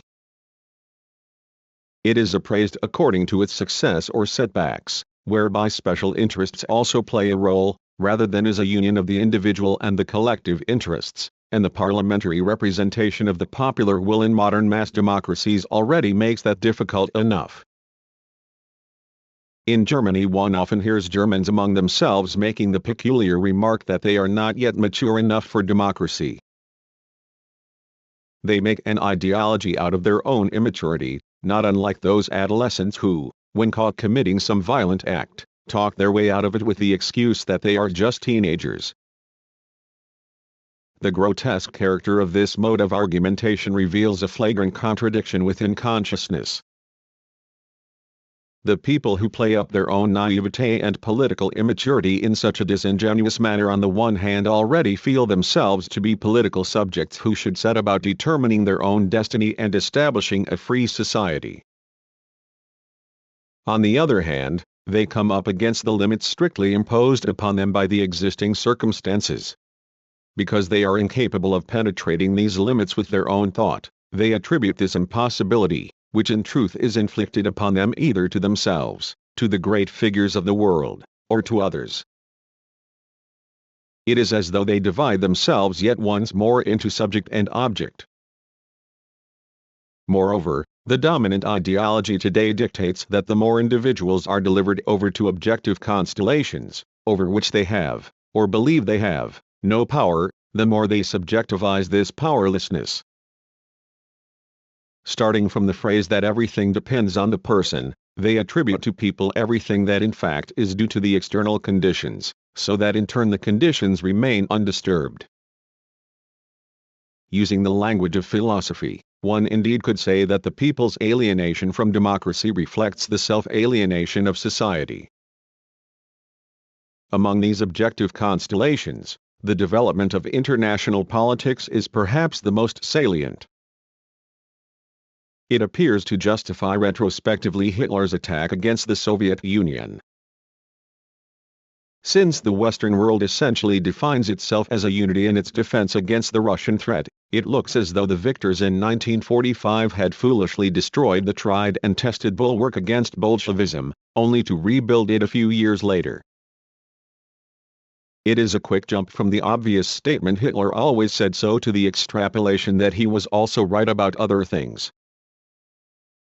Only edifying armchair orators could quickly ease themselves over the historical fatality that in a certain sense the same conception that once motivated the Chamberlains and their followers to tolerate Hitler as a watchdog against the East has survived Hitler's downfall. Truly a fatality. For the threat that the East will engulf the foothills of Western Europe is obvious, and whoever fails to resist it is literally guilty of repeating Chamberlain's appeasement. 16 What is forgotten is merely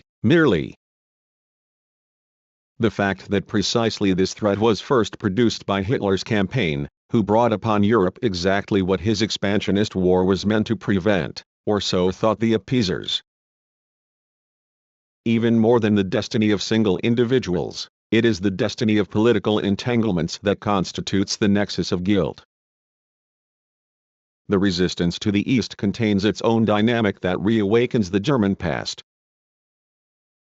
Not merely in terms of ideology, because the slogans of struggle against Bolshevism have always served to mask those who harbor no better intentions toward freedom than do the Bolsheviks themselves. but also in terms of reality.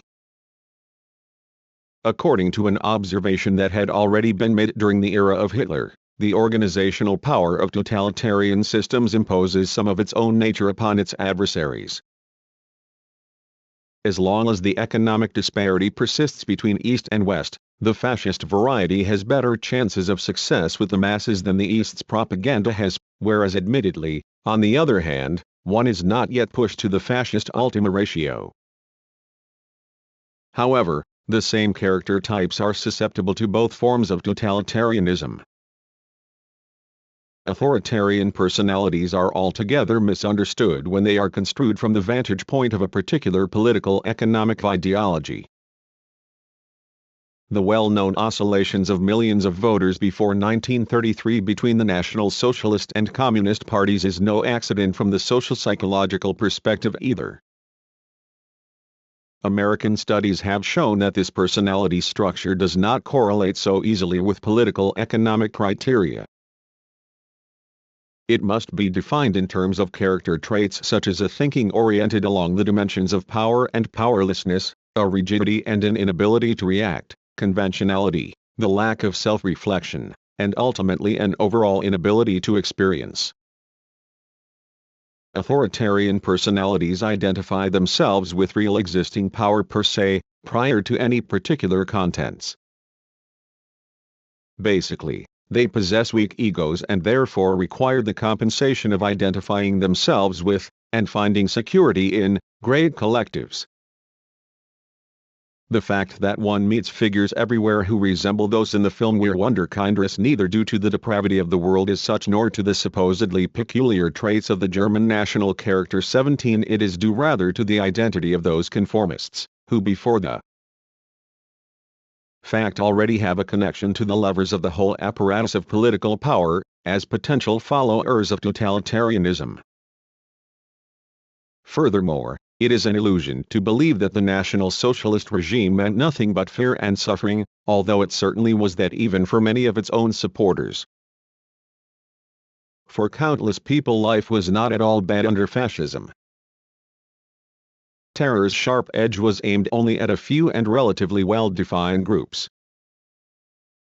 After the crises of the era preceding Hitler, the predominant feeling was that everything is being taken care of, and that did not just mean an ideology of KDF trips and flower boxes in the factories 18 compared with the laissez-faire of the past, to a certain degree Hitler's world actually protected its own people from the natural catastrophes of society to which they had been abandoned, a barbaric experiment in state control of industrial society. It violently anticipated the crisis management policies of today. The often cited integration, the organizational tightening of the weave in the societal net that encompassed everything, also afforded protection from the universal fear of falling through the mesh and disappearing. For countless people it seemed that the coldness of social alienation had been done away with thanks to the warmth of togetherness, no matter how manipulated and contrived. The Volkisch community of the unfree and the unequal was a lie and at the same time also the fulfillment of an old, indeed long familiar, evil bourgeois dream. The system that offered such gratification certainly concealed within itself the potential for its own downfall. The economic efflorescence of the Third Reich in large measure was due to its rearmament for the war that brought about the catastrophe. But the weakened memory I mentioned earlier resists accepting these arguments. It tenaciously persists in glorifying the National Socialist era, which fulfilled the collective fantasies of power harbored by those people who, individually, had no power and who indeed could feel any self-worth at all only by virtue of such collective power. No analysis, however illuminating, can afterward remove the reality of this fulfillment or the instinctual energies invested in it. Even Hitler's Va-Bank gamble was not as irrational as it seemed to average liberal thought at the time or as its failure seems to historical hindsight today. Hitler's calculation, to exploit the temporary advantage gained over the other nations thanks to a massively accelerated armaments program, was by no means foolish in consideration of what he wanted to achieve. Whoever delves into the history of the Third Reich and especially of the war will feel again and again that the particular moments in which Hitler suffered defeat seem to be accidental and that only the course of the whole appears necessary, the ultimate victory of the superior technical economic potential of the rest of the world that did not want to be swallowed up, so to speak, a statistical necessity, but by no means a discernible step-by-step logic. The surviving sympathy for National Socialism has no need for laborious sophistry in order to convince itself and others that things could just as well have gone differently, that in fact only some mistakes were made, and that Hitler's downfall was a world historical accident the world spirit may perhaps yet rectify. On the subjective side, in the psyche of people, National Socialism increased beyond measure the collective narcissism, simply put, national vanity. The individual's narcissistic instinctual drives, which are promised less and less satisfaction by a callous world and which nonetheless persist undiminished as long as civilization denies them so much, find substitute satisfaction in the identification with the whole. This collective narcissism was severely damaged by the collapse of Hitler's regime. But the damage occurred at the level of mere factuality, without individuals making themselves conscious of it and thereby coping with it. This is the social psychological relevance of talk about an unmastered past. Also absent is the panic that, according to Freud's theory in group psychology and the analysis of the ego, 19 sets in whenever collective identifications break apart. If the lessons of the great psychologist are not to be cast to the wind, then there remains only one conclusion, that secretly, smoldering unconsciously and therefore all the more powerfully, these identifications and the collective narcissism were not destroyed at all, but continue to exist. Inwardly the defeat has been as little ratified as after 1918. Even in the face of the obvious catastrophe the collective Hitler integrated has held together and clung to chimerical hopes like those secret weapons that in truth the other side possessed. Furthermore, social psychology adds the expectation that the damaged collective narcissism lies in wait of being repaired and seizes upon anything that brings the past into agreement with the narcissistic desires, first in consciousness, but that it also, whenever possible, construes reality itself as though the damage never occurred. To a certain degree this has been achieved by the economic boom, the feeling of, how industrious we are.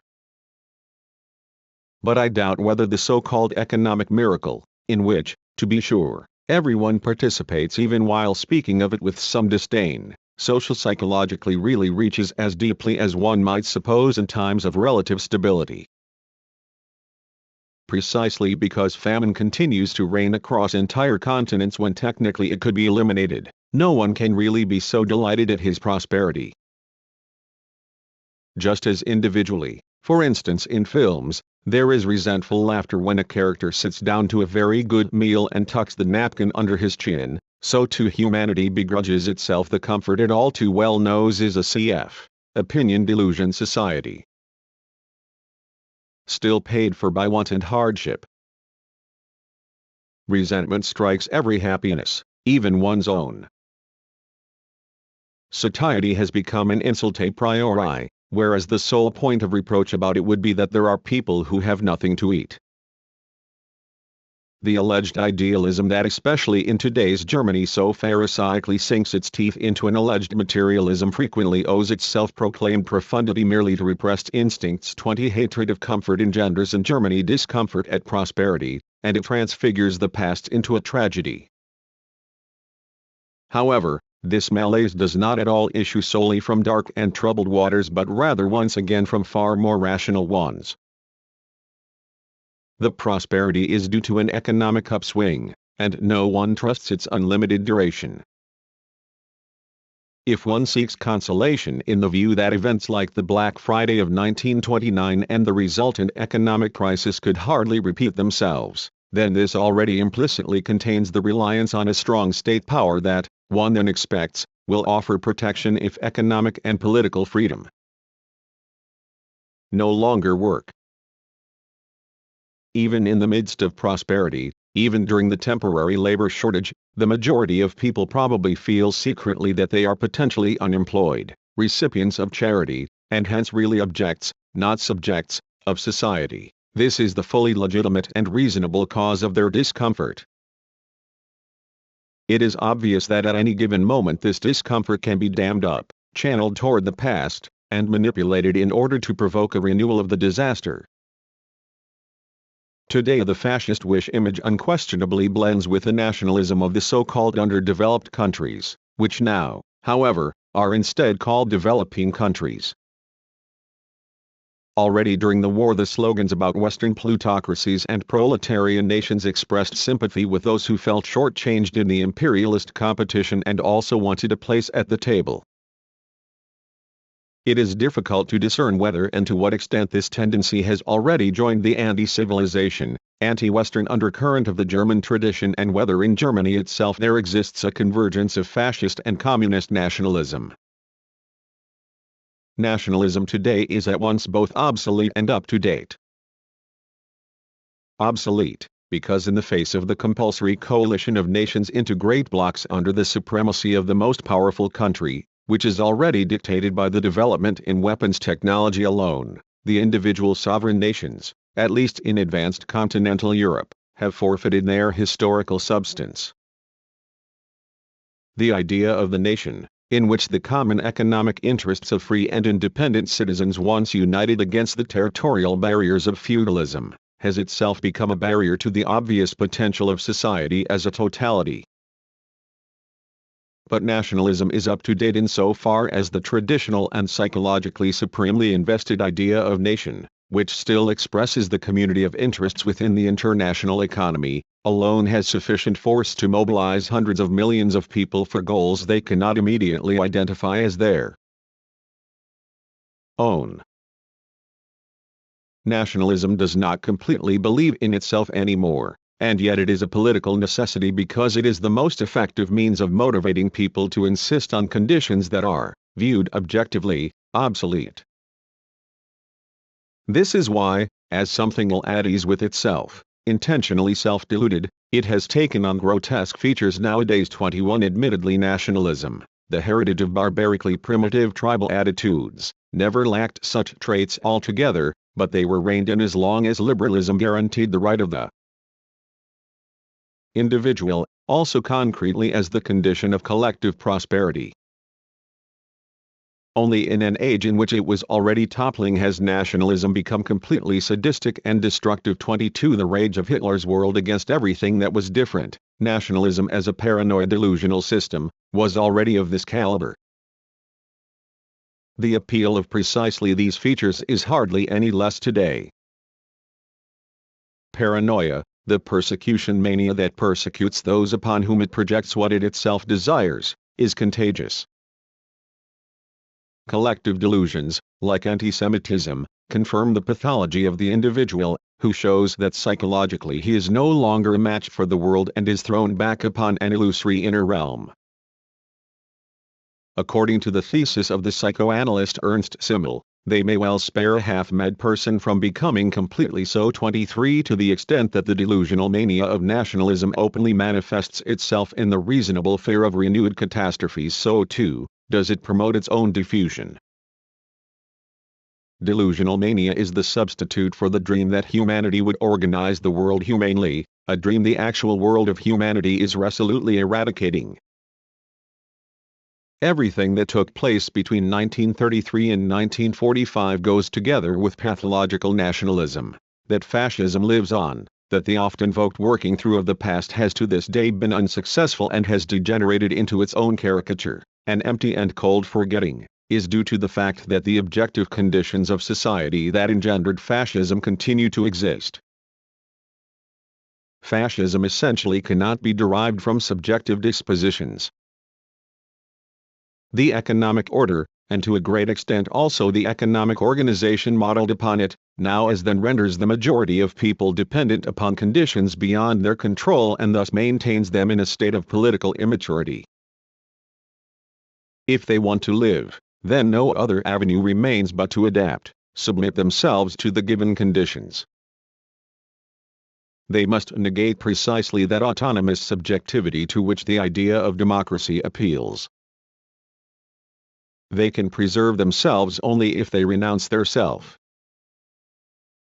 To see through the nexus of deception, they would need to make precisely that painful intellectual effort that the organization of everyday life, and not least of all a culture industry inflated to the point of totality, prevents.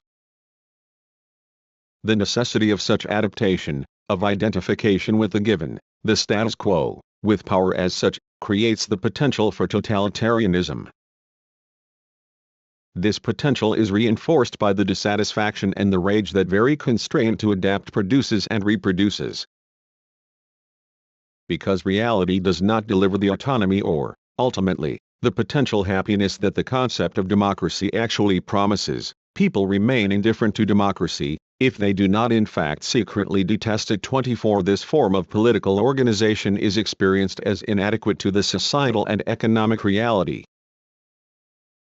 Just as one must adapt, so would one like the forms of collective life also to adapt, all the more so since one expects from such adaptation the streamlining of the state as a gigantic business enterprise within a certainly less than friendly competition of all against all. Those whose real powerlessness shows no sign of ceasing cannot tolerate even the semblance of what would be better. They would prefer to get rid of the obligation of autonomy, which they suspect cannot be a model for their lives, and prefer to throw themselves into the melting pot of the collective ego. 25 I have exaggerated the somber side, following the maxim that only exaggeration per se today can be the medium of truth. 26 Do not mistake my fragmentary and often rhapsodic remarks for Spenglerism. Spenglerism itself makes common cause with the catastrophe. My intention was to delineate a tendency concealed behind the smooth facade of everyday life before it overflows the institutional dams that, for the time being, are erected against it. The danger is objective, not primarily located in human beings. As I said, there is much that indicates that democracy with all it implies has a more profound hold on people than it did during the Weimar period. By failing to emphasize what is so obvious, I have neglected what circumspect consideration must not ignore, that within the German democracy from 1945 to today the material life of society has reproduced itself more richly than during any other time in living memory, and this is also relevant from a social-psychological perspective. It certainly would not be all too optimistic to affirm that the German democracy is not doing badly these days and that therefore the real reappraisal of the past is also doing fine, provided that it is given enough time and much else besides. Except that the concept of having enough time contains something naive and at the same time contemplative in the bad sense. We are neither simply spectators of world history, free to frolic more or less at will within its grand chambers, nor does world history, whose rhythm increasingly approaches that of the catastrophe, appear to allow its subjects the time in which everything would improve on its own. 27 This bears directly on democratic pedagogy. Above all, enlightenment about what has happened must work against a forgetfulness that all too easily turns up together with the justification of what has been forgotten. For instance, 28 parents who must endure embarrassing questions from children about Hitler and in response, indeed to whitewash their own guilt, speak of the good aspects and say that in fact it was not so awful. In Germany it is fashionable to complain about civic education, and certainly it could be better, but sociology already has data indicating that civic education, when it is practiced earnestly and not as a burdensome duty, does more good than is generally believed. However, if one takes the objective potential for the survival of National Socialism as seriously as I believe it must be taken, then this sets limits even for a pedagogy that promotes enlightenment.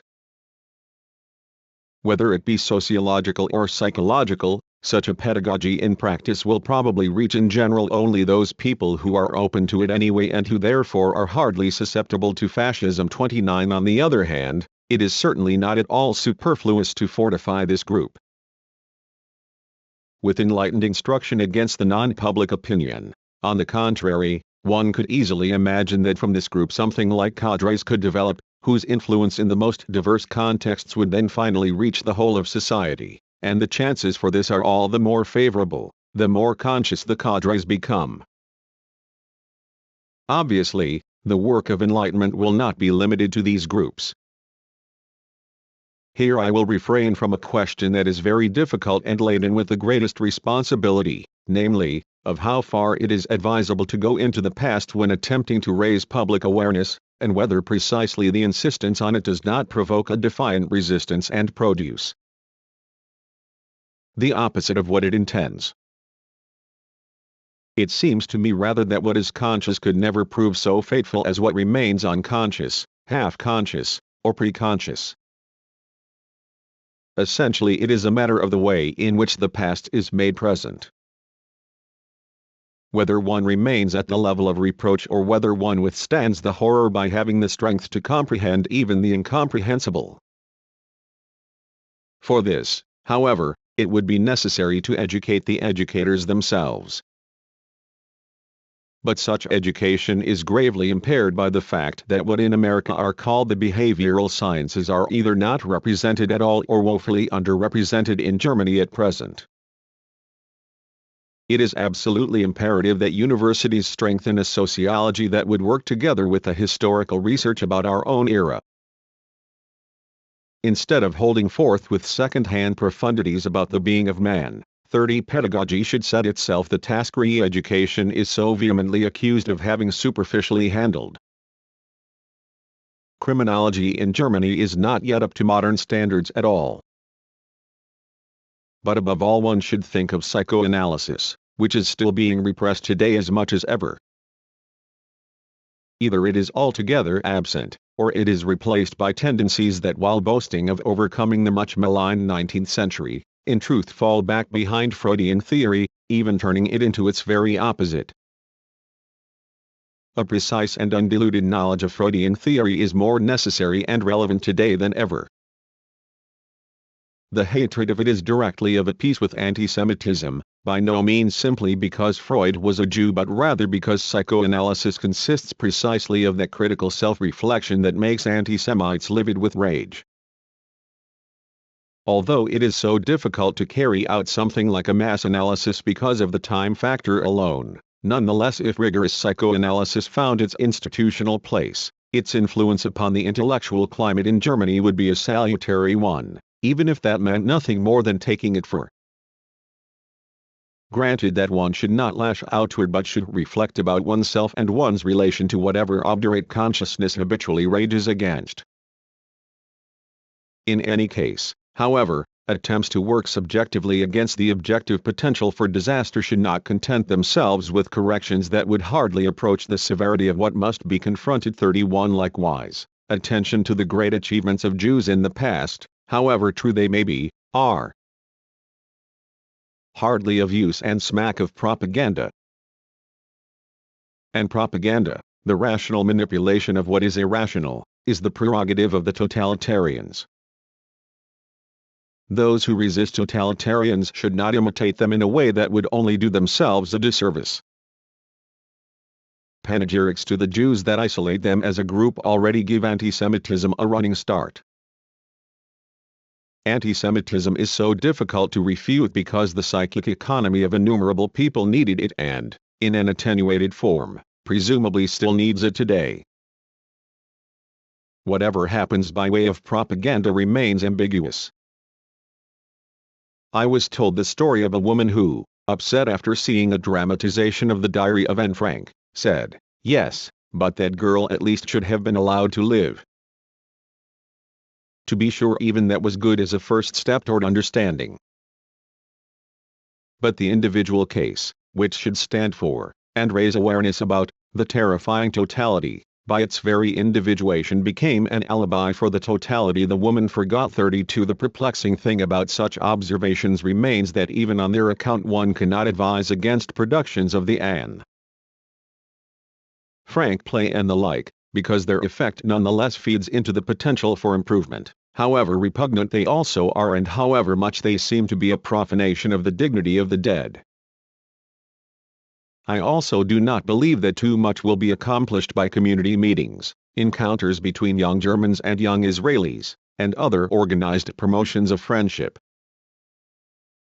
All too often the presupposition is that anti-Semitism in some essential way involves the Jews and could be countered through concrete experiences with Jews, whereas the genuine anti-Semite is defined far more by his incapacity for any experience whatsoever, by his unresponsiveness. If anti-Semitism primarily has its foundation in objective society, and only derivatively in anti-Semites, then, as the National Socialist joke has it, if the Jews had not already existed, the anti-Semites would have had to invent them. As far as wanting to combat anti-Semitism in individual subjects is concerned, one should not expect too much from the recourse to facts, which anti-Semites most often will either not admit or will neutralize by treating them as exceptions. Instead, one should apply the argumentation directly to the subjects whom one is addressing. They should be made aware of the mechanisms that cause racial prejudice within them.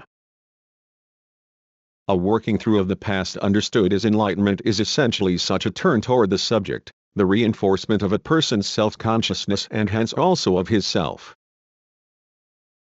This should be combined with a knowledge of the few durable propaganda tricks that are attuned exactly to those psychological dispositions we must assume are present in human beings. Since these tricks are fixed and limited in number, there is no overwhelming difficulty in isolating them, making them known, and using them as a kind of vaccine. The problem of how to carry out practically such a subjective enlightenment probably could only be resolved by the collective effort of teachers and psychologists, who would not use the pretext of scholarly objectivity to shy away from the most urgent task confronting their disciplines today. Yet in view of the objective power behind the continuing potential of anti-Semitism, subjective enlightenment will not suffice, even if it is undertaken with a radically different energy and in radically deeper psychological dimensions than it has been up to now. If one wishes to oppose the objective danger objectively, then no mere idea will do, not even the idea of freedom and humanitarianism, which indeed, as we have learned in the meantime, in its abstract form does not mean very much to people. If the fascist potential links up with their interests, however limited those interests may be, then the most effective antidote is still a persuasive, because true, demonstration of their own interests and, moreover, their most immediate ones. One would really be guilty of speculative psychologizing in these matters if one disregarded the fact that the war and the suffering it brought upon the German population, although indeed being insufficient to remove the fascist potential, nonetheless offers some counterweight against it. If people are reminded of the simplest things, that open or disguised fascist revivals will cause war, suffering, and privation under a coercive system, and in the end probably the Russian domination of Europe, in short, that they lead to a politics of catastrophe, then this will impress people more deeply than invoking ideals or even the suffering of others, which is always relatively easy to get over, as La Rochefoucauld already knew. 33 Compared with this prospect, the present malaise signifies little more than the luxury of a certain mood. Despite all the psychological repression, Stalingrad and the night bombings are not so forgotten that everyone cannot be made to understand the connection between the revival of the politics that led to them and the prospect of a third Punic War. Even if this succeeds, the danger will still exist. The past will have been worked through only when the causes of what happened then have been eliminated. Only because the causes continue to exist does the captivating spell of the past remain to this day unbroken. 34. Opinion delusion society. Despite its several meanings, the concept of public opinion is widely accepted in a positive sense. Derived from the philosophical tradition since Plato, the concept of opinion in general is neutral, value-free, insofar as opinions can be either right or wrong. Opposed to both these concepts of opinion is the notion of pathogenic, deviant, delusional opinions, often associated with the concept of prejudice. According to this simple dichotomy, there is, on the one hand, something like healthy, normal opinion and, on the other, opinion of an extreme, eccentric, bizarre nature. In the United States, for instance, the views of fascistic splinter groups are said to belong to the lunatic fringe, an insane periphery of society. Their pamphlets, whose body of ideas also includes ritual murders and the protocols of the elders of Zion despite their having been conclusively disproved, are considered farcical. Indeed, in such products one can scarcely overlook an element of madness, which nevertheless is quite likely the very ferment of their effect. Yet precisely that should make one suspicious of an inference habitually drawn from the widely held idea, namely, that in the majority the normal opinion necessarily prevails over the delusional one. The naive liberal reader of the Berliner Tageblatt between the wars thought no differently when he imagined the world to be one of common sense that, although troubled by rabid extremists on the right and the left, nonetheless must be right in the end. So great was the trust in normal opinion versus the idée fixe that many elderly gentlemen continued to believe their favorite paper long after it had been forced into line by the National Socialists who, cleverly enough, retained only the paper's original masthead one what those subscribers experienced when their prudence toppled overnight into helpless folly as soon as things no longer followed the approved rules of the game should have made them critically examine the naive view of opinion as such, which depicts a peaceful and separate juxtaposition of normal and abnormal opinion. Not only is the assumption that the normal is true and the deviant is false itself extremely dubious, but so is the very glorification of mere opinion, namely, of the prevailing one that cannot conceive of the true as being anything other than what everyone thinks. Rather, so-called pathological opinion, the deformations due to prejudice, superstition, rumor, and collective delusion that permeate history, particularly the history of mass movements, cannot at all be separated from the concept of opinion per se. It would be difficult to decide a priori what to ascribe to one kind of opinion and what to the other. History also admits the possibility that in the course of time hopelessly isolated and impotent views may gain predominance either by being verified as reasonable or in spite of their absurdity. Above and beyond that, however, pathological opinion, the deformed and lunatic aspects within collective ideas, arises within the dynamic of the concept of opinion itself, in which inheres the real dynamic of society, a dynamic that produces such opinions, false consciousness, necessarily. If resistance to that dynamic is not to be condemned at the outset to harmlessness and helplessness, then the tendency toward pathological opinion must be derived from normal opinion. Opinion is the positing, no matter how qualified, of a subjective consciousness restricted in its truth content. The form of such an opinion may actually be innocuous. If someone says that in his opinion the new faculty building is 7 stories high, then that can mean that he heard it from someone else but does not know exactly. Yet the sense is completely different when someone says that at all events in his opinion the Jews are an inferior race of vermin, as in Sartre's instructive example of Uncle Armand, who feels special because he detests the English. To hear the "in my opinion" does not qualify the hypothetical judgment, but underscores it.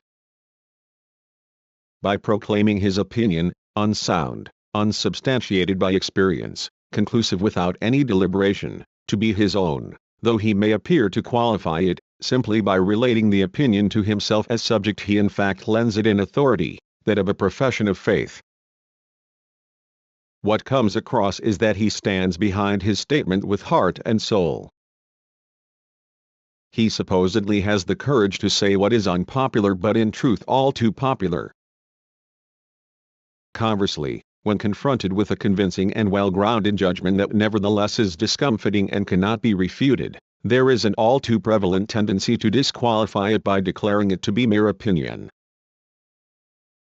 A lecture on the 100th anniversary of Schopenhauer's death presented evidence that the difference between Schopenhauer and Hegel is not so absolute as Schopenhauer's own invectives would indicate, and that both thinkers unwittingly converge in the emphatic concept of the negativity of existence.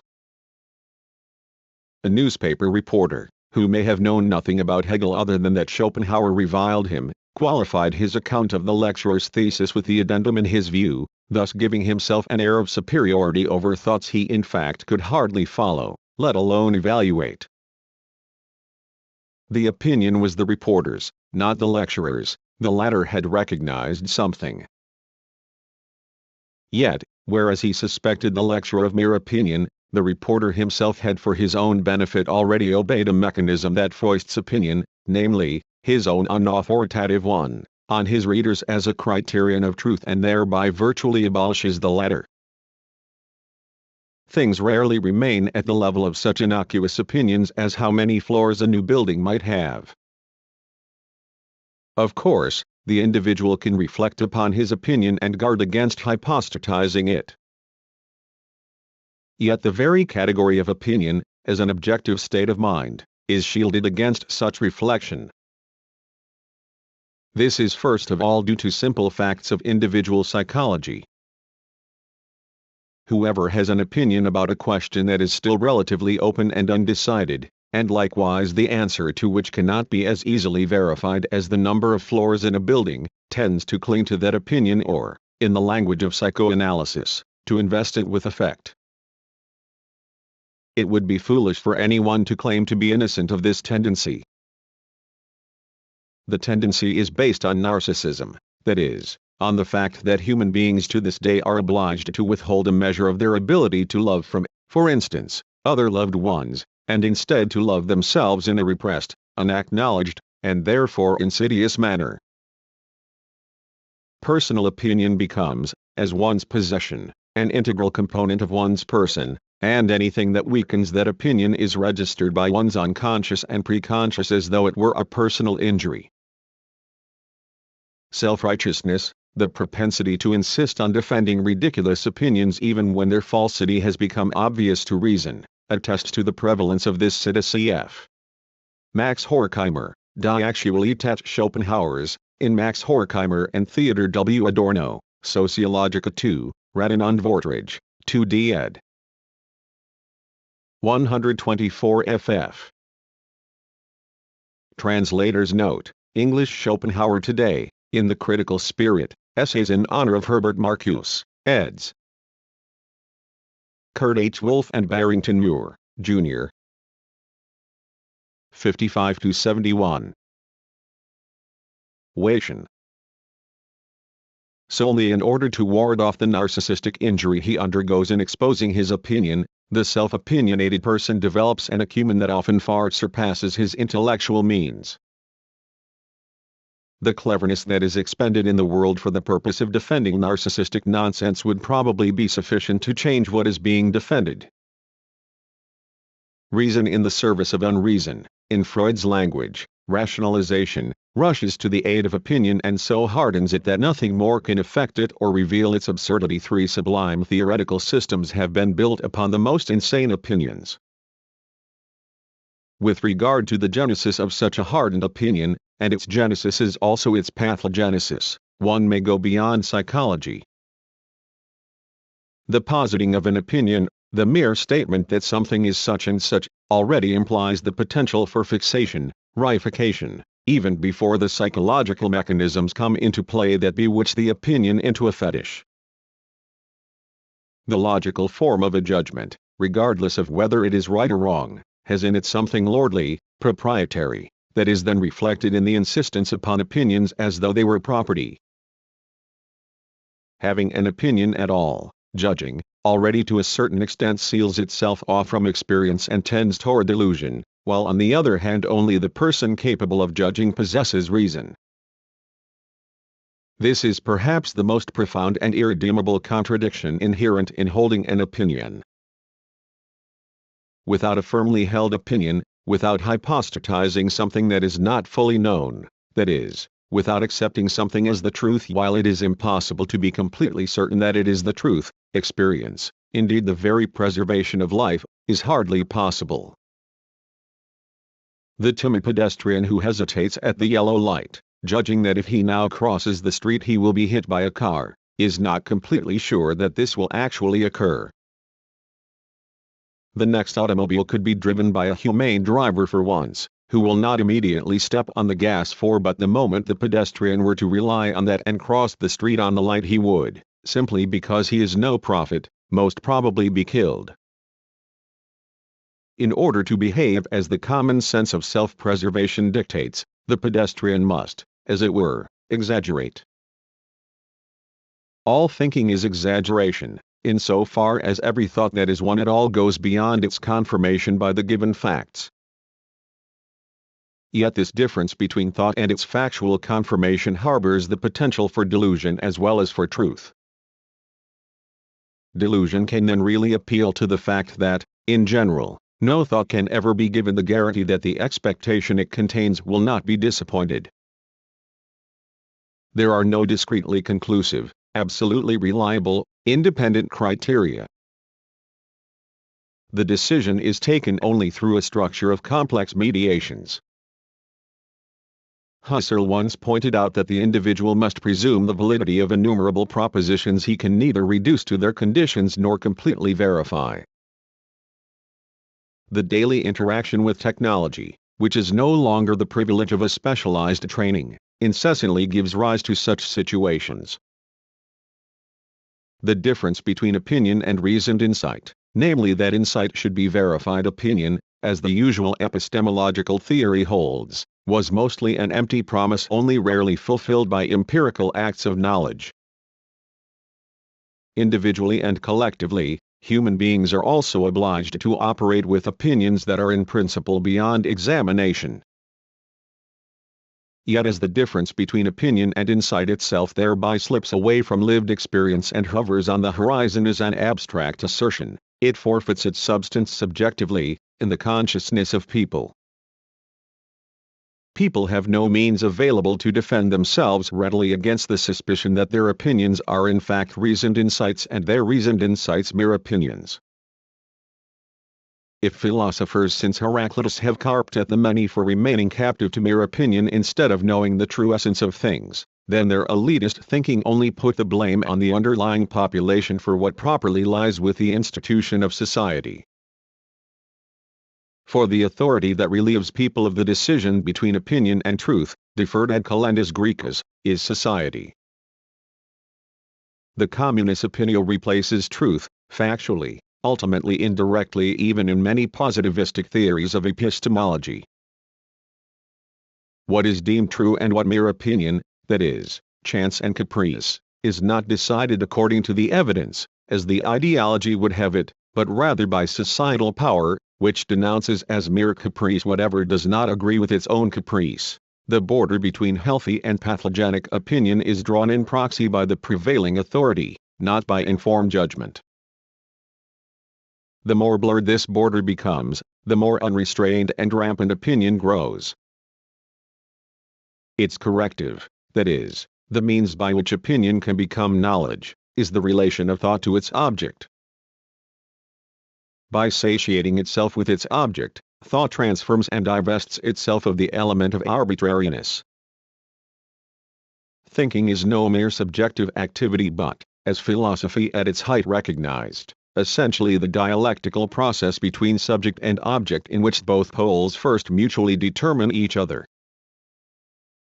The very organ of thinking, prudence, consists not only in the formal strength of the subjective faculty to form concepts, judgments, and conclusions correctly but at the same time in the ability to apply this faculty to what is unlike it. The moment called cathexis in psychology, thought's effective investment in the object, is not extrinsic to thought, not merely psychological, but rather the condition of its truth. Where cathexis atrophies, intelligence becomes stultified. A first indication of this is blindness to the difference between the essential and inessential. Something of this stupidity triumphs whenever the mechanisms of thought run of their own accord, like an engine idling, when they substitute their own formalisms and systemic definitions in place of the matter itself. Traces of this are contained in the opinion that, entrenched solely within itself, continues without meeting any resistance. Opinion is above all consciousness that does not yet have its object. Should such consciousness progress merely by dint of its own motor, without contact with what it intends and what it actually must begin by grasping, then it has an all too easy time of it. Opinion, as ratio still separated from its object, obeys a kind of economy of forces, following the path of least resistance, when it abandons itself completely to simple logical consistency. Opinion sees logical consistency as a merit, whereas in many ways such consistency is the lack of what Hegel called freedom toward the object, that is, the freedom of thought to lose and transform itself in its encounter with the subject matter. 5. Brecht very graphically contrasted such thought with the principle that he who says A must not say B. 6. Mere opinion tends toward that inability to stop that may be called pathological projection. B. However, the constant proliferation of opinions is likewise grounded in the object itself. For naive consciousness, the opacity of the world is obviously increasing, whereas in so many aspects it is becoming more and more transparent. The predominance of this opacity, which prevents the thin facade from being penetrated, reinforces such naivete rather than diminishing it, as the innocent faith in education would believe. 7. Yet whatever eludes the grasp of sufficient knowledge is usurped by its imitation, opinion. Opinion deceptively removes the otherness between the epistemological subject and the reality that slips away from him, but that very alienation betrays itself in the inadequacy of mere opinion. Because the world is not our world, because it is heteronymous, it can express itself only distortedly in stubborn and inflexible opinions, and such delusion within opinions in turn ultimately tends to increase the predominance of alienation in totalitarian systems. Therefore, it is not enough for knowledge or for a transformative praxis to reveal the nonsense of immensely popular views, according to which people submit themselves to character typologies and predictions that a commercially revived NBCF Max Horkheimer and Theodor W. Adorno, Dialektik der Aufklärung, 220. ff. Translator's note: references to the chapter Elements of Antisemitism, Limits of Enlightenment in Dialectic of Enlightenment by Max Horkheimer and Theodor W. Adorno, trans. John Cumming, 168-208. Standardized astrology ascribes to the signs of the zodiac. People turn themselves into a Taurus or a Virgo not only because they are stupid enough to heed the suggestions of newspaper columns implying that there obviously is something to the whole exercise, but also because those cliches and that idiotic practical advice, which merely reiterates what has to be done anyway, give them, no matter how spuriously, some orientation and momentarily soothe their feelings of alienation from life, even from their own lives. Mere opinion's vigorous powers of resistance can be explained by its psychological function. It proffers explanations through which contradictory reality can without great exertion be rendered free of contradiction. And there is the narcissistic satisfaction that the facile opinion affords by reinforcing its adherents' belief that they themselves have always known it, and that consequently they belong to the ones in the know. The self-confidence of the unflinchingly opinionated feels immune to every divergent, contrary judgment. This psychological function, however, is much more readily fulfilled by pathological opinions than by the supposedly healthy ones. Karl Mannheim once pointed out how ingeniously racial mania satisfies a mass psychological need by allowing the majority to think of itself as an elite and to avenge its own intimations of weakness and inferiority upon a potentially defenseless minority. 8. The weakness of the ego nowadays, which beyond its psychological dimension also registers the effects of each individual's real powerlessness in the face of the societalized apparatus, would be exposed to an unbearable degree of narcissistic injury if it did not seek a compensatory identification with the power and the glory of the collective. This is why pathological opinions are particularly useful, since they ceaselessly issue from the infantile narcissistic prejudice that only I am good and all else is inferior and bad. The development of opinion into its pathological variant is reminiscent of the evolution of dinosaurs that, as the increasing specialization of their organs adapted them ever more closely to the struggle for existence, in the final phase brought forth deformities and excrescences. Such a development is trivialized if it is seen to derive only from people. There cf. Theodor W. Adorno, Oberglaube aus weiter Hand, in Sociologica 2, 142 ff. Now in GS 8 147 ff. Translator's note: original English version. The Stars Down to Earth, The Los Angeles Times Astrology Column, A Study in Secondary Superstition, Jahrbuch für Amerikastudien, 219-88. Reprinted in Telos 1913-90. The complete original study is now in GS 9.27-142 and was reprinted in Theodor W. Adorno, The Stars Down to Earth and Other Essays on the Irrational in Culture, ed. Stephen Crook. Psychology, or at most from a tendency within thought itself. The undermining of truth by opinion, with all the disaster it entails, is a result of what happened, irresistibly, not as an aberration that might be corrected, to the idea of truth itself.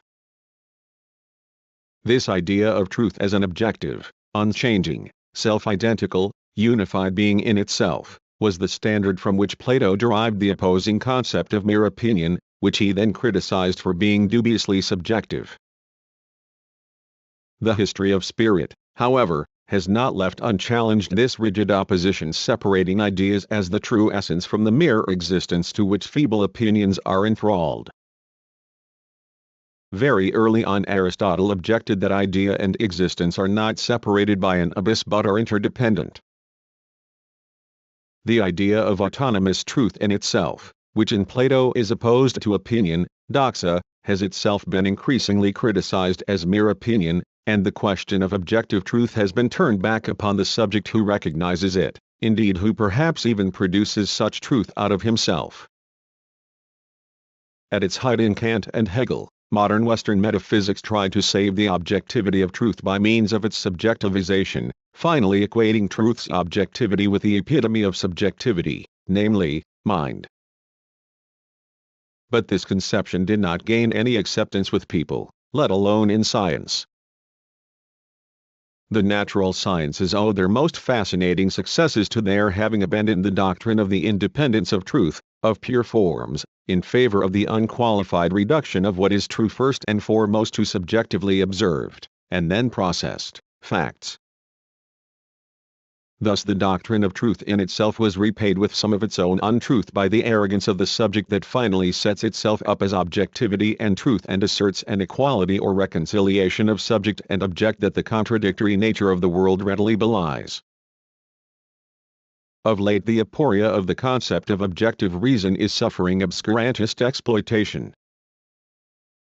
Since what is true and what is opinion cannot be ascertained immediately, absolutely, as though per administrative decree, their difference is simply denied, to the greater glory of opinion. The fusion of skepticism and dogmatism, of which Kant was already aware and whose tradition could be traced back to the origins of bourgeois thinking, to Montaigne's defense of Sebond, 9 returns with a vengeance in a society that must tremble in fear before its own reason because it is not yet reason. There is an established term for it, faith in reason. It holds that because every judgment first of all requires that the subject assume whatever is being judged to be the case, that is, that he believe in it, the difference between mere opinion or belief and well-grounded judgment is therefore rendered untenable in principle. Anyone who behaves rationally believes in ratio just as the irrational person believes in his dogma. For that reason, the profession of a dogmatic belief in a putatively revealed verity presumably has the same truth content as rational insight emancipated from dogma.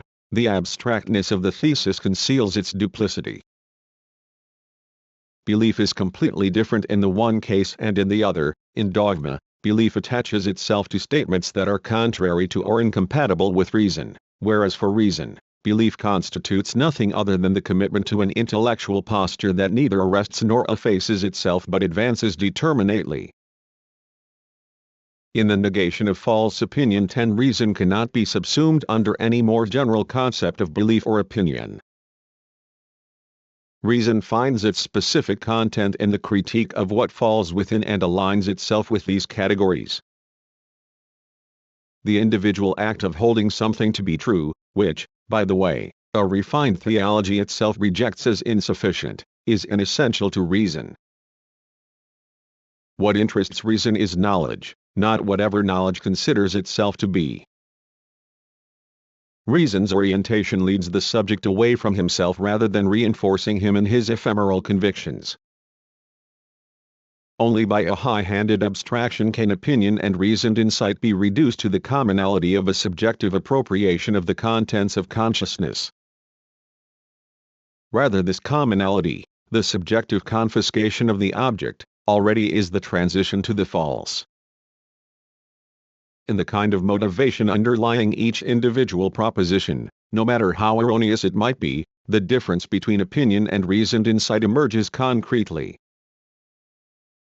With admirable impartiality, unmarred even by his heavy-handed psychological tone, Arthur Schnitzler outlined this phenomenon a generation ago. It is for the most part deliberate insincerity to equate the dogmas of the Church with the dogmas of science, even where the latter are apparently dubious. What counts, already unjustly, as scientific dogma in every case owes its stature to the honesty and exertion of thinkers and researchers and to confirmation by 1,000 observations.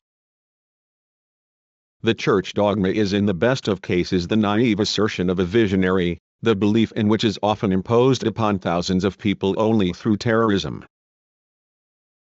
One could add that reason, if in fact it does not want to subscribe to a second dogmatism, must also reflect critically upon the concept of science that Schnitzler still somewhat naively assumes. Philosophy has its place in such reflection. While philosophy still relied on itself, its science was nothing other than the achievement of such self-reflection, and the renunciation of this self-reflection is itself a symptom of the regression to mere opinions. 11 For in the meantime consciousness, weakened and ever more subdued. Arthur Schnitzler, Bemerkungen aus dem Nachlass, in die Neue Rundschau 73-350. Servient to reality, is losing the ability to make the exertion of reflection required by a concept of truth that does not stand in abstract and reified contraposition to mere subjectivity but rather develops itself through critique, by means of the reciprocal mediation of subject and object. And so in the name of a truth that liquidates the concept of truth as a chimera, a vestige of mythology, the distinction between truth and opinion itself becomes ever more precarious.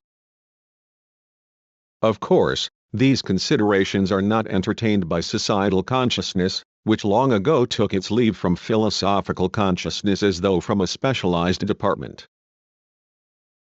Nevertheless, they are reflected in the procedures of scientific research, which have become the general model of knowledge in contradistinction to mere opinion. Hence their power. Processes that, if one may speak this way, take place within the philosophical concept, have their consequences for everyday consciousness, and especially in its social dimensions. Societal consciousness tacitly renounces a distinction between truth and opinion, a renunciation that does not leave the movement of spirit unaffected. 12 Frequently truth becomes opinion to the consciousness that is wise to the world, as with a journalist. But opinion replaces truth with itself. In place of the both problematical and binding idea of truth in itself there appears the more comfortable idea of truth for us, whether it be for everyone, or at least for many. 13 million Americans can't be wrong, goes a popular advertising slogan, a more faithful echo of the spirit of the age than the isolated pride of those who consider themselves the cultural elite would care to admit. The average opinion, along with the societal power concentrated in it, becomes a fetish, and the attributes of truth are displaced onto it. It is incomparably easier to detect its meagerness, to become outraged or amused by it, than to confront it cogently. Even the strange, presumptuous claims made by the latest form of the dissolution of the concept of truth in many, not all, directions of logical positivism spring to mind. At the same time they can be refuted on their own terrain only with great difficulty. For any refutation presupposes precisely the very relationships of thought to the subject matter, the very experience that is thrown on the scrap heap in the name of the transformation of thought into a method that should be as independent as possible from the subject matter. More in keeping with the times is good old common sense that, while priding itself on its own reasonableness, at the same time spitefully repudiates reason, knowing that what matters in the world is not thought so much as property and power, a hierarchy it would have no other way. What parades as the incorruptible skepsis of someone who will have no dust thrown in his eyes is the citizen shrugging his shoulders. What in God's name could there be on the horizon, as is said at one place in Beckett's Endgame, the complacent announcement of the subjective relativity of all knowledge. 13. It amounts to the view that stubborn and blind subjective self-interest is and should remain the measure of all things. This may be studied, as though in a test tube, in the history of one of the most important concepts of social theory, that of ideology. In its full theoretical elaboration, the concept of ideology was related to a doctrine of society that claimed to be objective, inquired into the objective rules of societal change, and conceived a correct society, one in which objective reason would be realized and the illogicality of history, its blind contradictions, would be resolved. According to this theory, ideology signified a societally necessary false consciousness, that is, the antithesis to a true one, and was determinable only in this antithesis, but at the same time ideology could itself be derived from the objective societal laws, especially from the structure of the commodity form. Even in its untruth, as the expression of such necessity, ideology was also a fragment of truth. The later sociology of knowledge, particularly that of Pareto and Mannheim, 14, took some pride in its scientifically purified concepts and its enlightened, dogma-free viewpoint, when it replaced the older concept of ideology with one that, not by coincidence, was called total ideology and that fit in only all too well with blind, total domination. The theory holds that any consciousness is conditioned from the beginning by interests, that it is mere opinion. The idea of truth itself is attenuated into a perspective that is a composite of these opinions, vulnerable to the objection that it too is nothing but opinion, that of the free-floating intelligentsia. Such universal expansion empties the critical concept of ideology of its significance. Since, in honor of beloved truth, all truths are supposedly mere opinions, the idea of truth gives way to opinion. Society is no longer critically analyzed by theory, rather it is confirmed as that which it in fact is increasingly becoming, a chaos of undirected, accidental ideas and forces, the blindness of which drives the social totality toward its downfall. The difficulty of accepting Nietzsche's grandiose anticipation of the self-destruction of truth resulting from a process of enlightenment unreflectedly set loose can be observed in just such eccentricities as the attitude toward the pathological opinion par excellence, superstition. Kant, the Enlightenment philosopher of subjectivity in the name of objective truth, had unmasked superstition in his treatise against Swedenborg, Dreams of a Spirit Seer. 15. Some empiricists, who indeed, in contrast to Kant, do not want to know anything about Con-ECF. Ideologie, in Institut für Sozialforschung, Soziologische Exers, Nachvorträge und Diskussionen, 162 ff. Statute of Subjectivity. Yet in their reduction of the concept of truth embrace a very unconscious and therefore all the more uninhibited subjectivism, no longer stand so decidedly opposed to superstition.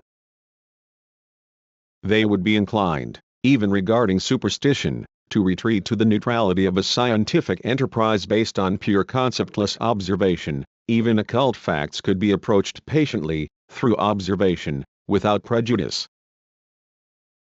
They relinquish the prerogative of rejecting the swindle out of hand, that what by its own definition exceeds the limits of the possibility of sensuous experience could then be made the object of such experience. They are still receptive to delusion. There is also a false impartiality, where thought is cut short and entrusts itself without reflection to the isolated materials under examination. Partiality and impartiality cannot be defined in the abstract at all. Rather, the distinction is drawn solely in the context of knowledge as well as of reality, the context in which the question itself is posed. In a science disposed to apologia, indeed, there are also those who calmly record even the pathological prejudices and dismiss their theoretical examination, their reduction to social and psychological defects, as itself biased, whereas in their opinion an impartial science can just as well develop a coordinate system in which, as with the late Marburg psychologist Jentsch, the authoritarian personality would be the positive character type and the potentially free people who resist it would be decadent weaklings. 16 From here it is but a short step to a scientific attitude that is indifferent to the concept of truth and contents itself with the production of more or less harmonious classificatory systems that elegantly ensnare whatever is observed. The immanence of pathological opinion within so-called normal opinion is demonstrated graphically by the fact that, in crass contradiction to the official misrepresentation of a reasonable society of reasonable people, groundless and absurd ideas of every stripe are by no means the exception and are by no means on the wane. More than half the population of the Federal Republic of Germany believes that there is something to the astrology that in the early days of the bourgeois age, when the methods of scientific critique were less developed than they are today, Leibniz already characterized as the only science for which he felt nothing but contempt.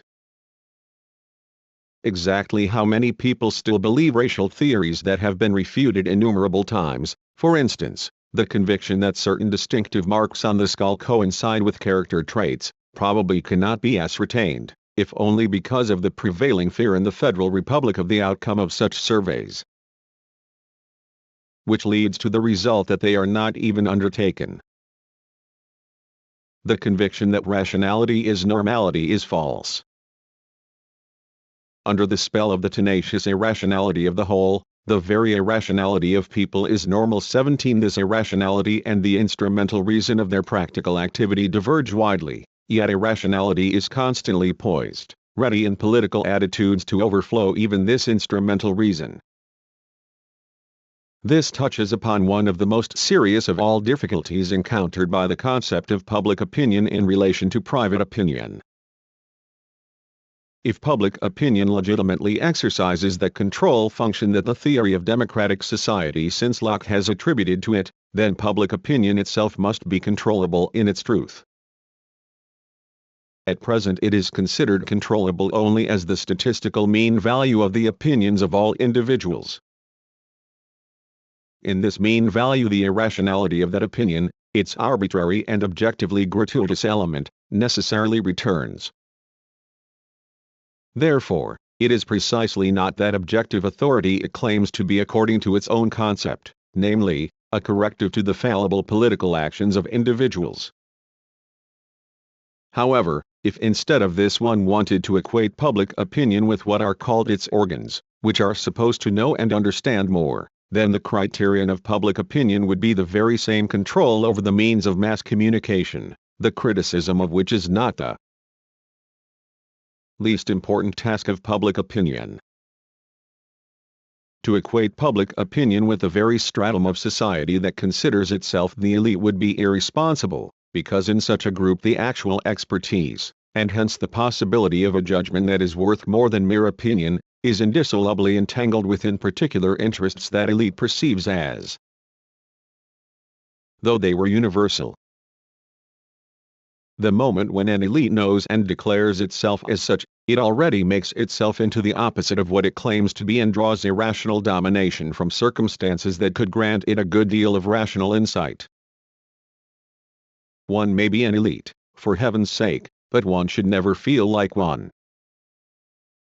However, in view of such aporias, simply to delete the concept of public opinion, completely to renounce it, on the other hand would mean losing an element that can still avert the worst in an antagonistic society as long as it stays this side of totalitarian. The revision of the Dreyfus trial, even the fall of the Minister of Culture in Lower Saxony because of the opposition by Göttingen students, would have been impossible without public opinion. 18 Especially in the Western countries, even in the age of the administered world, public opinion has preserved some of the function it had in the struggle against absolutism. Indeed, in Germany, where public opinion never really developed into the voice, however problematical, of an independent bourgeoisie, even now, when for the first time public opinion seems to be stirring more forcefully, it retains something of its old impotence. 19 The characteristic form of absurd opinion today is nationalism. With new virulence it infects the entire world, in a historical period where, FCF, the meaning of working through the past, because of the state of the technical forces of production and the potential definition of the Earth as a single planet, at least in the non-underdeveloped countries, nationalism has lost its real basis and has become the full-blown ideology it always has been. In private life, self-praise and anything resembling it is suspect, because such expressions reveal all too much the predominance of narcissism. The more individuals are caught up in themselves and the more fatally they pursue particular interests that are reflected in that narcissistic attitude, which in turn reinforces the rigid power of the interests, the more carefully this very principle must be concealed and misrepresented, so that, as the National Socialist slogan has it, service before self. 20 However, it is precisely this force of taboo on individual narcissism, its repression, that gives nationalism its pernicious power. The life of the collective has different ground rules than those at work in the relations between individuals. In every soccer match the local fans, flouting the rules of hospitality, shamelessly cheer on their own team. Anatole France, today so prone to being treated en canaille, and not without some justification, remarked in Penguin Island that each fatherland stands above all others in the world. 21 People would only need take the norms of bourgeois private life to heart and raise them to the level of society. But well-meaning recommendations in this vein overlook the fact that any transition of this kind is impossible under conditions that impose such privations on individuals, so constantly disappoint their individual narcissism, in reality damn them to such helplessness, that they are condemned to collective narcissism. As a compensation, collective narcissism then restores to them as individuals some of the self-esteem the same collective strips from them and that they hope to fully recover through their delusive identification with it. More than any other pathological prejudice, the belief in the nation is opinion is dire fate, the hypostasis of the group to which one just happens to belong, the place where one just happens to be, into an absolute good and superiority. It inflates into a moral maxim that abominable wisdom born of emergency situations, that we are all in the same boat.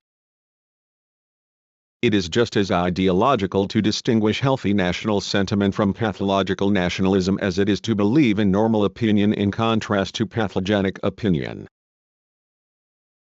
The dynamic that leads from the supposedly healthy national sentiment into its overvalued excess is unstoppable, because its untruth is rooted in the person's act of identifying himself with the irrational nexus of nature and society in which he by chance finds himself. In view of all this, we are left with the dictum of Hegel, who already perceived the contradiction at the heart of the concept of public opinion before it could fully unfold in reality. According to him, public opinion is to be both respected and disdained. This paradox stems not from the wavering indecisiveness of those who must reflect on opinion but rather is immediately at one with the contradiction of reality toward which opinion is intended and from which opinion is produced. There is no freedom without an opinion that diverges from reality, but such divergence endangers freedom. The idea of the free expression of opinion, which indeed cannot be separated from the idea of a free society, necessarily becomes the right to propose, defend, and if possible successfully champion one's own opinion, even when it is false, mad, disastrous. Yet if for that reason one wanted to curb the right of free expression, then one would be heading explicitly for the kind of tyranny that lies implicitly within the logic of opinion itself. The antagonism within the concept of free expression boils down to the fact that the concept posits society as composed of free, equal, and emancipated people, whereas society's actual organization hinders all of that and produces and reproduces a condition of permanent regression among its subjects. The right to freely express one's opinion presumes an identity of the individual and his consciousness with a rational general interest, an identity that is hindered in the very world in which it is formally viewed as a given. Nowadays it is altogether problematical to oppose mere opinion in the name of truth, because a fatal elective affinity has been established between the former and reality, which in turn proves useful to the stubborn rigidity of opinion. Certainly the opinion of the fool who moves her bed around her bedroom in order to shield herself from the danger of evil rays is pathogenic. But the risk of exposure in a radioactively contaminated world has grown so great that the anxiety is belatedly honored by the same faculty of reason that eschews its psychotic character. The objective world is approaching the image persecution mania renders of it. The concept of persecution mania and pathological opinion as a whole are not spared the same tendency. Anyone who nowadays hopes to comprehend the pathogenic element of reality with the traditional categories of human understanding falls into the same irrationality he imagines himself to be protected from by his loyal adherence to healthy common sense.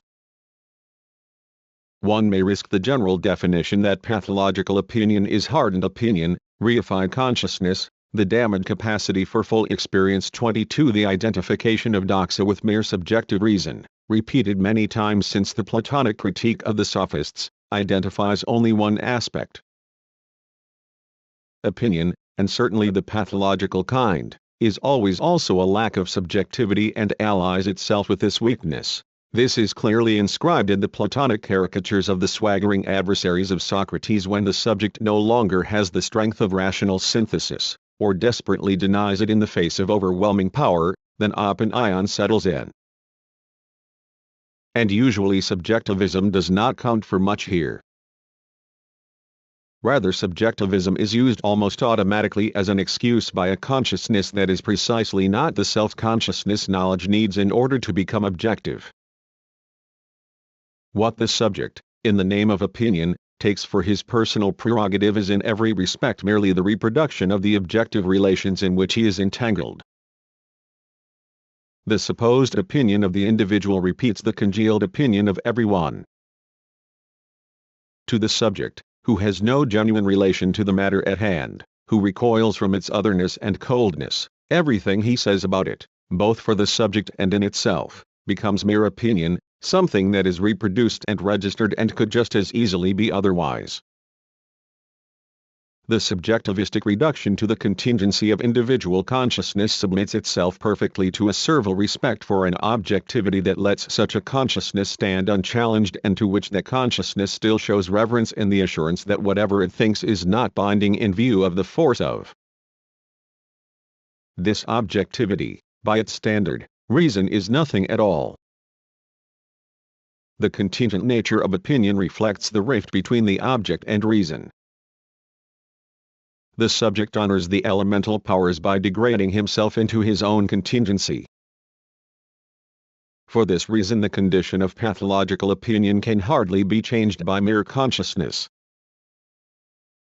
The reification of the consciousness that deserts and defects to the world of things, capitulates before that world and makes itself resemble it. The desperate conformity of the person who is unable to withstand the coldness and predominance of the world, except by outdoing it if possible, is grounded in the world that is reified, divested of the immediacy of human relations, dominated by the abstract principle of exchange. If there really is no correct life in the false life, then actually there can be no correct consciousness in it either. 23 False opinion cannot be transcended through intellectual rectification alone but only concretely. A consciousness that here and now would completely renounce this hardening of opinion, which constitutes the pathological principle, would be just as problematic as the hardening itself. It would fall victim to the fleeting and unstructured alternation of ideas, that mollusk-like monstrosity that can be observed in many so-called sensitive people and that has not even attained the synthesis of rational insight that then freezes solid in reified consciousness. Such a, so to speak, Paradisiacal consciousness would be a priori unequal to the reality it must come to know, and which is the hardness itself. Every instruction for attaining correct consciousness would be in vain. In reality, consciousness consists solely in the exertion of reflecting unceasingly upon itself and its aporias. The Anglo-Saxon form of the problem of opinion is the watering down of truth by skepticism. The objective knowledge of reality, and hence the question of how it is fashioned, is reduced to the epistemological subjects, and thus to the way in which their interests, not being reconciled in any objective general concept, should according to the doctrine of liberalism blindly reproduce the whole that at the same time they nonetheless continually threaten to tear apart. The latent, self-concealed subjectivism within the objective scientific mentality of the Anglo-Saxon cultural milieu coincides with the distrust of unbridled subjectivity and with the constant, already automatic, tendency to relativize knowledge by referring to its conditionedness in the epistemological subject. Strong effects defend consciousness from being reminded of its own subjectivism, from the fact that the position that one takes has no other source of legitimacy than what in the final analysis is immediately given to mere individuals, and hence ultimately, merely opinion. The German temptation, if not that of all peoples who live east of the Mediterranean cultural sphere and were never fully Latinized, is the inviolate hardening of the idea of objective truth, which is thereby made into something that is no less subjective than opinion. The capitulation before facts not permeated by thought and the adaptation of thought to given reality in the West corresponds in Germany to the lack of self-reflection, the inexorability of megalomania. Both forms of consciousness, the one that bows before the facts and the other that mistakes itself for an overlord or creator of facts, are like the shattered halves of the truth that was not fulfilled in the world and the failure of which also affects thought.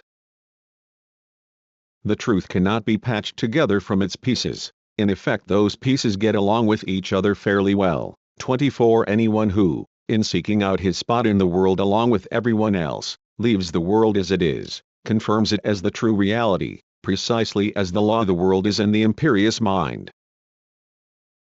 Imagines itself to be.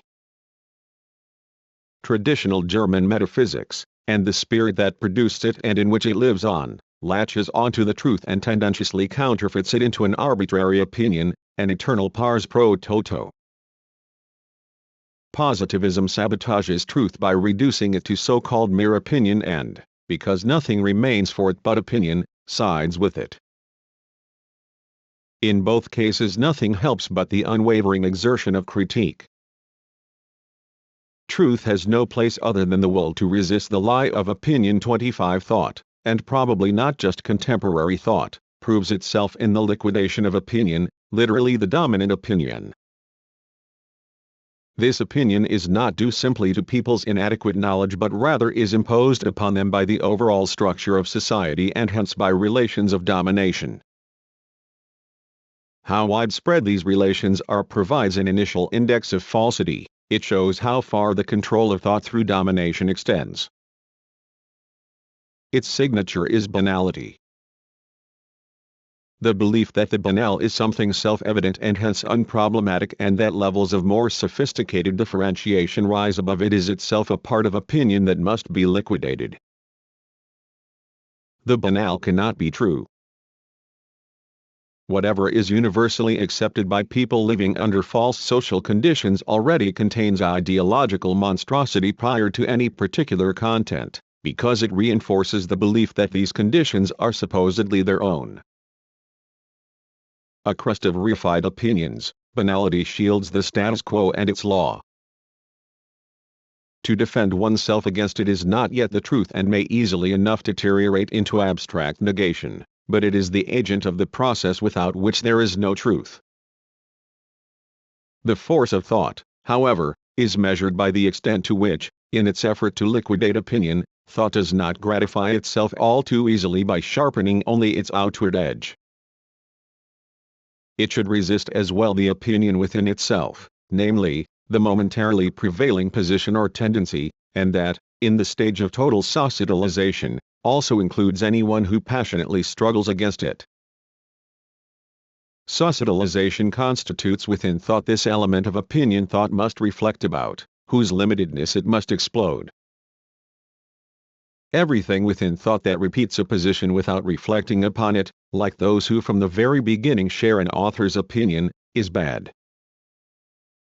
In this attitude thought is brought to a standstill, degraded into the mere recital of what is accepted, and becomes untrue.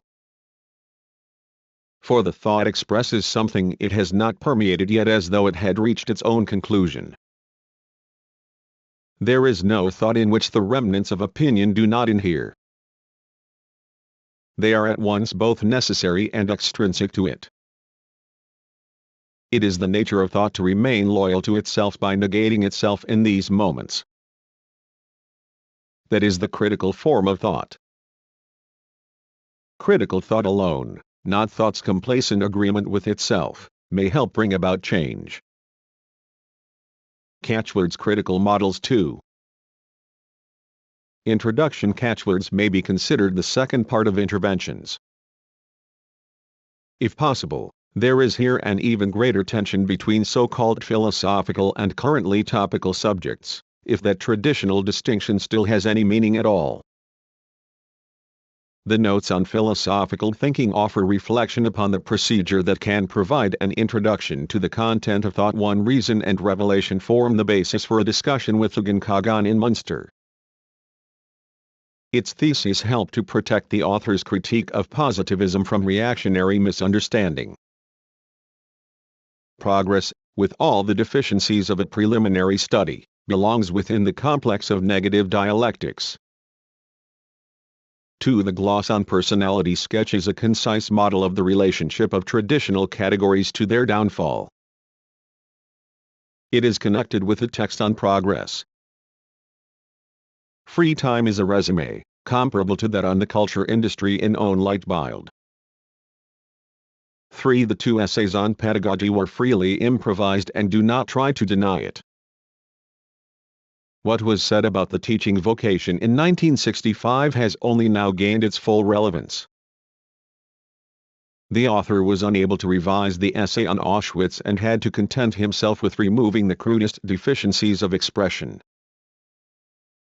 Where the text speaks of the most extreme things, of harrowing death, the form arouses shame, as though it were sinning against the suffering by unavoidably reducing it to so much available material. Many phenomena of neo-barbarism could be understood under this aspect. The invasion of inhumanity into sequestered culture transforms culture itself, which must defend its sublimations, into something brutish as soon as it takes up the defense. By remaining gentle, culture denies the real brutality. With a logic immanent to spirit, the terror that temporarily culminated in Auschwitz brings about the regression of spirit. It is impossible to write stylistically well about Auschwitz.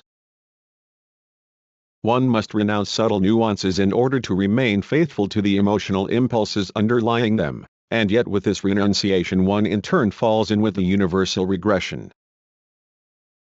It must be strongly emphasized that education after Auschwitz can succeed only in a global situation that no longer produces the conditions and the people that bear the responsibility for Auschwitz. This global situation has not yet changed, and it is unfortunate that those who desire the transformation obstinately refuse this idea. On the question, what is German? The author attempted, to use the currently all too popular Brechtian expression, to refunction a question that was put to him, for this work should be considered together with the essay on scientific experiences in America. The latter concerns the subjective side of the author's controversy with positivism as well. The dialectical epilegomena, which directly pertain to negative dialectics, were intended for a lecture course in the summer semester of 1969. Which was disrupted and had to be discontinued. 5. What is said about theory and praxis brings together, intentionally, philosophical speculation and drastic experience. The title Catchwords alludes to the encyclopedic form that, unsystematically, discontinuously, presents what the unity of experience crystallizes into a constellation. Thus the technique of a small volume with somewhat arbitrarily chosen catchwords perhaps might make conceivable a new dictionnaire philosophique. The association with polemics that the title conveys is a welcome one to the author. June 1969 Notes on Philosophical Thinking dedicated to Herbert Marcuse on his 70th birthday. If one is obliged to say something about philosophical thinking, stopping in mid-stride as it were, and not wanting to slip into the arbitrary,